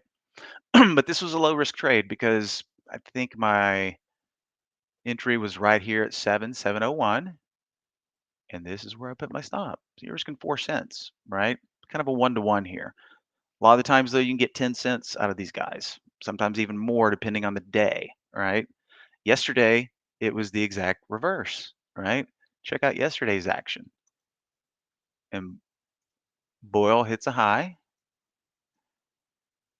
same chart, right? But this, I mean, Boyle was the thing that tipped me off, right? Around the 670, almost 680 level. And, it was good for almost a dime there. And these are just very low stress trades. You make the bet, you put your stop in, either works or it doesn't. Now, the funny thing is we have TLT doing the same thing, but its little brother is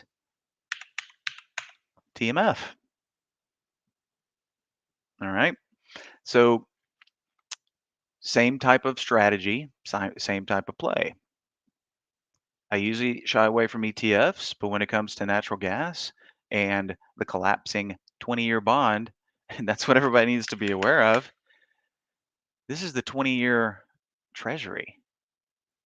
And guess what? These are all-time lows.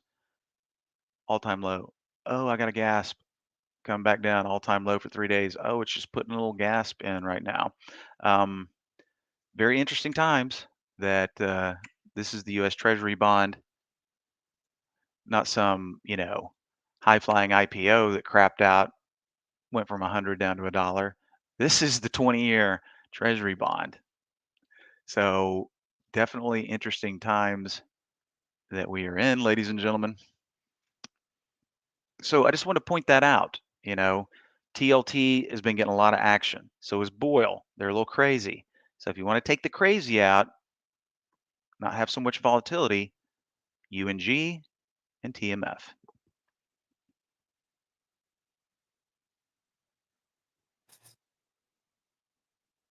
Okay, Iris, if you want to flip that VWAP scan,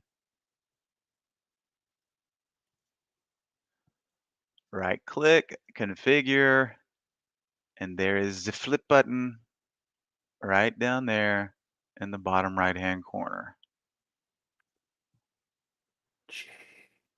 Is that Barry? It is. My goodness. I mean, Um, these guys kept me busy. oh yeah, I've been listening. I've been I listening didn't for even the last realize 10 the minutes or hour was so. almost up. You might want to answer Trevor, but the thing about the TLT, and unlike you, I don't trade ETFs very often. In fact, I don't think I trade them at all. But why is it so called the layman 20 plus year? Couldn't they rename it rather than having a bankrupt brokerage in there You as know a what? name? I never even iShares really layman. paid it. Yeah, yeah, yeah.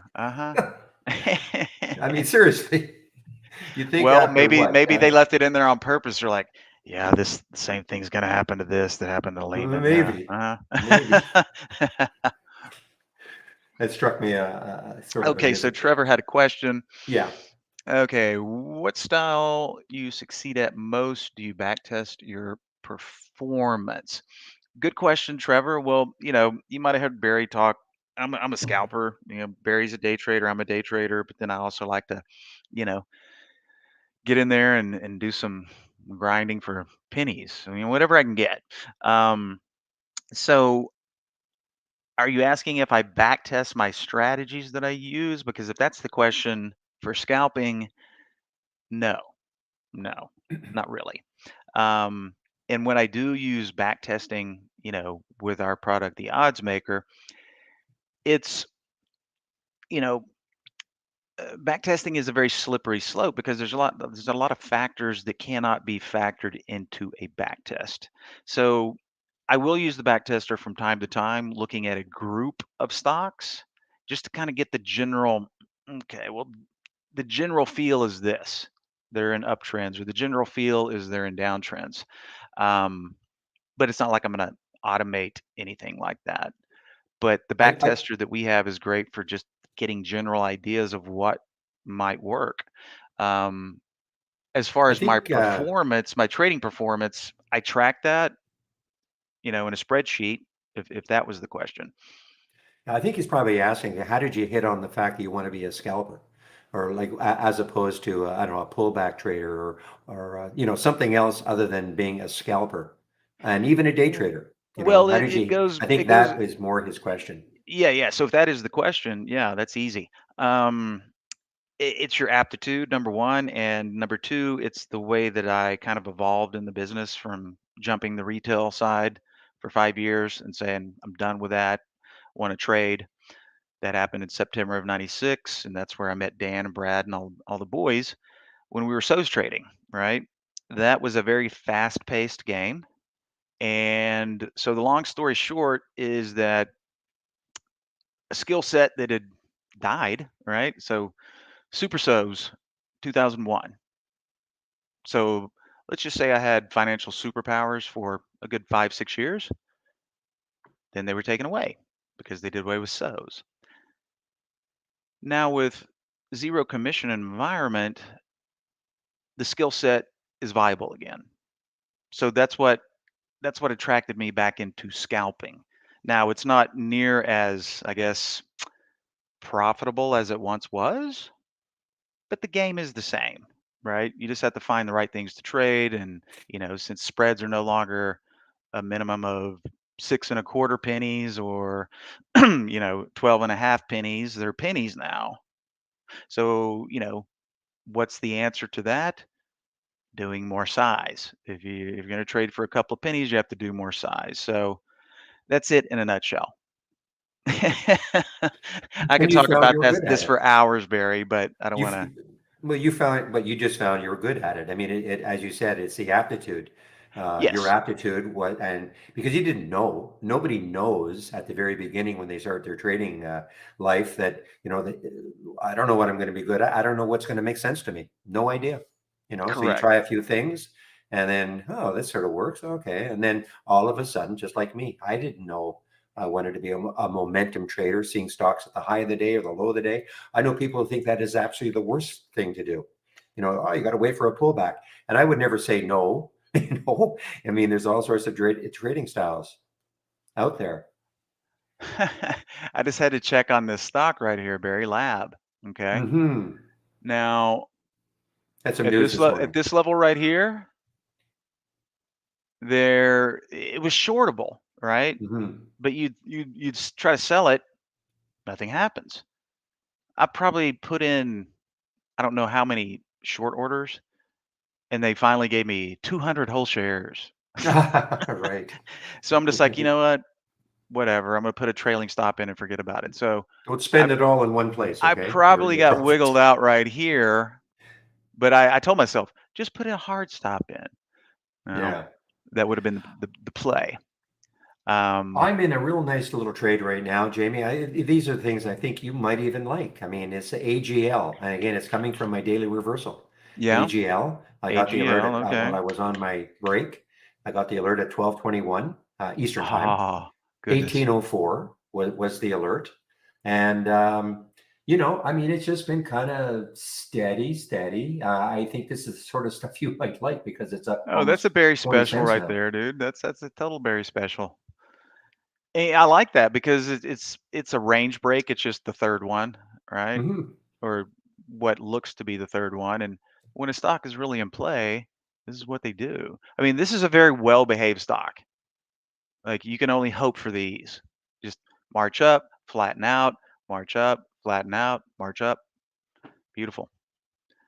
Very Yeah. And nice. then the key for me is just taking out yesterday's high with other filters in place, of course, but then always, okay, looking left after that. And you've got some room to 1850. Never saying it's going to get there, but I'm such a simple trader. It astounds me. Seriously.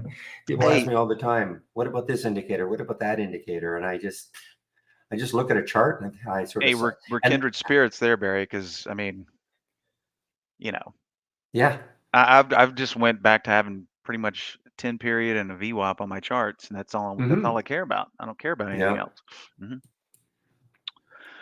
All right, my friend, Okay, it's my friend. Well, 12:59. look, Actually, it's 1 o'clock right now. So thank you again for filling in for me. you Nice to are have very the. welcome.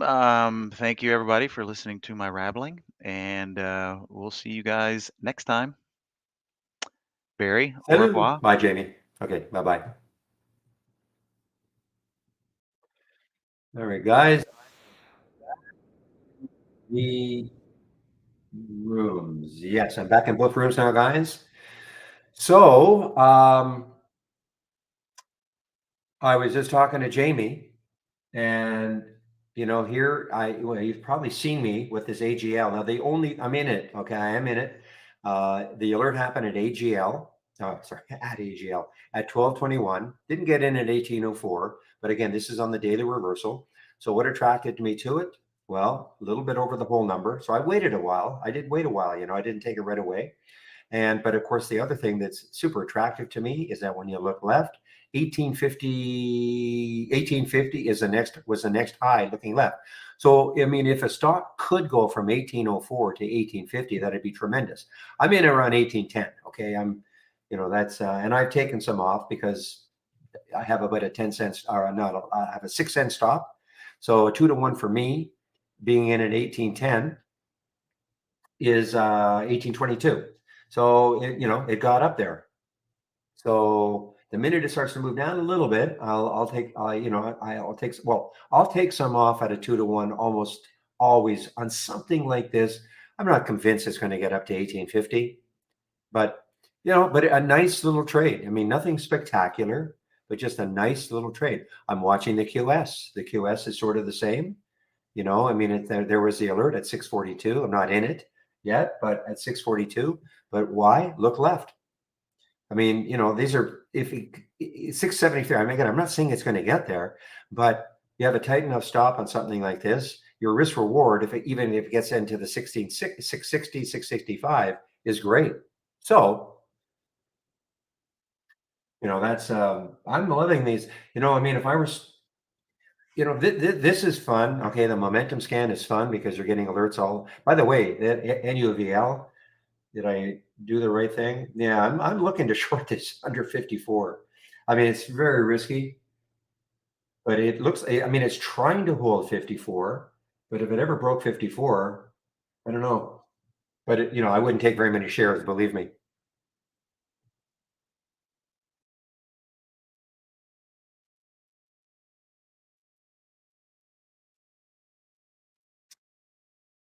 What about Palantir? Well, I know Shady in her main room is long Palantir. I just have a tough time. I just find a tough time trading intraday on Palantir. That's all. But I mean, I had in the news NHS in the UK, so it had some news about that. So the high right here is 1587. Other than that, really have no comment on it. It's got 1.8 billion in the float, so it's going to take a bunch to keep moving it. It's just not my, I mentioned earlier, just because if you look at this daily chart, look how choppy it is. And even with some topping tails and bottoming tails, it sort of is just not my style of trading to trade something like this. Doesn't mean, Shady's in it. And I think he's doing okay, but, it's just not my style.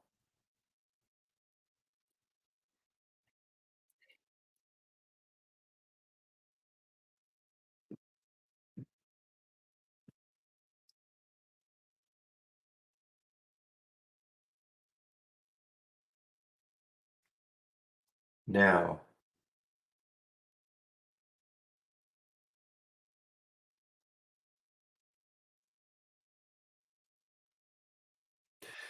well, Michael, you ask about PAGs every single time. What else do you want us to say about PAGs? I mean, I don't know what you want us to say about PAGs. I mean, to me, it's just nothing to see. I mean, sure, it's having a bit of a day today, but I mean, it's just nothing to see. It's a downtrend on the weekly. It chops up and down on the daily. I don't see an edge in trading PAGs. So, but that's me.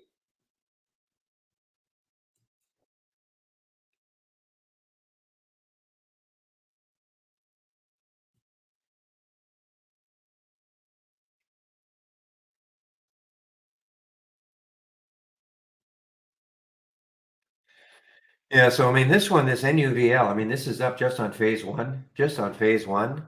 I mean, that's it's never used to happen, but it's happening.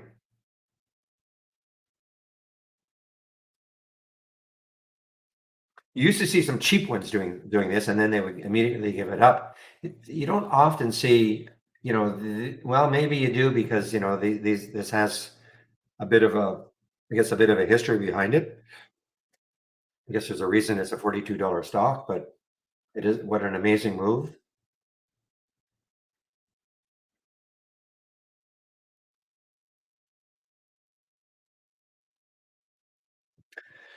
You're probably waiting for a 54 break too, aren't you?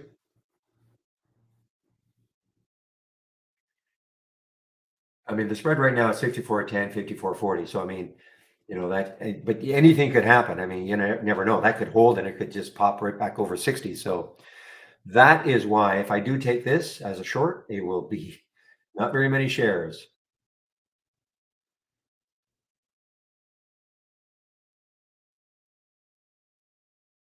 Aha.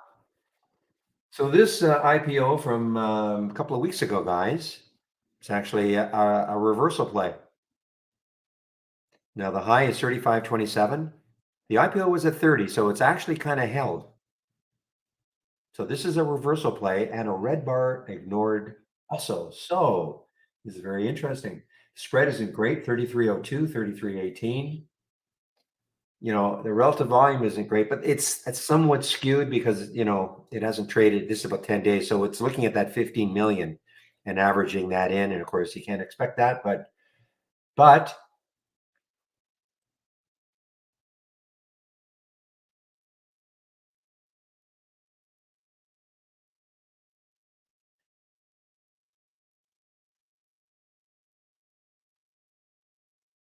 yeah, Luca, every time I see, I still have that IMVT thumbnailed.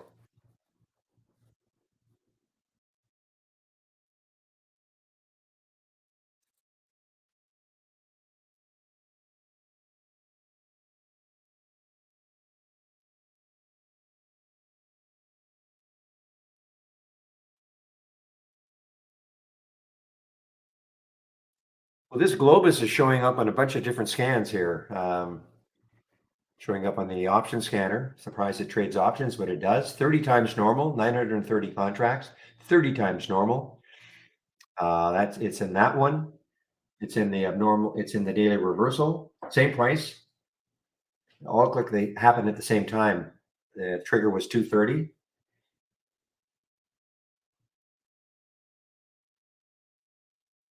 So this is what I'm talking about. So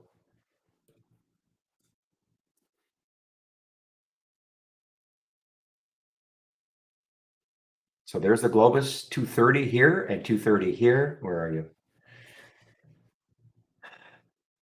Right there at 10:39. Actually, I'm wrong. I'm sorry. So the original alert happened at 2:21. Didn't really do much between 10:39 and 107. I mean, 9-cent move, and that's it. Maybe it starts to move now. It's really not in. I'm not kind of in love with these cheaper ones, but I put it out there. Now, Sam, are you still in the room? I know I see Shady gave you something also, but I've just been following some of the alerts that I've got. So, for instance, here's Avid. So the alert was at 2688, and there's the VWAP at 2685. So I mean, it's not that much of a difference. The Avid again, 1067, 1064 for the LCW. I think the ONN was a little, well, 2445. That was pretty fast moving. 2445, and the VWAP was at 2452. But these ones are all basically around. So I'm not sure. I mean, I hate to ask the question. You are on real time data, right? You should not be getting alerts 15 minutes from now, or 15 minutes delayed.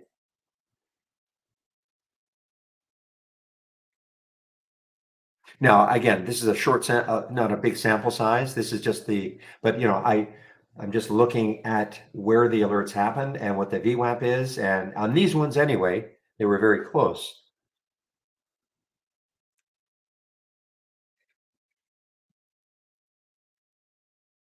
I'll keep an eye on it. Now, when you say off a bit, I mean, you're never, I mean, this one you can say is off a bit, Avid, 2688. So that was the alert. The VWAP's at 2685. So was 3 cents too much? There's probably not a lot in here.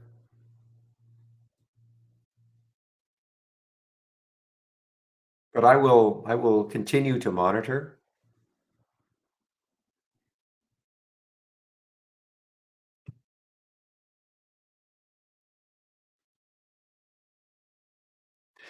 Give me an example of one, Sam, because again, if it's one of these like cheap ones with low floats, um, or maybe even an expensive one, that can move a little bit. But give me an example of one.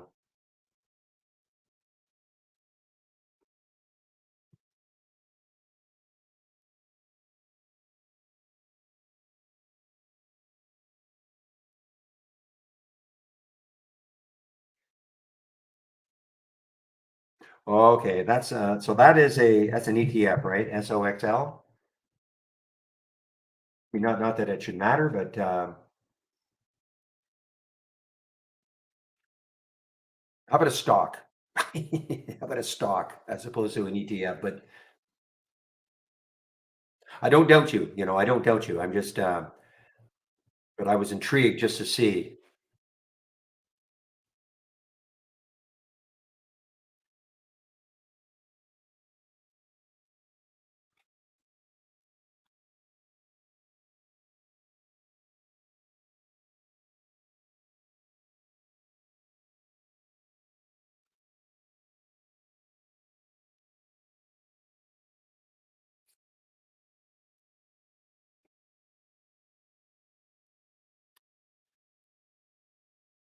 Go ahead, as EZGI. Go ahead. Now, Jamie is gone, so but maybe I can help. Somebody in our YouTube room asking a question. But if you're looking for Jamie, he's gone.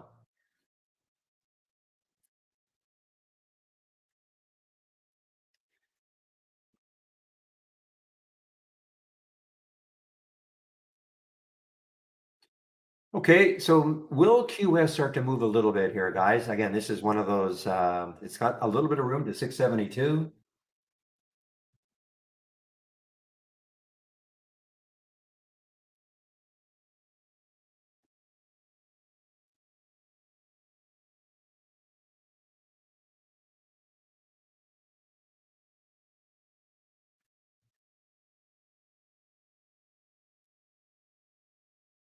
Well, let's see. It's above that high now. Are you picking up my cat in the back? SG. Okay, SG.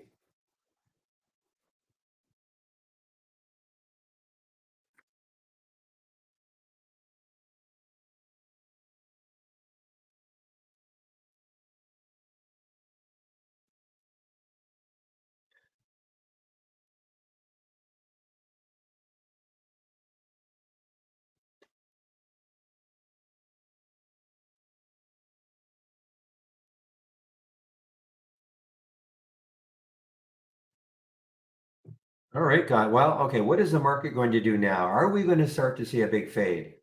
You know, we've sort of been consolidating up in this area for a bit, but this red candle is looking a little more ominous. Are we going to wipe all this out and then start to make a move down for the rest of the day?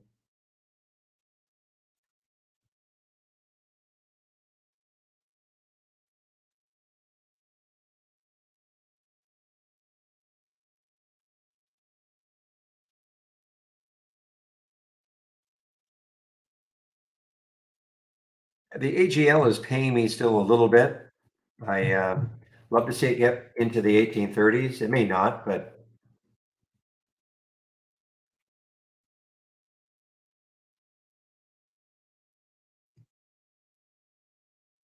okay, guys, I will do my video now. What time is it right now? It's 1:14, so or 1:15, so shouldn't take more than a couple of minutes, but just in case.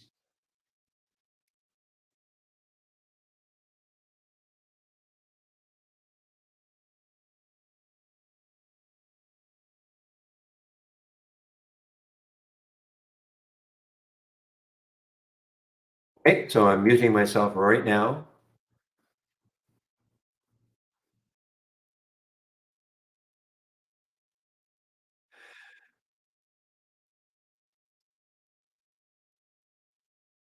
Okay, you flip it. It should.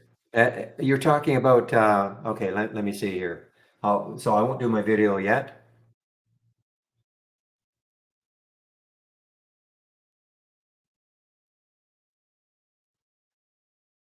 Red bar reversal. Okay, now we do have the green bar. Okay, so but well, it should. It should. Okay, just try it. So just try it. Okay, what you do is duplicate the window and then do the flip. Okay.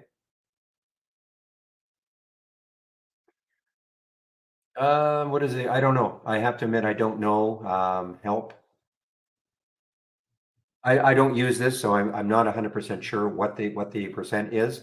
Hopefully in the help section.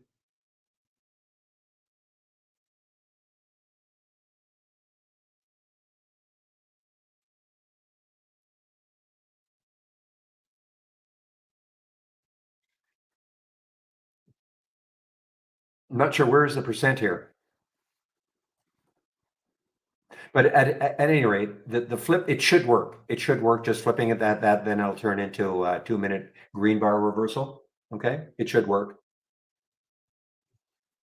I don't see why not. It makes sense because all it's going to do is going to flip what it can flip, and that would easily be flipped to a 2-minute green bar reversal.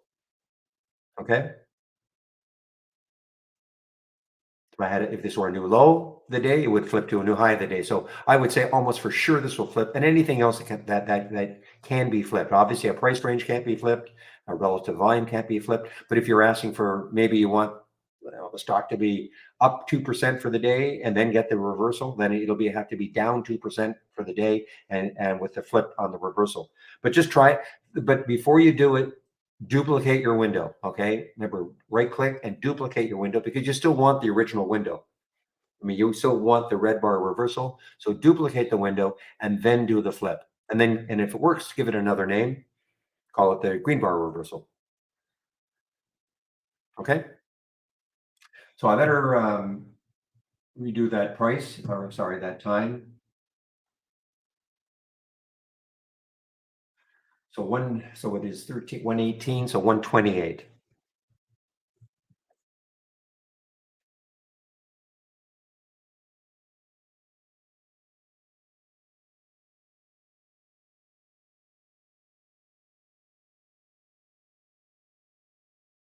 Okay, guys, putting myself on mute. I'll be back soon. Put myself on mute right now.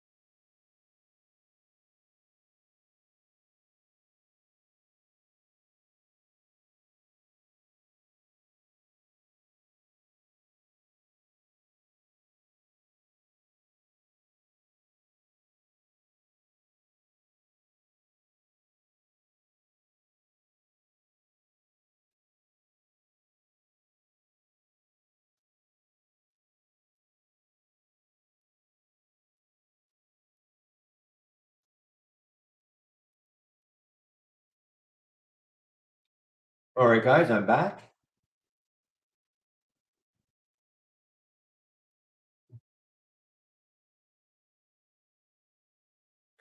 So here's another one, Sam. Again, these are the ones that are coming through on my scan here. So there was the PNT. The alert was at 12:39. The VWAP is at 12:37. I don't know. Is it possible that you're just looking at really fast-moving stocks that, I mean, there's nothing wrong with that. I get that, but I don't know. I don't know. I'm just kind of keeping an eye on this to see if there's any huge discrepancy.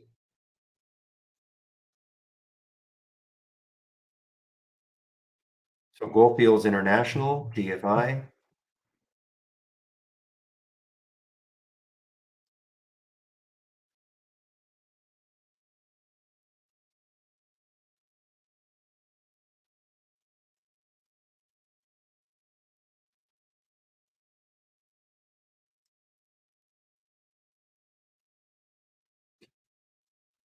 Did you try Shady's? Did you try Shady's? What he gave to you?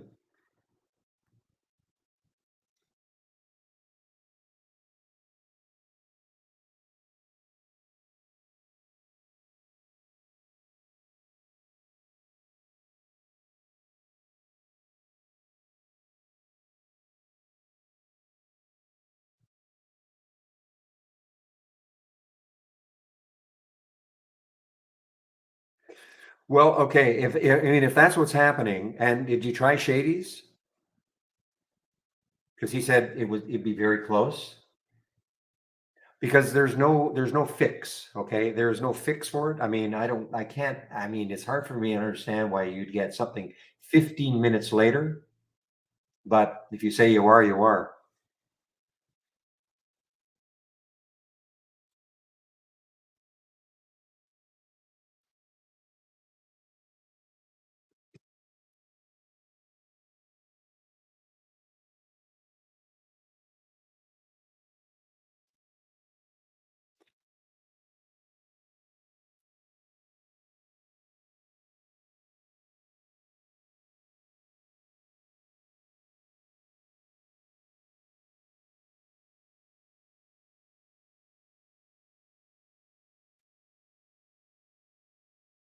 All right, I'll do that just for fun.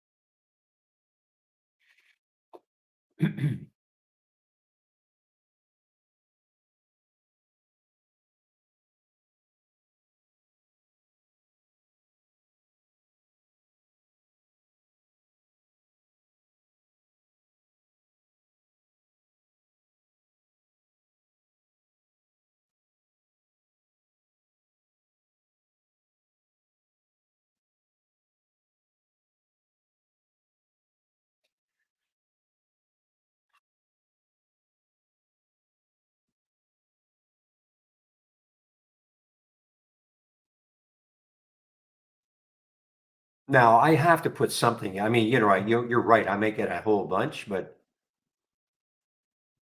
oh, okay. I'll just do it like this and see what happens. Why did it do that? I hate that.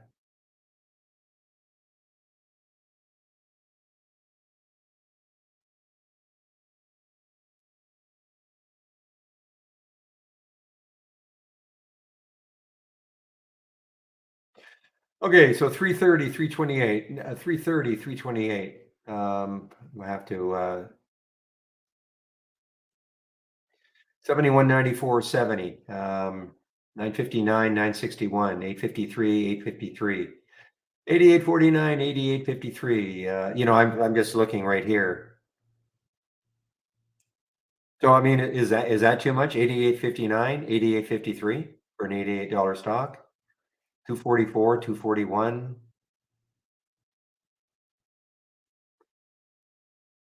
Eh, now this one, yes, I can see this one for sure. 27.35, 26.96. This must have been, I don't know what, this must have been going really crazy or something.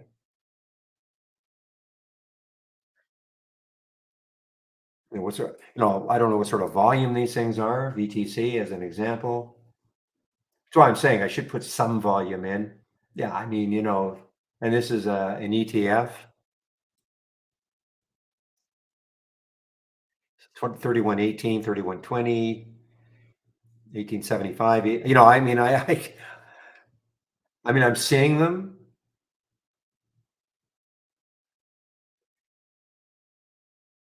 I can see on an expensive stock, you could have a difference, 104.67, 105.04. But there's nothing you can do. Okay, nothing you can do. So it's not like you can say, well, you can only complain. I don't mean to me, and I'm certainly not suggesting you're complaining. Okay, it's been a question asked a lot, not just with that one, but also with our SMA crosses.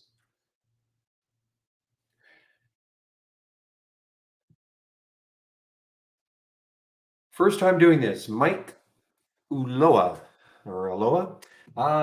Yes, this is from our YouTube room. So when you say first time doing this, are you talking about first time even looking at trying to trade or first time with trade ideas? Either or, I can help you.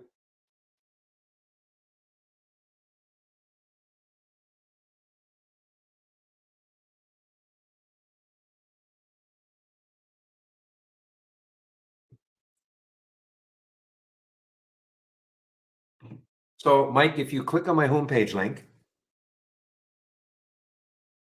couple things. So if you're brand new to trading, if you click on my homepage link, this is what you're going to see. Give you the top here. So Trading 101, this is a series of videos put on by Michael Noss at Trade Ideas. And it starts off, very, very basic. The first video was what is a stock? Okay, you don't have to look at every single video.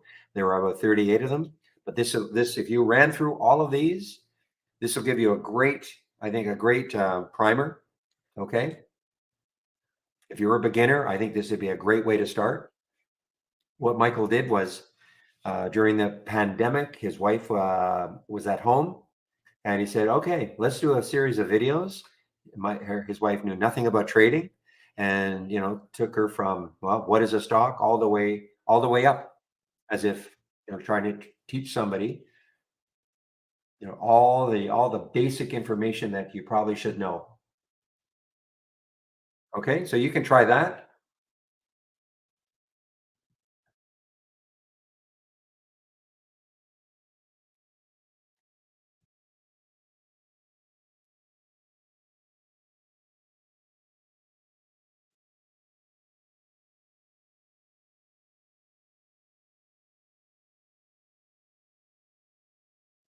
So Mike, did you hear me? Number one. And does that help? Yeah, they're good refreshers also. I suppose, if you're a somewhat seasoned trader, maybe, the Michael has a different take on things. So you can always take a look. Wow, look at this market now, guys. This is what I'm afraid of. Well, we saw that red candle there.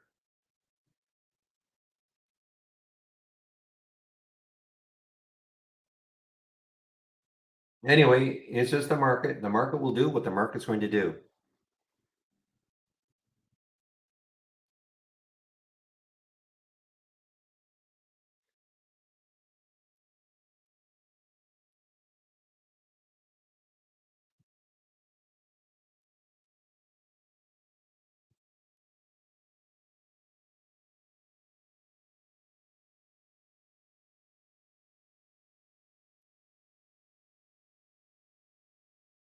So this is showing up on the daily reversal, but this is when I say this, I'm talking about MORF.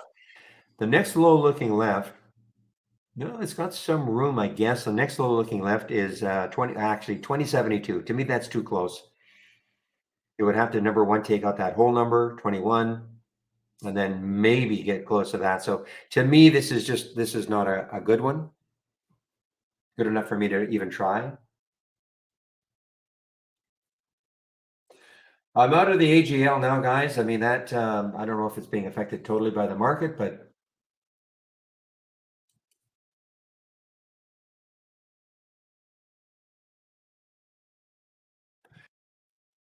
Support at tradeideas.com. Okay. Second, okay. You send that in. Coming from the customers, more powerful than coming from me. Seriously. Okay.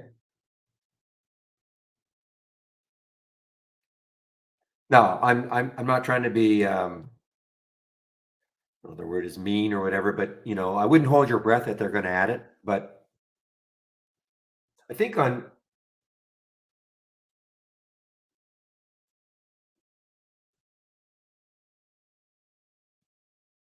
yeah, they don't have okay. I thought maybe they would have had that here, but no.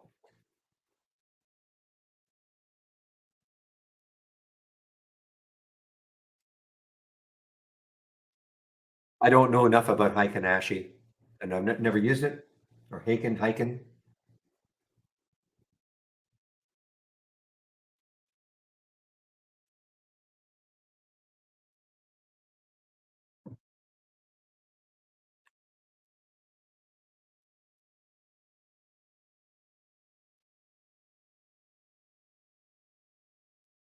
Think trading's hard. Look at Vino now, guys.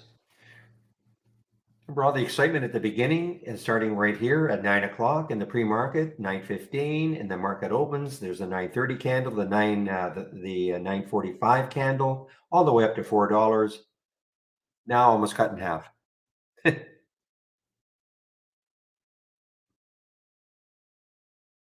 No, you need the premium service, Jay, to have access to the AI alerts. Nothing shaking today, that's for sure.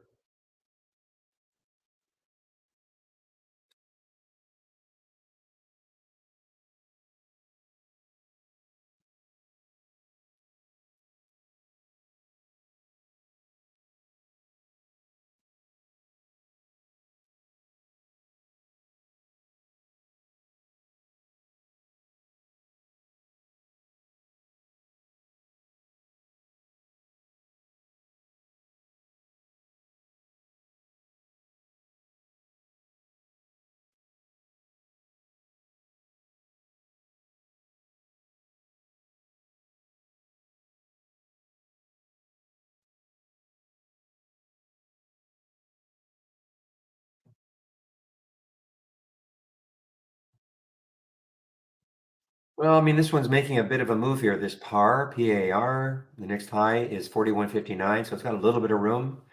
Pretty extended though.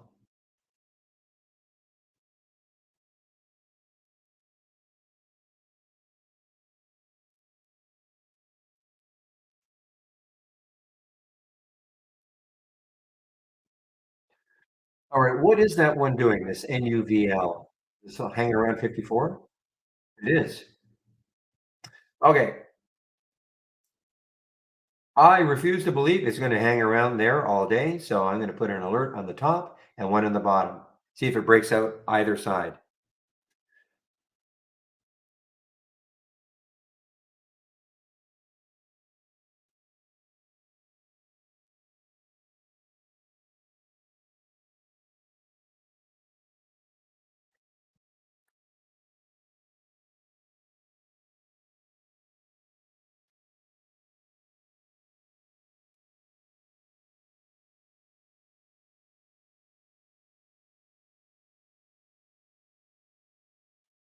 Oh, this was the buyout. Okay, this is the buyout.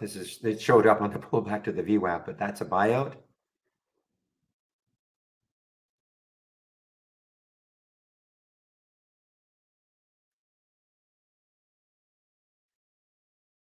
Okay, guys, this is going to be maybe a key 15-minute candle just for today.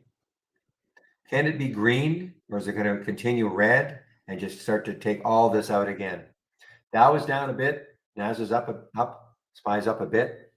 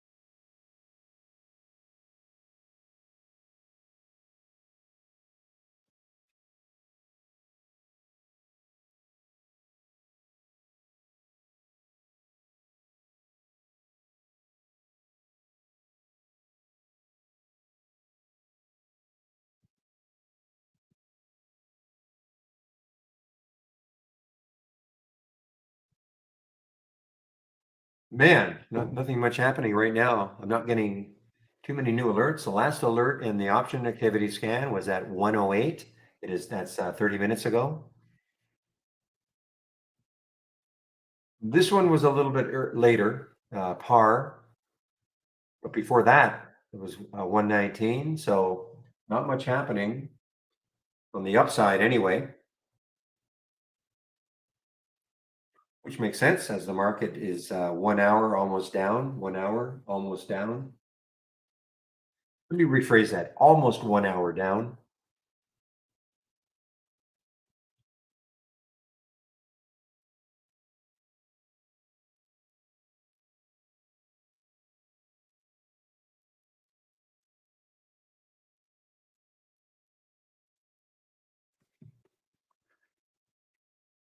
Well, I've got it bracketed. I've got this NUVL bracketed around 53.70 and 56. So about a $3 bracket. It's very volatile, of course.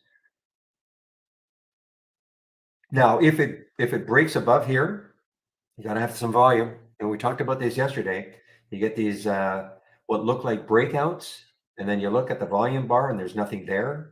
So that's how you can get easily swayed by thinking, okay, it's going to go, and then it just drops right back down on you, and because there's no volume. Now, no volume. I mean, again, people ask, well, what volume are you looking for? Again, it's not the absolute volume. It's in relation to the previous volume candles or volume bars. Okay. So if I don't see anything that is greater than this one, these two, if you see where I'm pointing at, and it broke out, I wouldn't take it. I mean, it still might go. Don't get me wrong. I mean, it's not the be all and the end all that it has to be greater than these two, but it just tells me that there's not like incredible excitement to keep this going. That's the first thing I do then.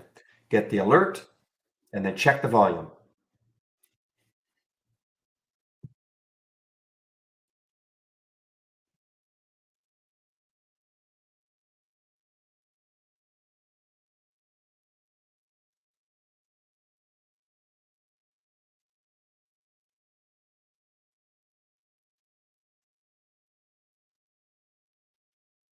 Ah, shoot, I forgot to keep watching this SLNO. So I mentioned it a while back, I think on the 24 break. Yeah, the 24 break, it kind of chopped around a bit, but now it looks like it wants to go for a while anyway. Or it's gone for a while from off that 24. Give me a moment, I'll be right back.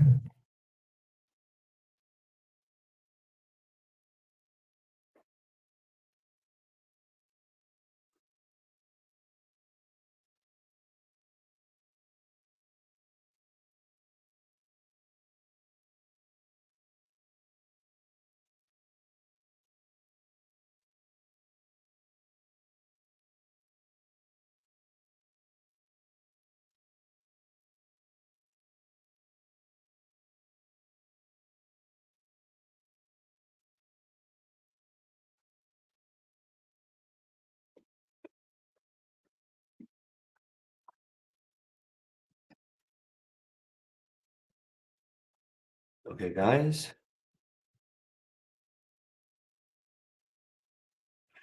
So much for that upgrade for Fleur. 40, I think, was it $47? Hasn't taken effect yet. Okay, this is was it UBS? I think it was UBS putting a price target of 47 on Fluor. A little rally in the pre-market, but since the market opened, popped up a bit, it's starting to slide again. And that's why we say, I mean, just because an analyst puts a price target on a stock doesn't mean it's going to get there ever. But a lot of times, intraday, you can have some excitement. We never thought this would get to 47, but hey, maybe to 40.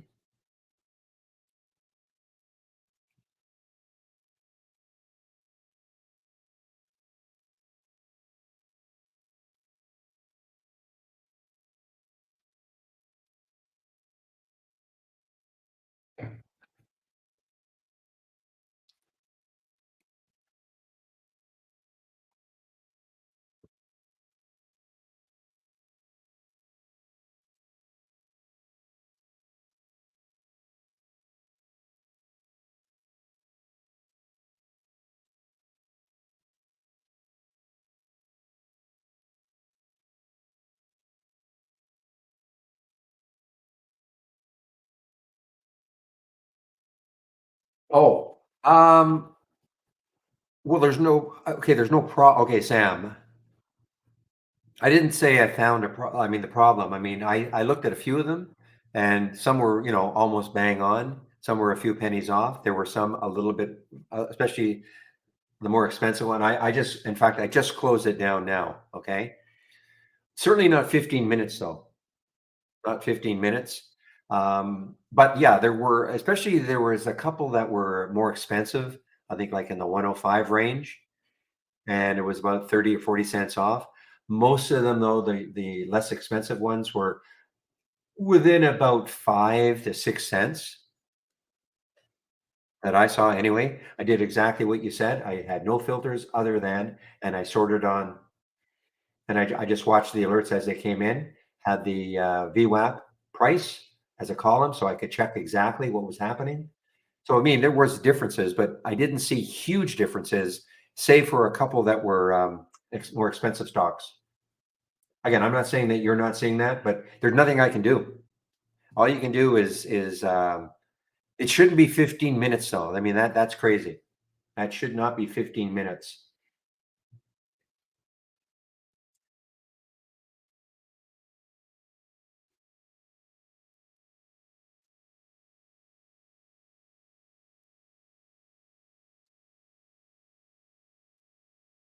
I would, if I were, but if I were, trying to find stocks around the VWAP, I would use the top lists, to be honest, instead of the alerts. And I would find stocks that are close. I would use the top lists. You can combine the top lists into one, or you could have two top lists. One that's showing stocks that are just above the VWAP, and others that are showing stocks just below the VWAP.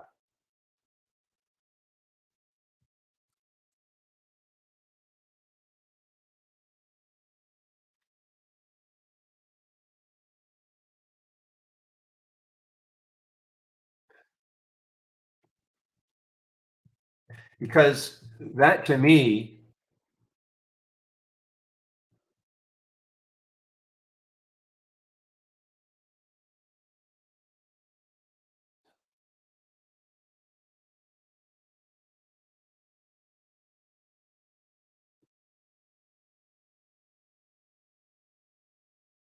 so if I look at Hog as an example, Hog, it should be almost right at the VWAP.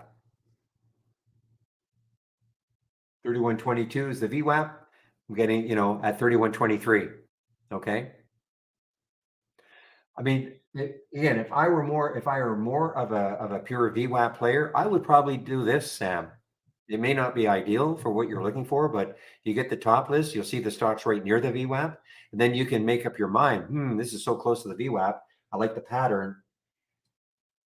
Because as you know, just because a stock breaks above or below the VWAP doesn't mean it's going to keep going that direction, as you know. So you might see stocks, you might see like a better idea here, and then you can make up my mind. Well, even if this broke the VWAP, I don't want it because of this, or wow, I do want it if it breaks the VWAP.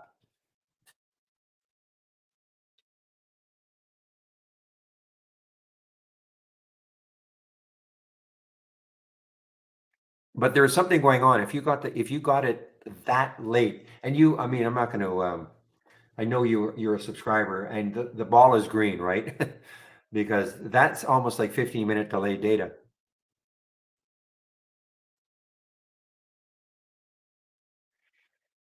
Well, put your symbol list in here. Just put your symbol list into the top list,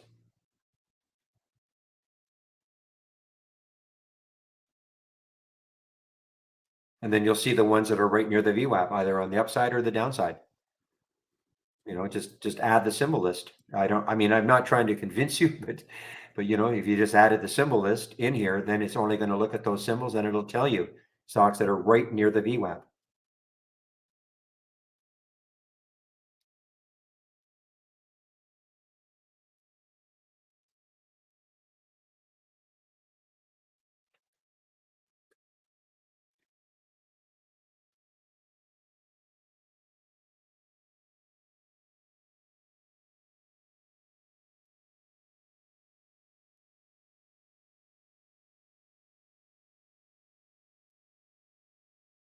because this symbol list seems just about bang on. I mean, wouldn't you rather?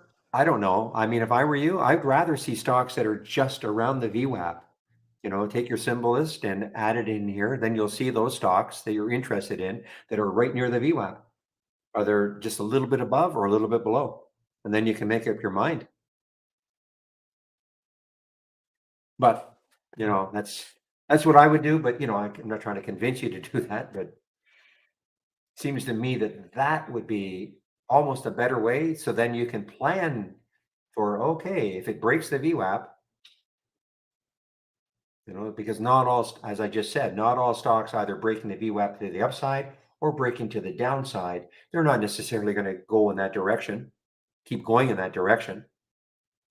But there might be something, if you in your symbol list, when you click on it and go, wow, okay, this looks really good. It's consolidating under the VWAP, and then if it breaks above it, I want to know, put a little price alert.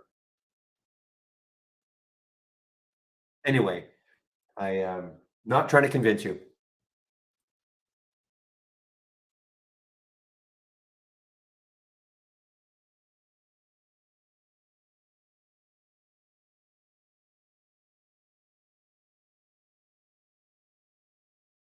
Yeah, no, there is nothing you can do, Sam. There's no, I mean, you didn't see then because I did exactly what you said. I put up I just deleted it, okay? But I did exactly what you said to do.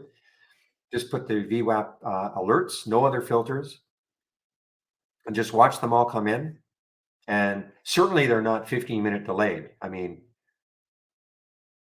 but and the reason I know it's not 15-minute delayed is because when I click on the alert, that is the price. Now, is it were some far from the VWAP? They're the ones that were far were the more expensive ones. They weren't all far, even though even if they were expensive, but that's the only thing I really noticed.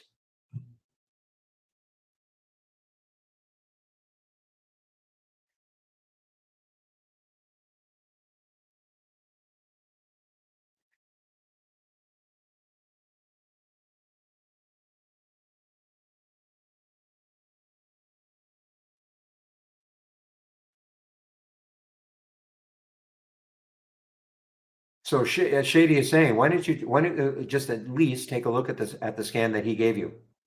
Okay, you can always adjust it for and okay, and just put your symbol that's attached to it. Okay.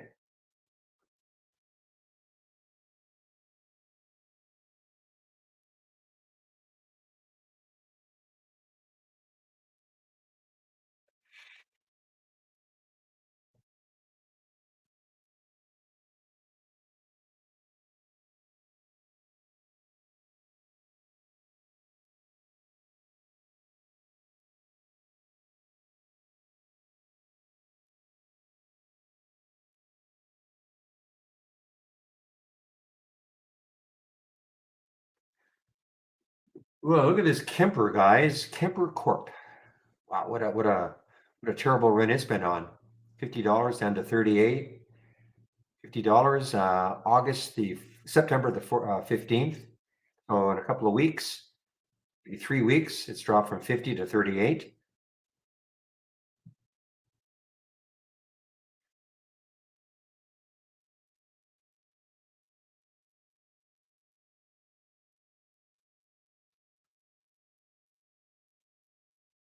Let's take a look at this one a little more closely and see where the next low is on, say, the monthly chart for KMPR.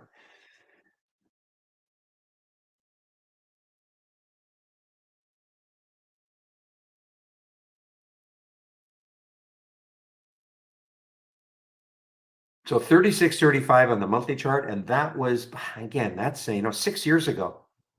Do we really care? 6 years ago, it's testing a 6-year high ago low. I don't think that really matters. Market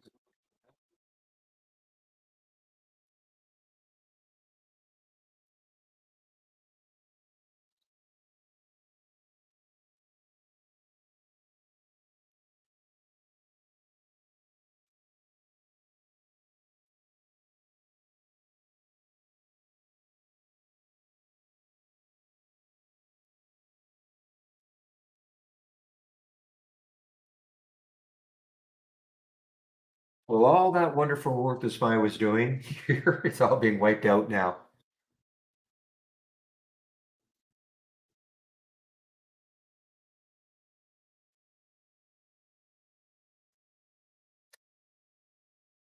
Yeah, trying to take a bounce now, I think is going to be like even a reversal right now. I don't think is the way to go. Got like a bounce reversal. Something was down big yesterday, and now it's up today. I don't think that's the way to go right now, guys.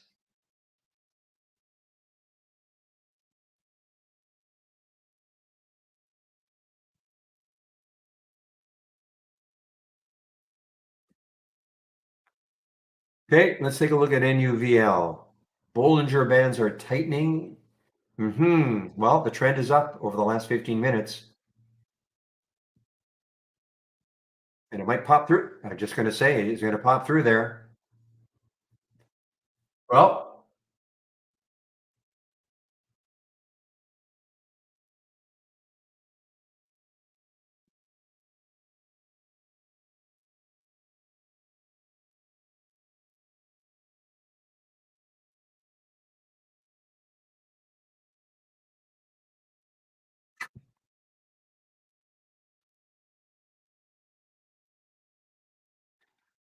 Well, I didn't get a fill. I didn't get the fill I wanted.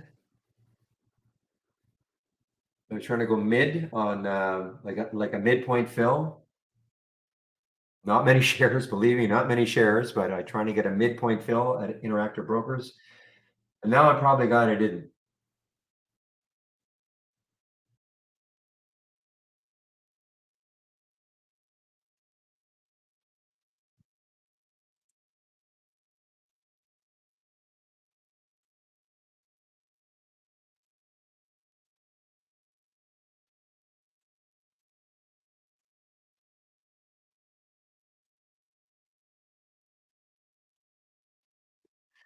No, no, no, no. I'd be going long. I'm not anything. I couldn't get it where I wanted it. If you know Interactive Brokers, I went mid, okay, trying to get a mid price because the spread was pretty tough. They wouldn't fill me. At this point, I'm glad they didn't fill me. No, because the trend is up right now. Right now, it's up.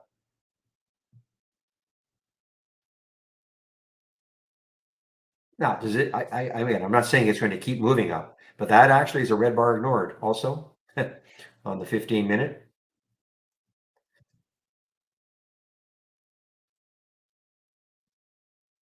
Right. Listen, very, very tricky. Very, very tricky. And you just don't know what's going to happen. Bottom could fall out, or it could challenge the high of the day. You just don't know.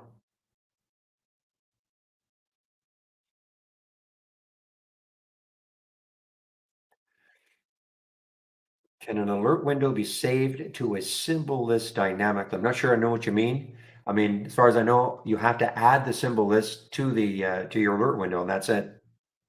I'm not sure what you mean by dynamically. I know what dynamically means, but in this context, I'm not 100% sure I know what you mean.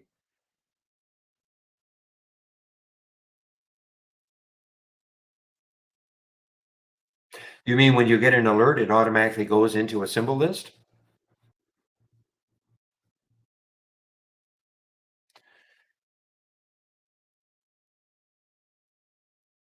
No, no. I mean, you can not dynamically. I mean, there's a way in which you can send to a symbol list. You get it, but you have to pick the symbol list you want. So no, it will not automatically go. Now, the only thing I would say, and not dynamic, but I mean, it's one extra step. You get something you like, click the heart. So it goes to your my liked. One extra step. And so if your symbol list, if you use the symbol list called my liked, and to me, I don't know if that's the worst thing because, do you necessarily want everything to go dynamically without, doing a little check first just to make sure you do want it? So it'd just be one extra step. You see the alert, click on the heart, like click on it and then click the heart and then it's in there.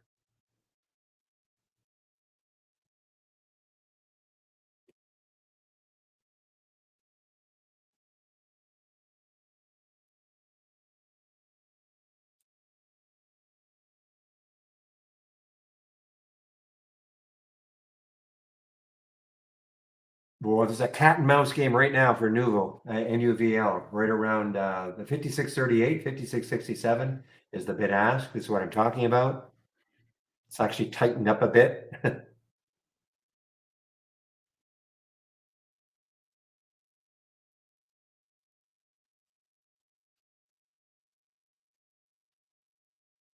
Well, you can kind of see if you get a bid in the 57s, that could get it going.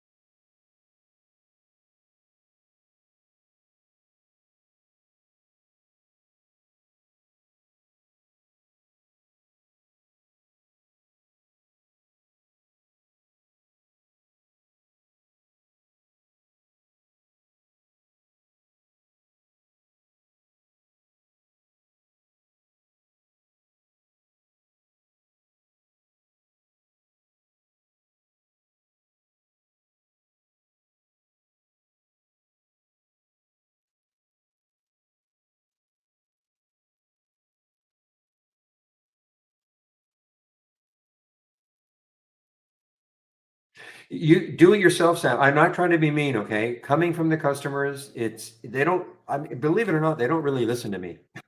Okay? Coming from the customers is way better. Again, trade ideas at support.com. And the more people that say that, if you're the only one, Sam, it's probably not going to happen. Okay.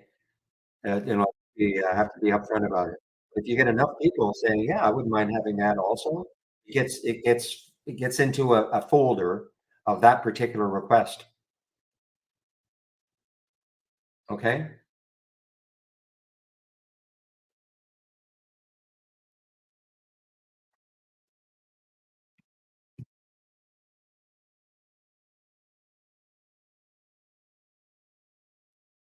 The Penske file.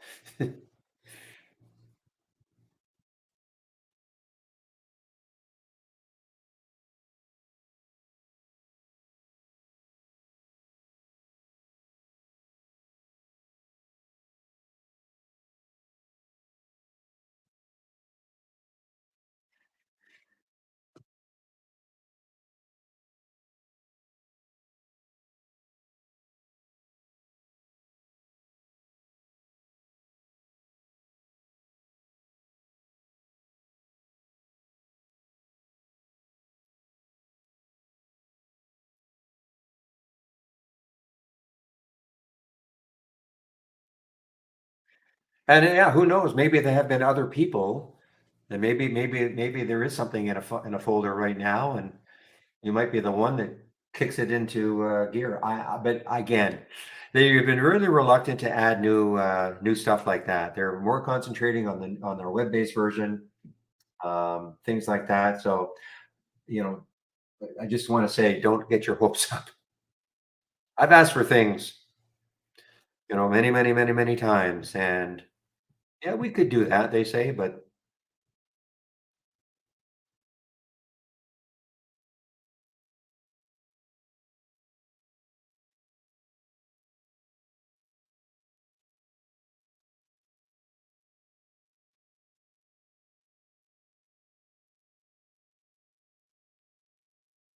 all right. Let's see what's happening with this NUVL. Yeah, it's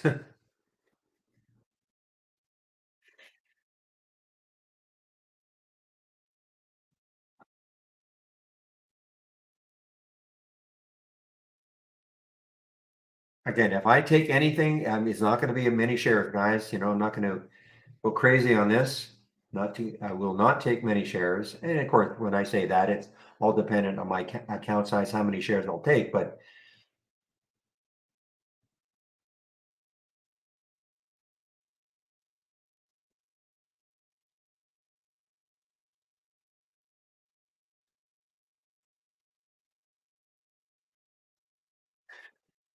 speaking of our web-based version, let's take a look at it and see what it looked like now.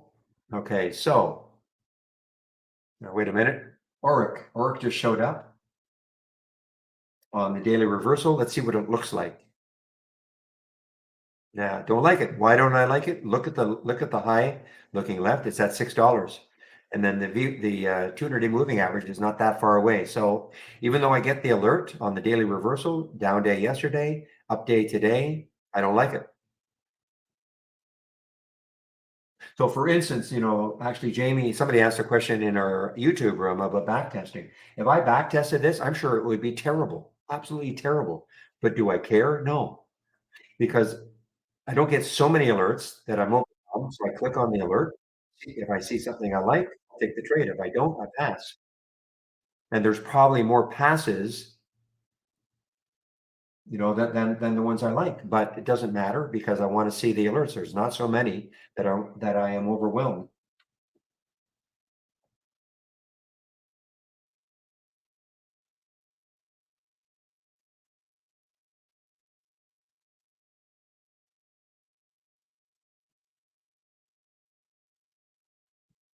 So again, let's take a look at this new website. So when you come to our new website, this is what you're going to see. You click on Market Scope.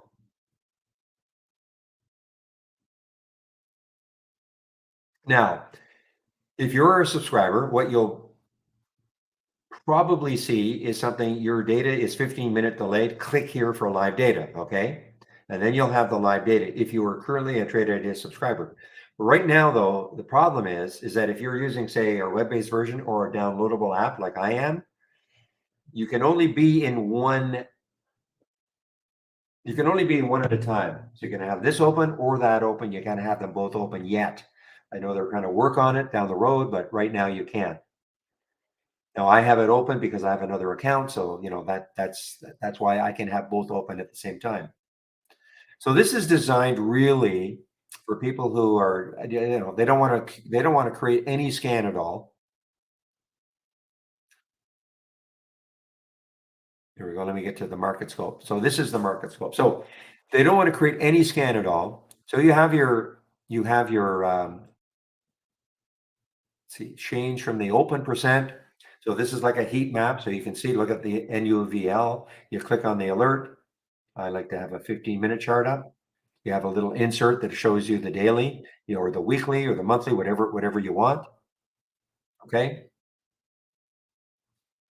Expand this a little bit. But it still requires you have some trading knowledge. I mean, I guess it's a big shortcut. You don't have to learn how to do anything in terms of creating scans. Okay. On the other hand, it's not customizable, so you might get things outside the price range you want. But I think it's a great, if you're, I don't want to say casual, because it's just for people who really don't want to. They don't want to have my scans. They don't want to have any of the other scans. They just want to have something almost like a no-brainer presented to them. Okay. And then we have these top lists, and this is a crawl, of course. And it's all real time. So biggest losers, biggest gainers on the top here.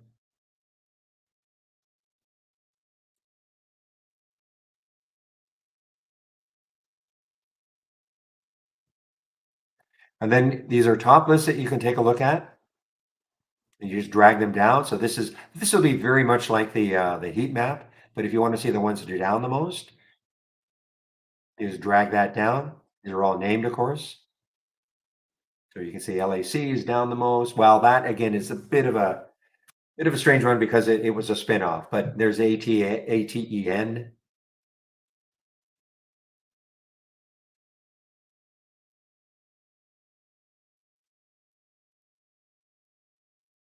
Somebody in our YouTube room? There was something going weird in the YouTube room. Okay. But anyway, so you can take a look at this. There's the EBIX. It's actually had a nice bounce, hasn't it? I think, did William, you participated in that bounce? That's a great bounce off this 550 level.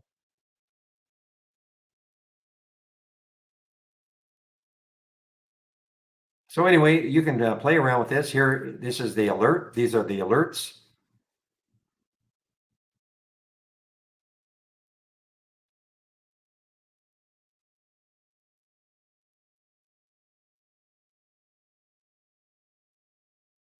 So this again, that's that crawl, the new daily highs, new daily lows, and you can drag this in also. I think up here it'll say multi-strategy or something like that.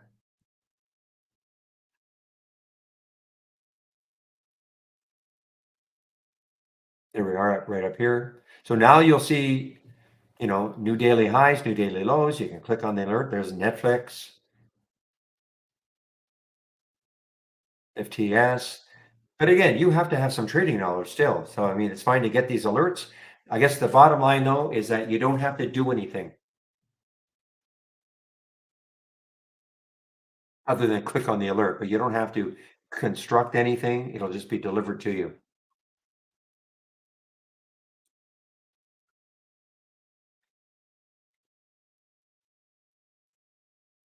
So if you want to take a look at that, this is a link.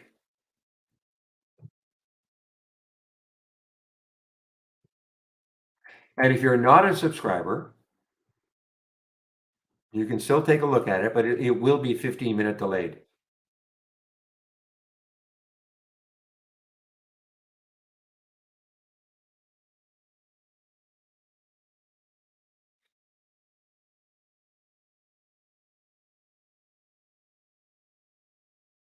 So what you would see is that your data is a 15-minute delayed. Like sign here or click here to get a subscription. Okay, if you don't have a subscription right now.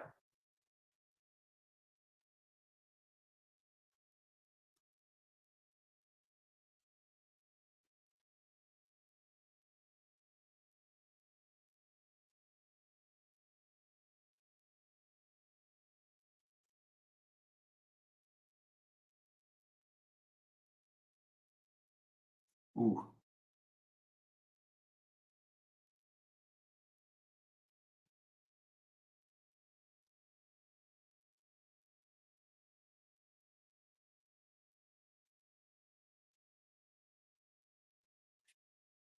All right, guys. Well, this KVYO, and this showed up a little while ago on the daily reversal. Obviously, it's got room. I mean, it's moving against the market. It doesn't seem to care right now what the market is doing. It's got room. The next high is 35.27. So that is what, a couple of dollars away.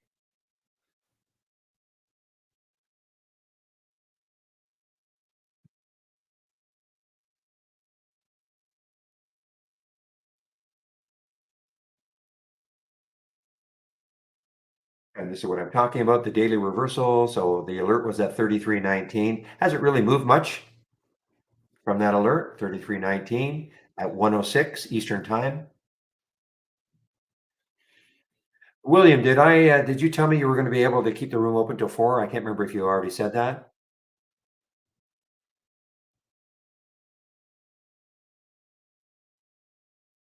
Yes, okay. So guys, 2:13 right now. So I have another 45 minutes or so in the room. I'll always stay after 3 if there are questions, but typically I'll shut down. I personally will shut down around 3, meaning the screen sharing will go away. I won't be on the mic, but William will keep the room open till 4 at least. Sometimes later if there's any interesting earnings plays after 4 o'clock, but up to 4 so you guys can, keep talking amongst yourselves. And with the YouTube people in YouTube, if you want to, because I have to shut YouTube down, I'll put the link in for the trading room if you want to head over there between 3 and 4. If you hadn't had enough of the market for the day. I know some of you can never have enough.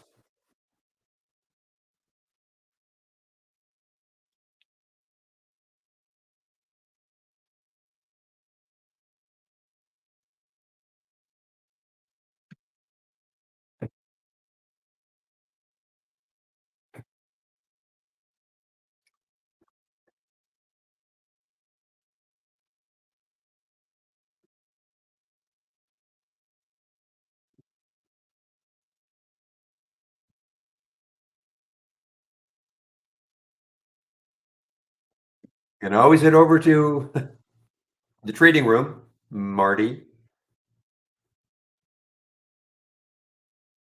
or I could leave you in charge of YouTube if you promise to be good.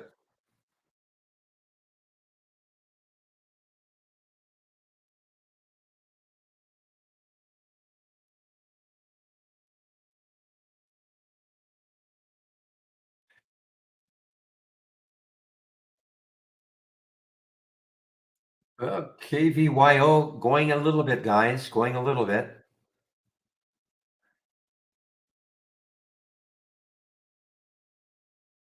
So this has been reasonably successful as an IPO because the IPO was at 30. It never really got below 30. So at least it's keeping its IPO price. We've seen so many of the IPOs that, they come out, they have a wonderful first day, and then you look later on and they're way below the IPO price.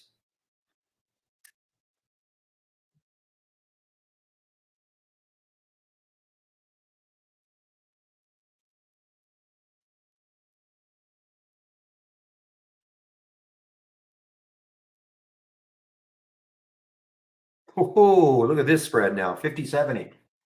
33.50, 33.70 for the KVYO.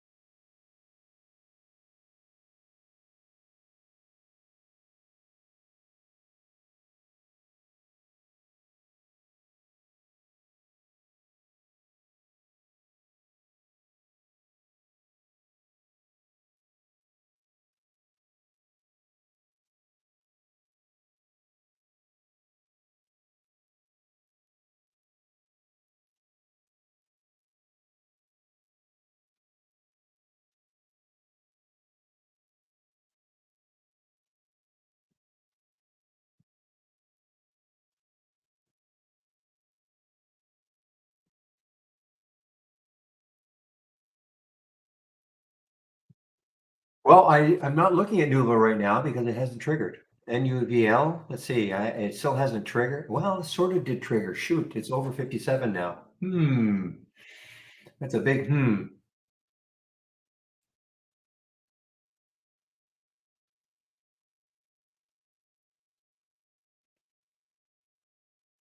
But you're right, there's still no volume. There's volume, don't get me wrong, there is volume, but it's dwindling.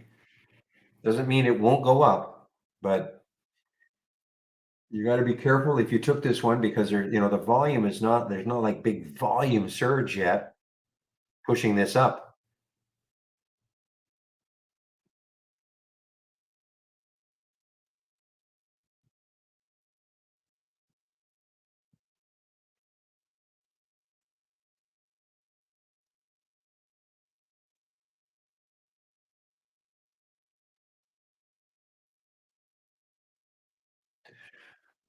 Okay, guys, are you getting on your cell phones? It's obviously not happening. Well, it shouldn't be happening in Canada. We have nothing to do with FEMA. So are you guys, it's 2:20 now, or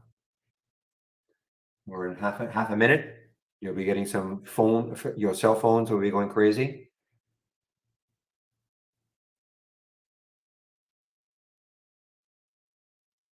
Oh, okay, so it's already happened. Okay.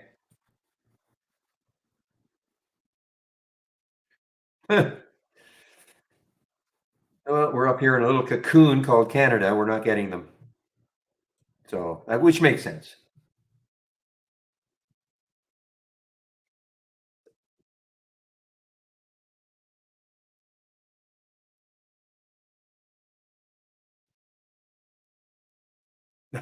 So it must be pretty loud. Wow.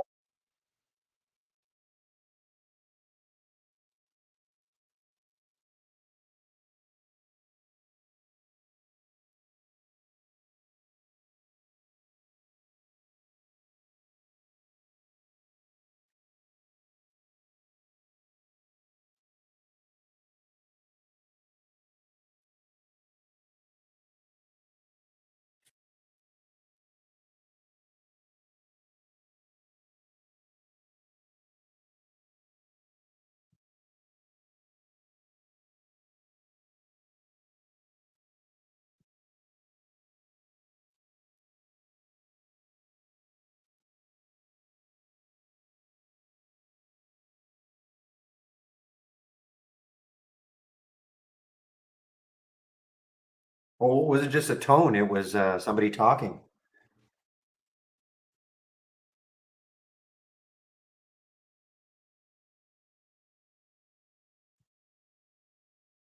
All right, guys, 2:21. So what I'll do right now, as I'm winding down in the room, I'll just put my homepage in, and so you can take a look at the scans. You might want to take a look at the scans that I've got.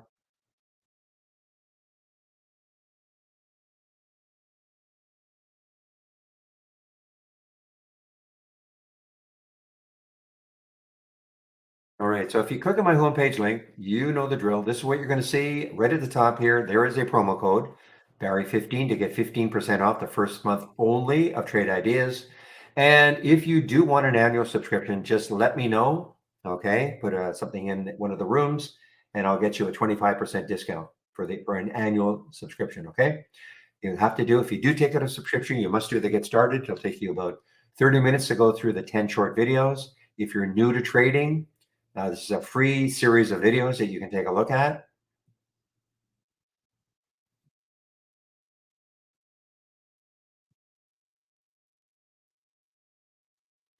Talk of the day video that I do, you can sign up for that. The trade of the week, you can sign up for it. It is free. You'll get it before the market opens Monday mornings.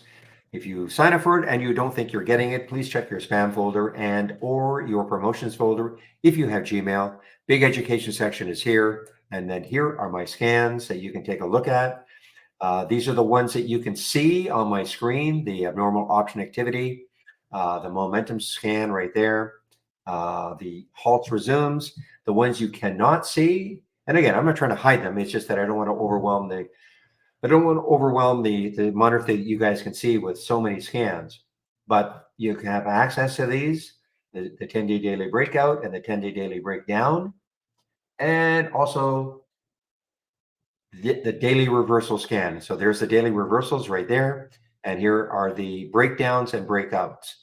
And you'll notice I got the versions, they don't repeat versions. And as always, if you do decide to take out a subscription, please use my promo code. It'll help the room a lot. It'll keep the room free. This is a free room, obviously. Those of you who aren't even subscribers, you can come on in. That's fine. We use it for marketing. But at some point in time, if you do decide to take out a subscription, you can either save my homepage link and then come in, or come into the room and use that code. Helps the room a lot. Okay, to keep it free.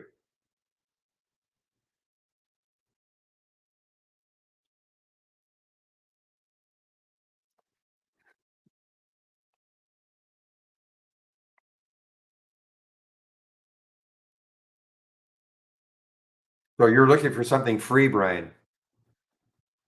Okay, because obviously we have it, but you're not a subscriber then.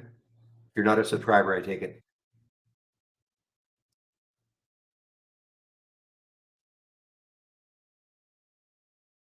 So why don't you use our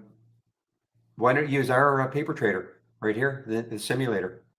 If you're a subscriber to Trade Ideas, why don't you use why don't you use this? The only reason you wouldn't is because you're not using our downloadable application. If you're using the web-based version, it's not available. Otherwise, this is part of the standard service and it uses our real-time data. Well, that's no, that's my fault, Brian. Really. I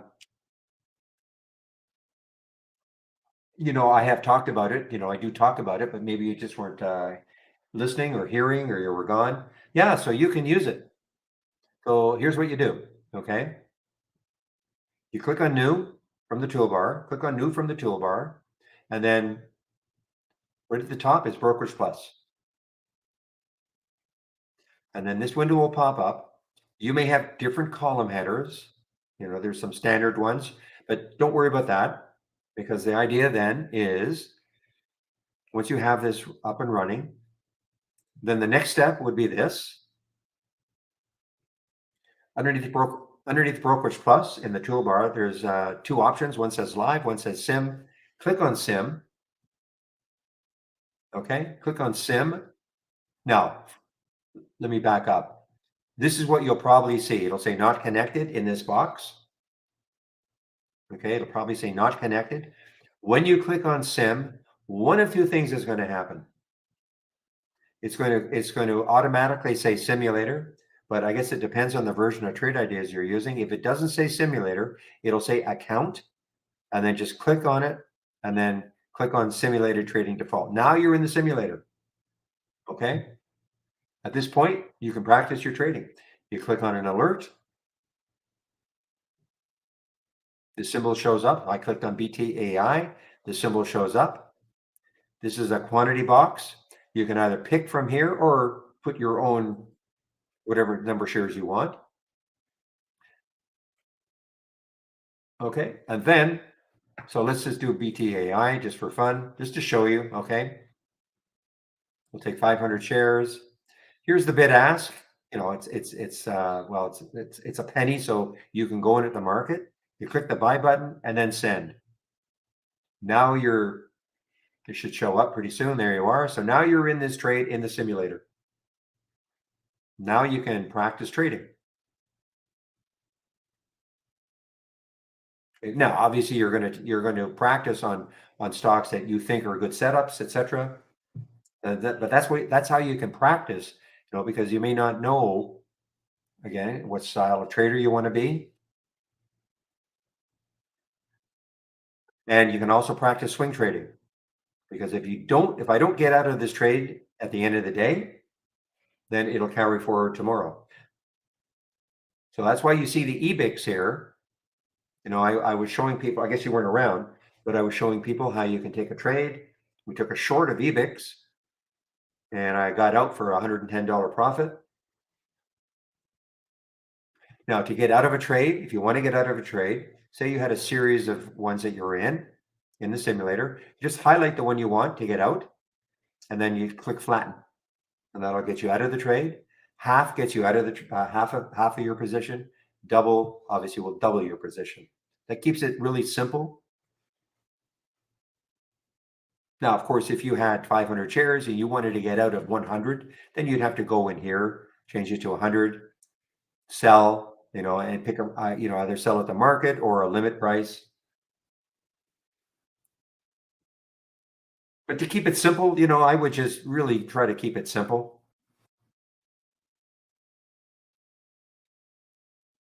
And again, anybody listening to me, this is all part of our standard service. Uses our real-time data. You don't need a broker. It's got nothing to do with your broker. Was it Peter? The test really, yeah, that's what everybody's saying. It really startled people. Well, I was right. Startled people.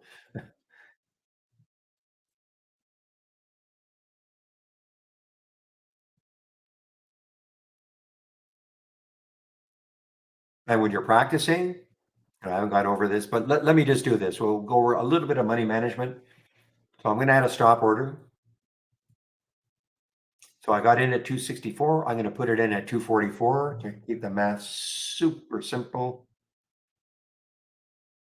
And you'll notice on the chart, there'll be a red line on the chart. If I get the BTAI chart up. You see, so there's a red line on the chart that now says minus 97.50. So what does that mean? That means if you allowed it to go down to your stop price, and I put it at 244 on purpose because I like to demonstrate risking $100 in the simulator. You'll be out for approximately a $100 loss. Okay. Now, again, how I trade is I'll have a watch list, a checklist. I must check everything before I take the trade. Now, most of the things are already checked based on my scans.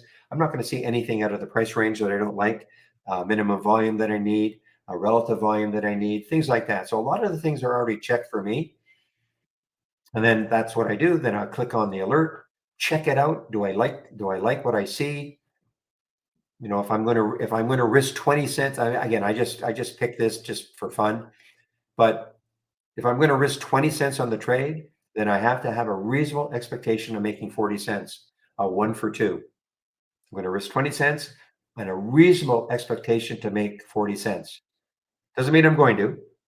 And how do I determine whether there's a reasonable expectation for me anyway? Is I just look left. And if I see, you know, for instance, so if I'm in this one at 268, if I were able to look left and I didn't see anything until what, 40 cents, say 306, maybe 320. If I look left on it, there was nothing until 320, then that becomes a viable trade. So I wouldn't have taken this trade really. Okay, but I'm just trying to demonstrate. So again, if I look left and I saw all sorts of room, 40 cents away until it hit the next high, I take the trade. If not, I don't take the trade. It's that simple. And I try to stick to that. Well, I don't try. I do stick to that. Now, does it mean I always make a 1 for 2 risk reward? Of course not. But you know, when I get into the trade, I just want to have a reasonable expectation of doing that. But you'll hear me sometimes saying I get out of the trade, I only made a little. That's because, you know, maybe, you know, this one was moving higher, higher, higher, and then it started to drop. I didn't like what I saw. Or maybe the volume dropped. Maybe the market turned against me if it was a stock that I was, you know, more in tune with the market. And also I'll get out. My stop is also the worst I want to do on a trade. So if I were in this early and it started to move down and the market wasn't looking good and the volume, you know, I might get out early.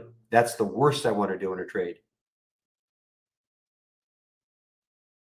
So that's one aspect. The next aspect, very important, of course, is how much you're going to risk on the trade.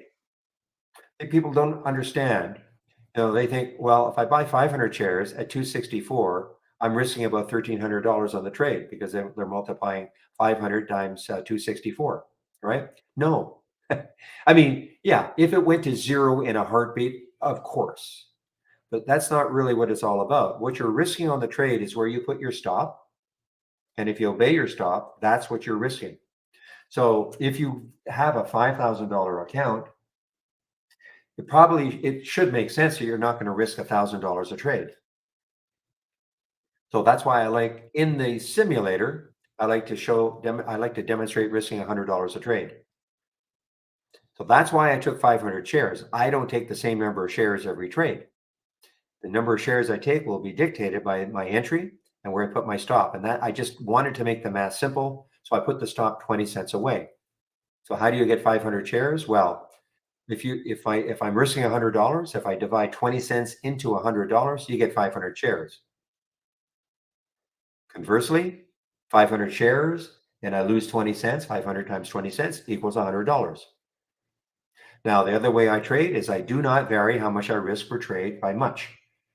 So I'm not risking 1,000 one trade, 500 the next, 100 the next. I try to have about the same amount of risk every single trade.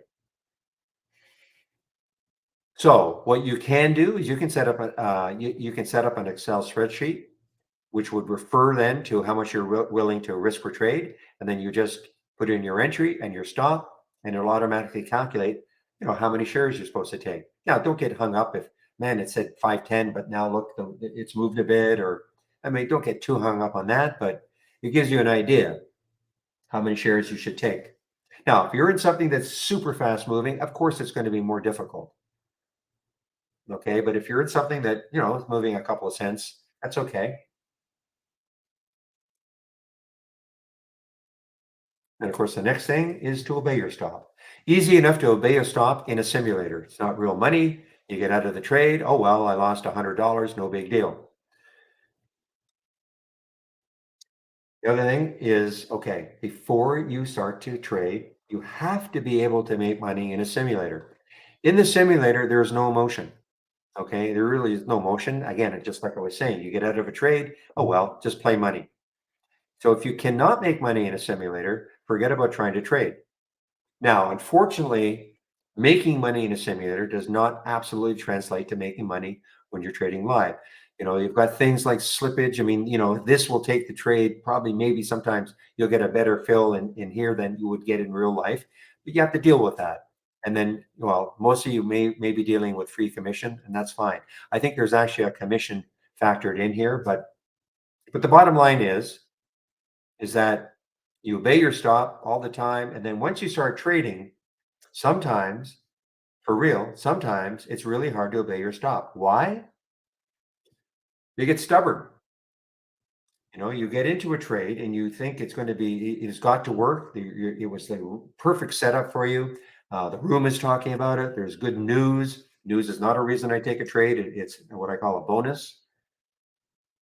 And, let's just say this BTAI, you're so convinced it was going to, move from here, and it starts sliding into your stop area. And instead of obeying your stop, you disobey it because you think, it's going to come back. So now you're down $200, $300, $400 instead of the manageable $100. And you find yourself with that loss.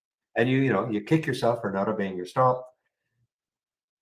And again, you guys, I know you've heard this, I don't know, 1,000 times, but almost as worse as bad is if you don't obey your stop, you're down two, three, four, $500, and then it does turn around on you. Now you're up a couple $100, and you're so happy you did not obey your stop. And of course that can happen. Of course it can happen. But all I'm saying, in my experience, not obeying your stop can really lead to bad, bad, bad management of your account. No, one thing, you don't obey your stop. You don't obey your stop, and you're really upset. You're down $500 instead of the $100. So you get reckless. You say, "Well, you know what? I better risk $600 on this next trade, even though I know I'm only supposed to risk 100.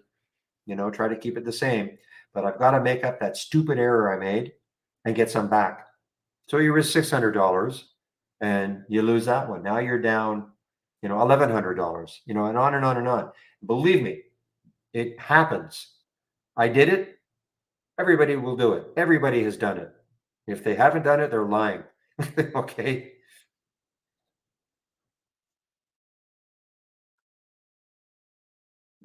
It took me, I didn't, well, when I first started trading, I didn't even know the concept of a stop. I just figured, it's got to work. I'll just stay in.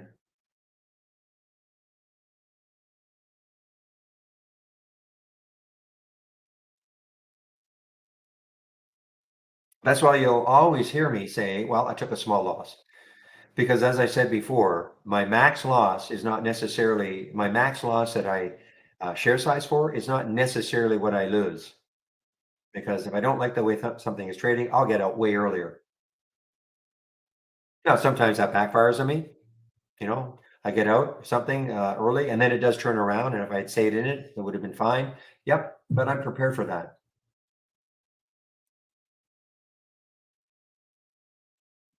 Or why are you making me look at AMC? But I'll look at AMC, the Beyonce tour coming.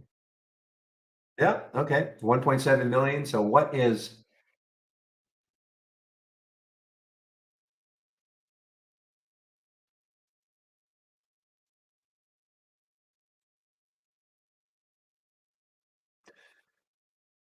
hey, listen, I mean, if they can crawl out of the abyss because of these concert tours that they're going to be showing in the theaters. I know that Taylor Swift went over very well. I think Beyonce is going to do something. Hey, great. I don't know if it's going to I don't know if it's going to solve their problem overall, but at least they'll get some revenue.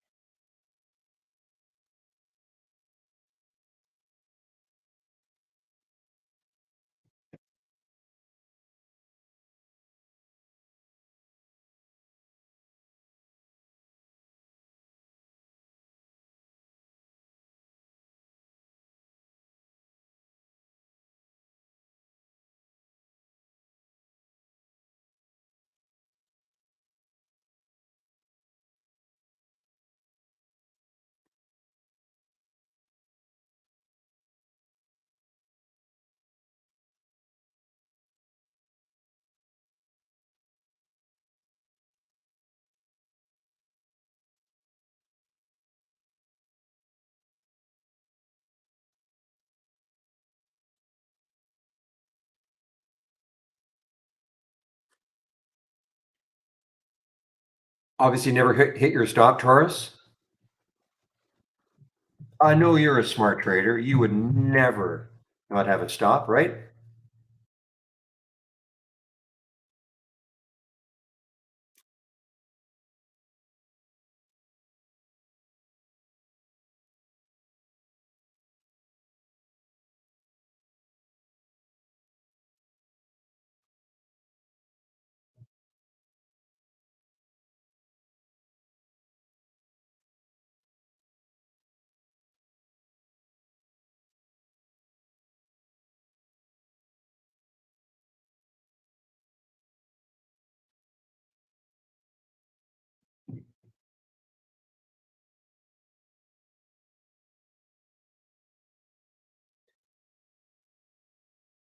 Well, you know what? I'm going to get my short hat on. If well, this will be for tomorrow. They have a lot of shorts now. 2.4 million at Interactive Brokers.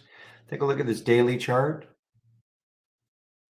869, 850 or so looks like a high that I might struggle to get through. I'm just trying to see if there was any. I mean, I know they announced that that Beyonce will be showing in the theaters along the same lines that the Taylor Swift concert was. And Beyonce's management group has got something to do with AMC. I saw it in the name. So anyway, I don't know if that is the reason right now. That was already announced before, but I'll be looking to short this at some point.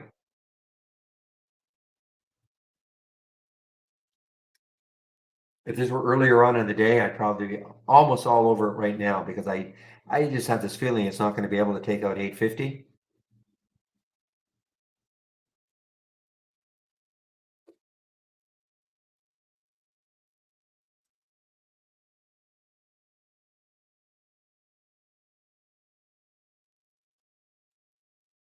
Wanted to see if GME is popping.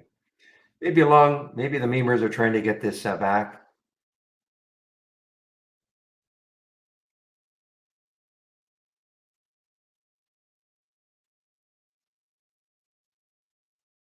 Haha, I know you're kidding, Poe. I know you're kidding.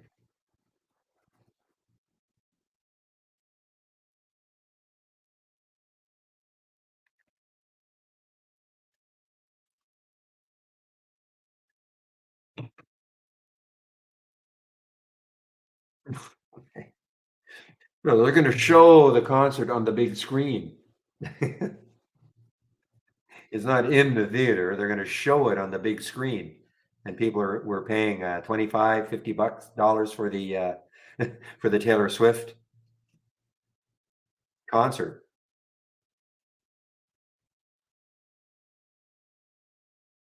So I'm sure I don't know. They probably had an arrangement where you could see it the day of, and then for a few days after. It worked out very well. I mean, it packed it. They packed it in. So Beyonce will be the next one.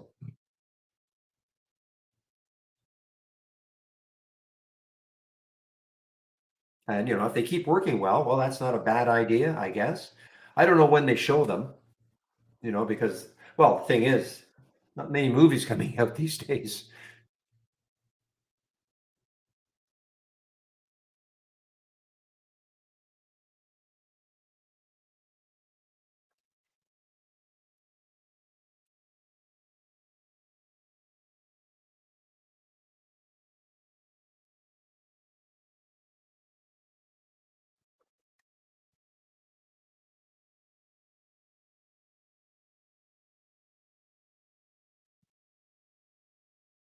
Okay, guys, it is now 2:45, so I've got another 15 minutes or so. So if you have any questions, please do not be shy. Ask away.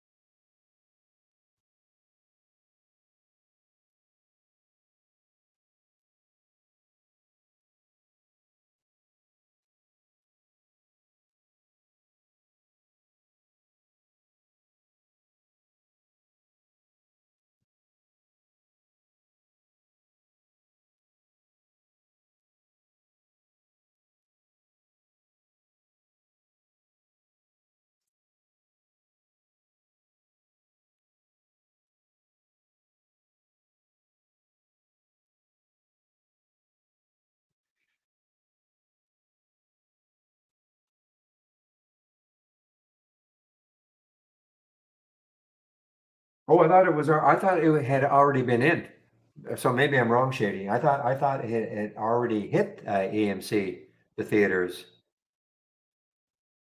So maybe I'm wrong.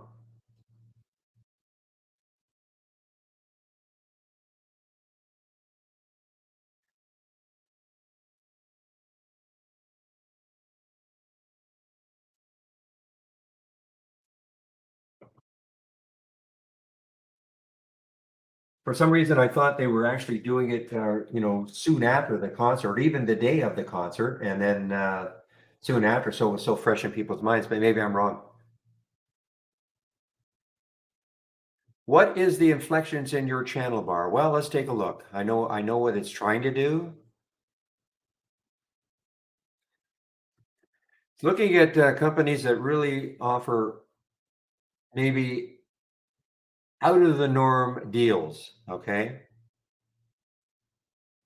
Now this is old, so it has not been updated. So kind of forget about it right now. This is really old. I thought it would be updated every week. So, the week of September 11th to 17th, Boot Barn, we captured new Boot Barn markdowns up to 50% off, language unseen at this time of year. So you might look at that and go, well, wait a minute, there is like a real fire sale. Are they in trouble? So maybe you short them. Okay, but let me ask that question. I thought it was up.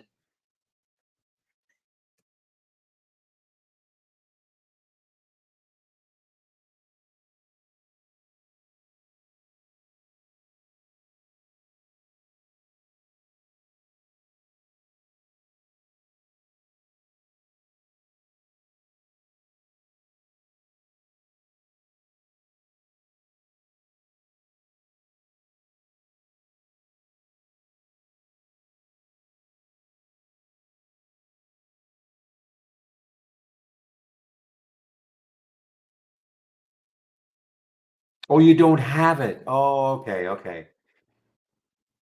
Well, that's what it's supposed to do. So maybe, okay, so you don't have it. So you're just asking because you heard about it?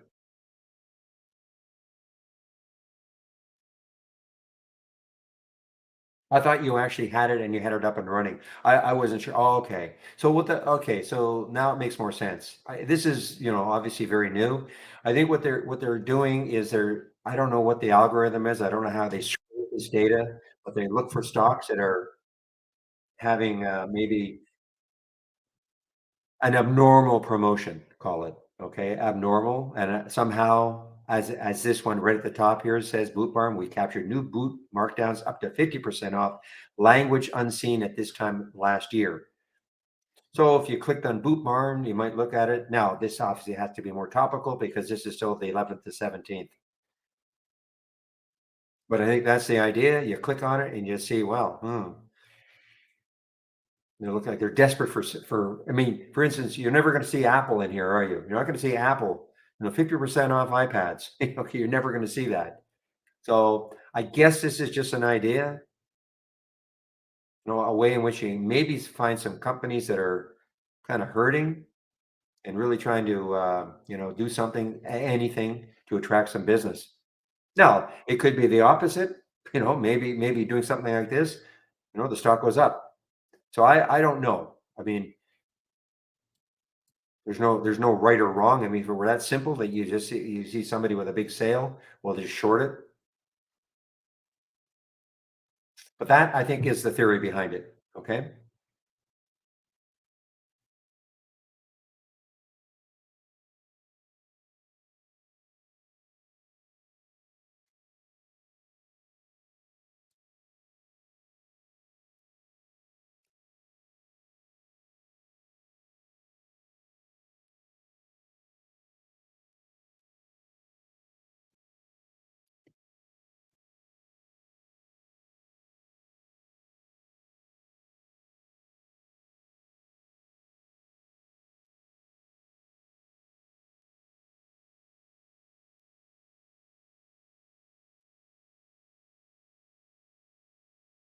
Well, I'll tell you guys, I mean, if this took out 5810, this NUVL towards the end of the day, we have another hour and 10 minutes left in normal market hours. Boy, this could really, really, I mean, traders are looking at this high over here at 61.67. That's what they're looking at. Okay, so I'm sorry, my bad. I mean, because the concert was a while ago, and I thought it was more or less around the same time.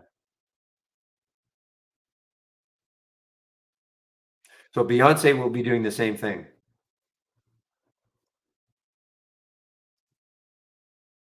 I don't know when her tour starts, but she has signed up for the same thing at the theater, not just AMC, but all the theaters.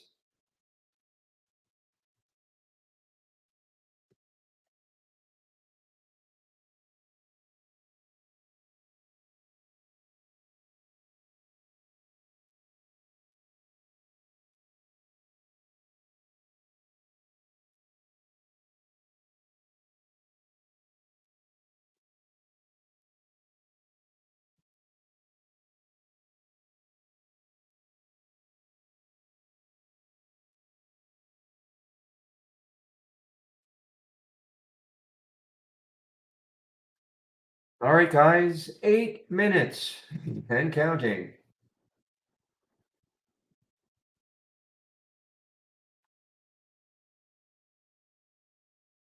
Oh, look at Bally. Holy smokes, Bally. Just these casinos. I don't think the casinos are doing very well. Or is it just Bally?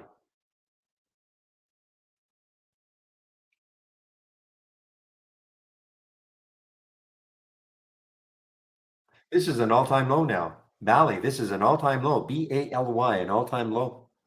Underneath, boy, I wish this were earlier. I'd be all over this. Underneath the whole number, all-time low. What could go wrong?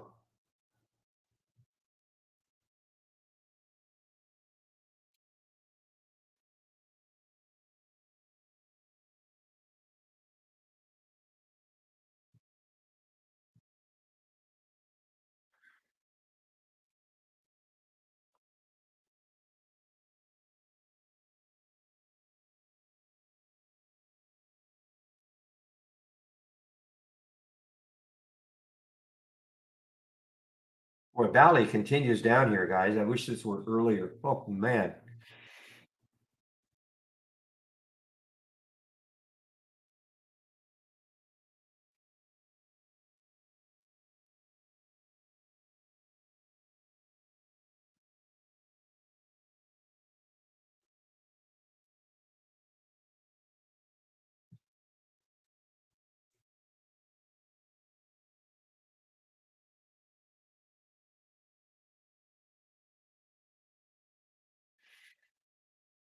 Yeah, so I mean, win is not quite as bad in terms of an overall, but definitely so the casinos obviously aren't doing too well.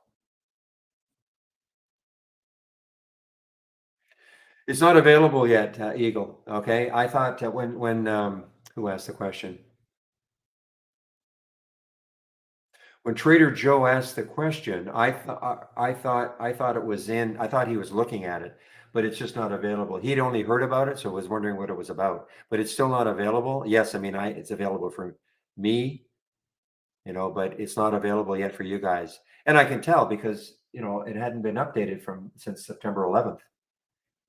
So again, the whole idea is again looking at companies that are having kind of blowout type sales, and then maybe figuring out a way to trade them.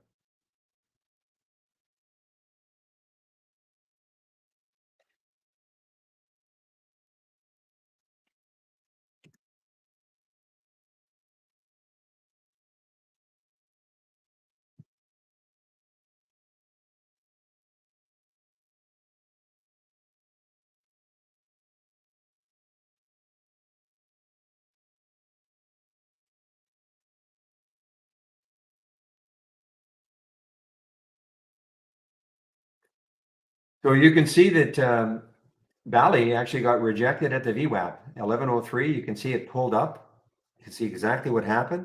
It came up into the VWAP, which was 1103, and a couple of times, maybe even call it three times, four times into the VWAP area and got rejected.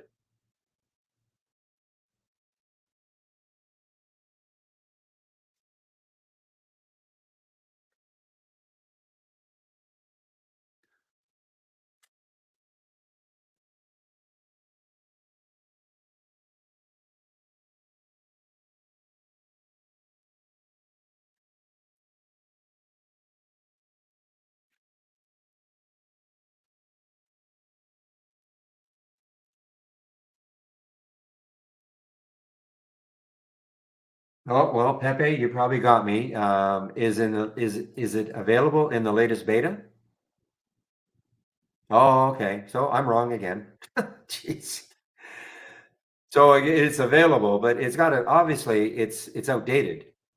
That's why I thought it wouldn't be available because this is outdated.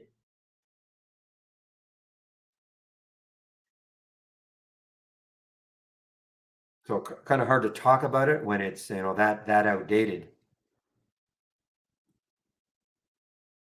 But the idea I think is that every week there'll be a series of new ones, new company. Mainly, I would say mainly retail companies because usually your local gas company doesn't say, "Hey, 50% off gas this week."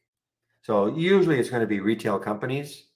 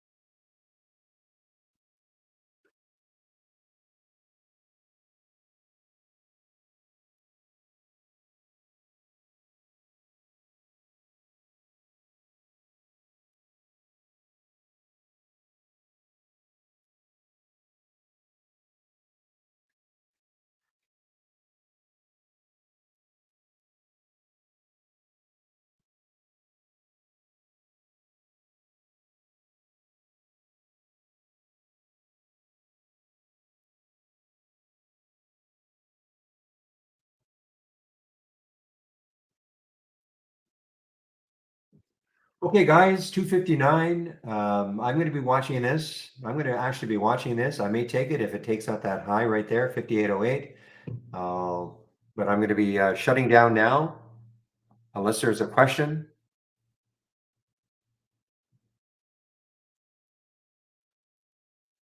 Okay, I don't see a question. So thanks for all the help as usual, all day long. And I'll open the rooms tomorrow. I'll be on the mic and sharing my screen by 9 o'clock Eastern time. So have a great evening and we'll see you tomorrow. So I'm putting myself on mute now.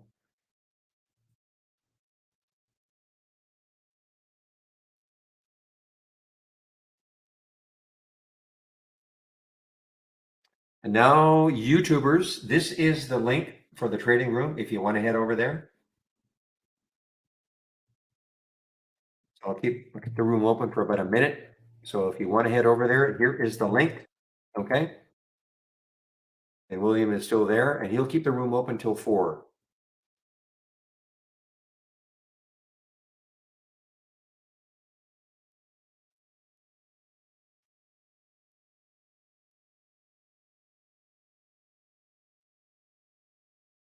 Okay, guys, in YouTube, I'll shut you guys down now.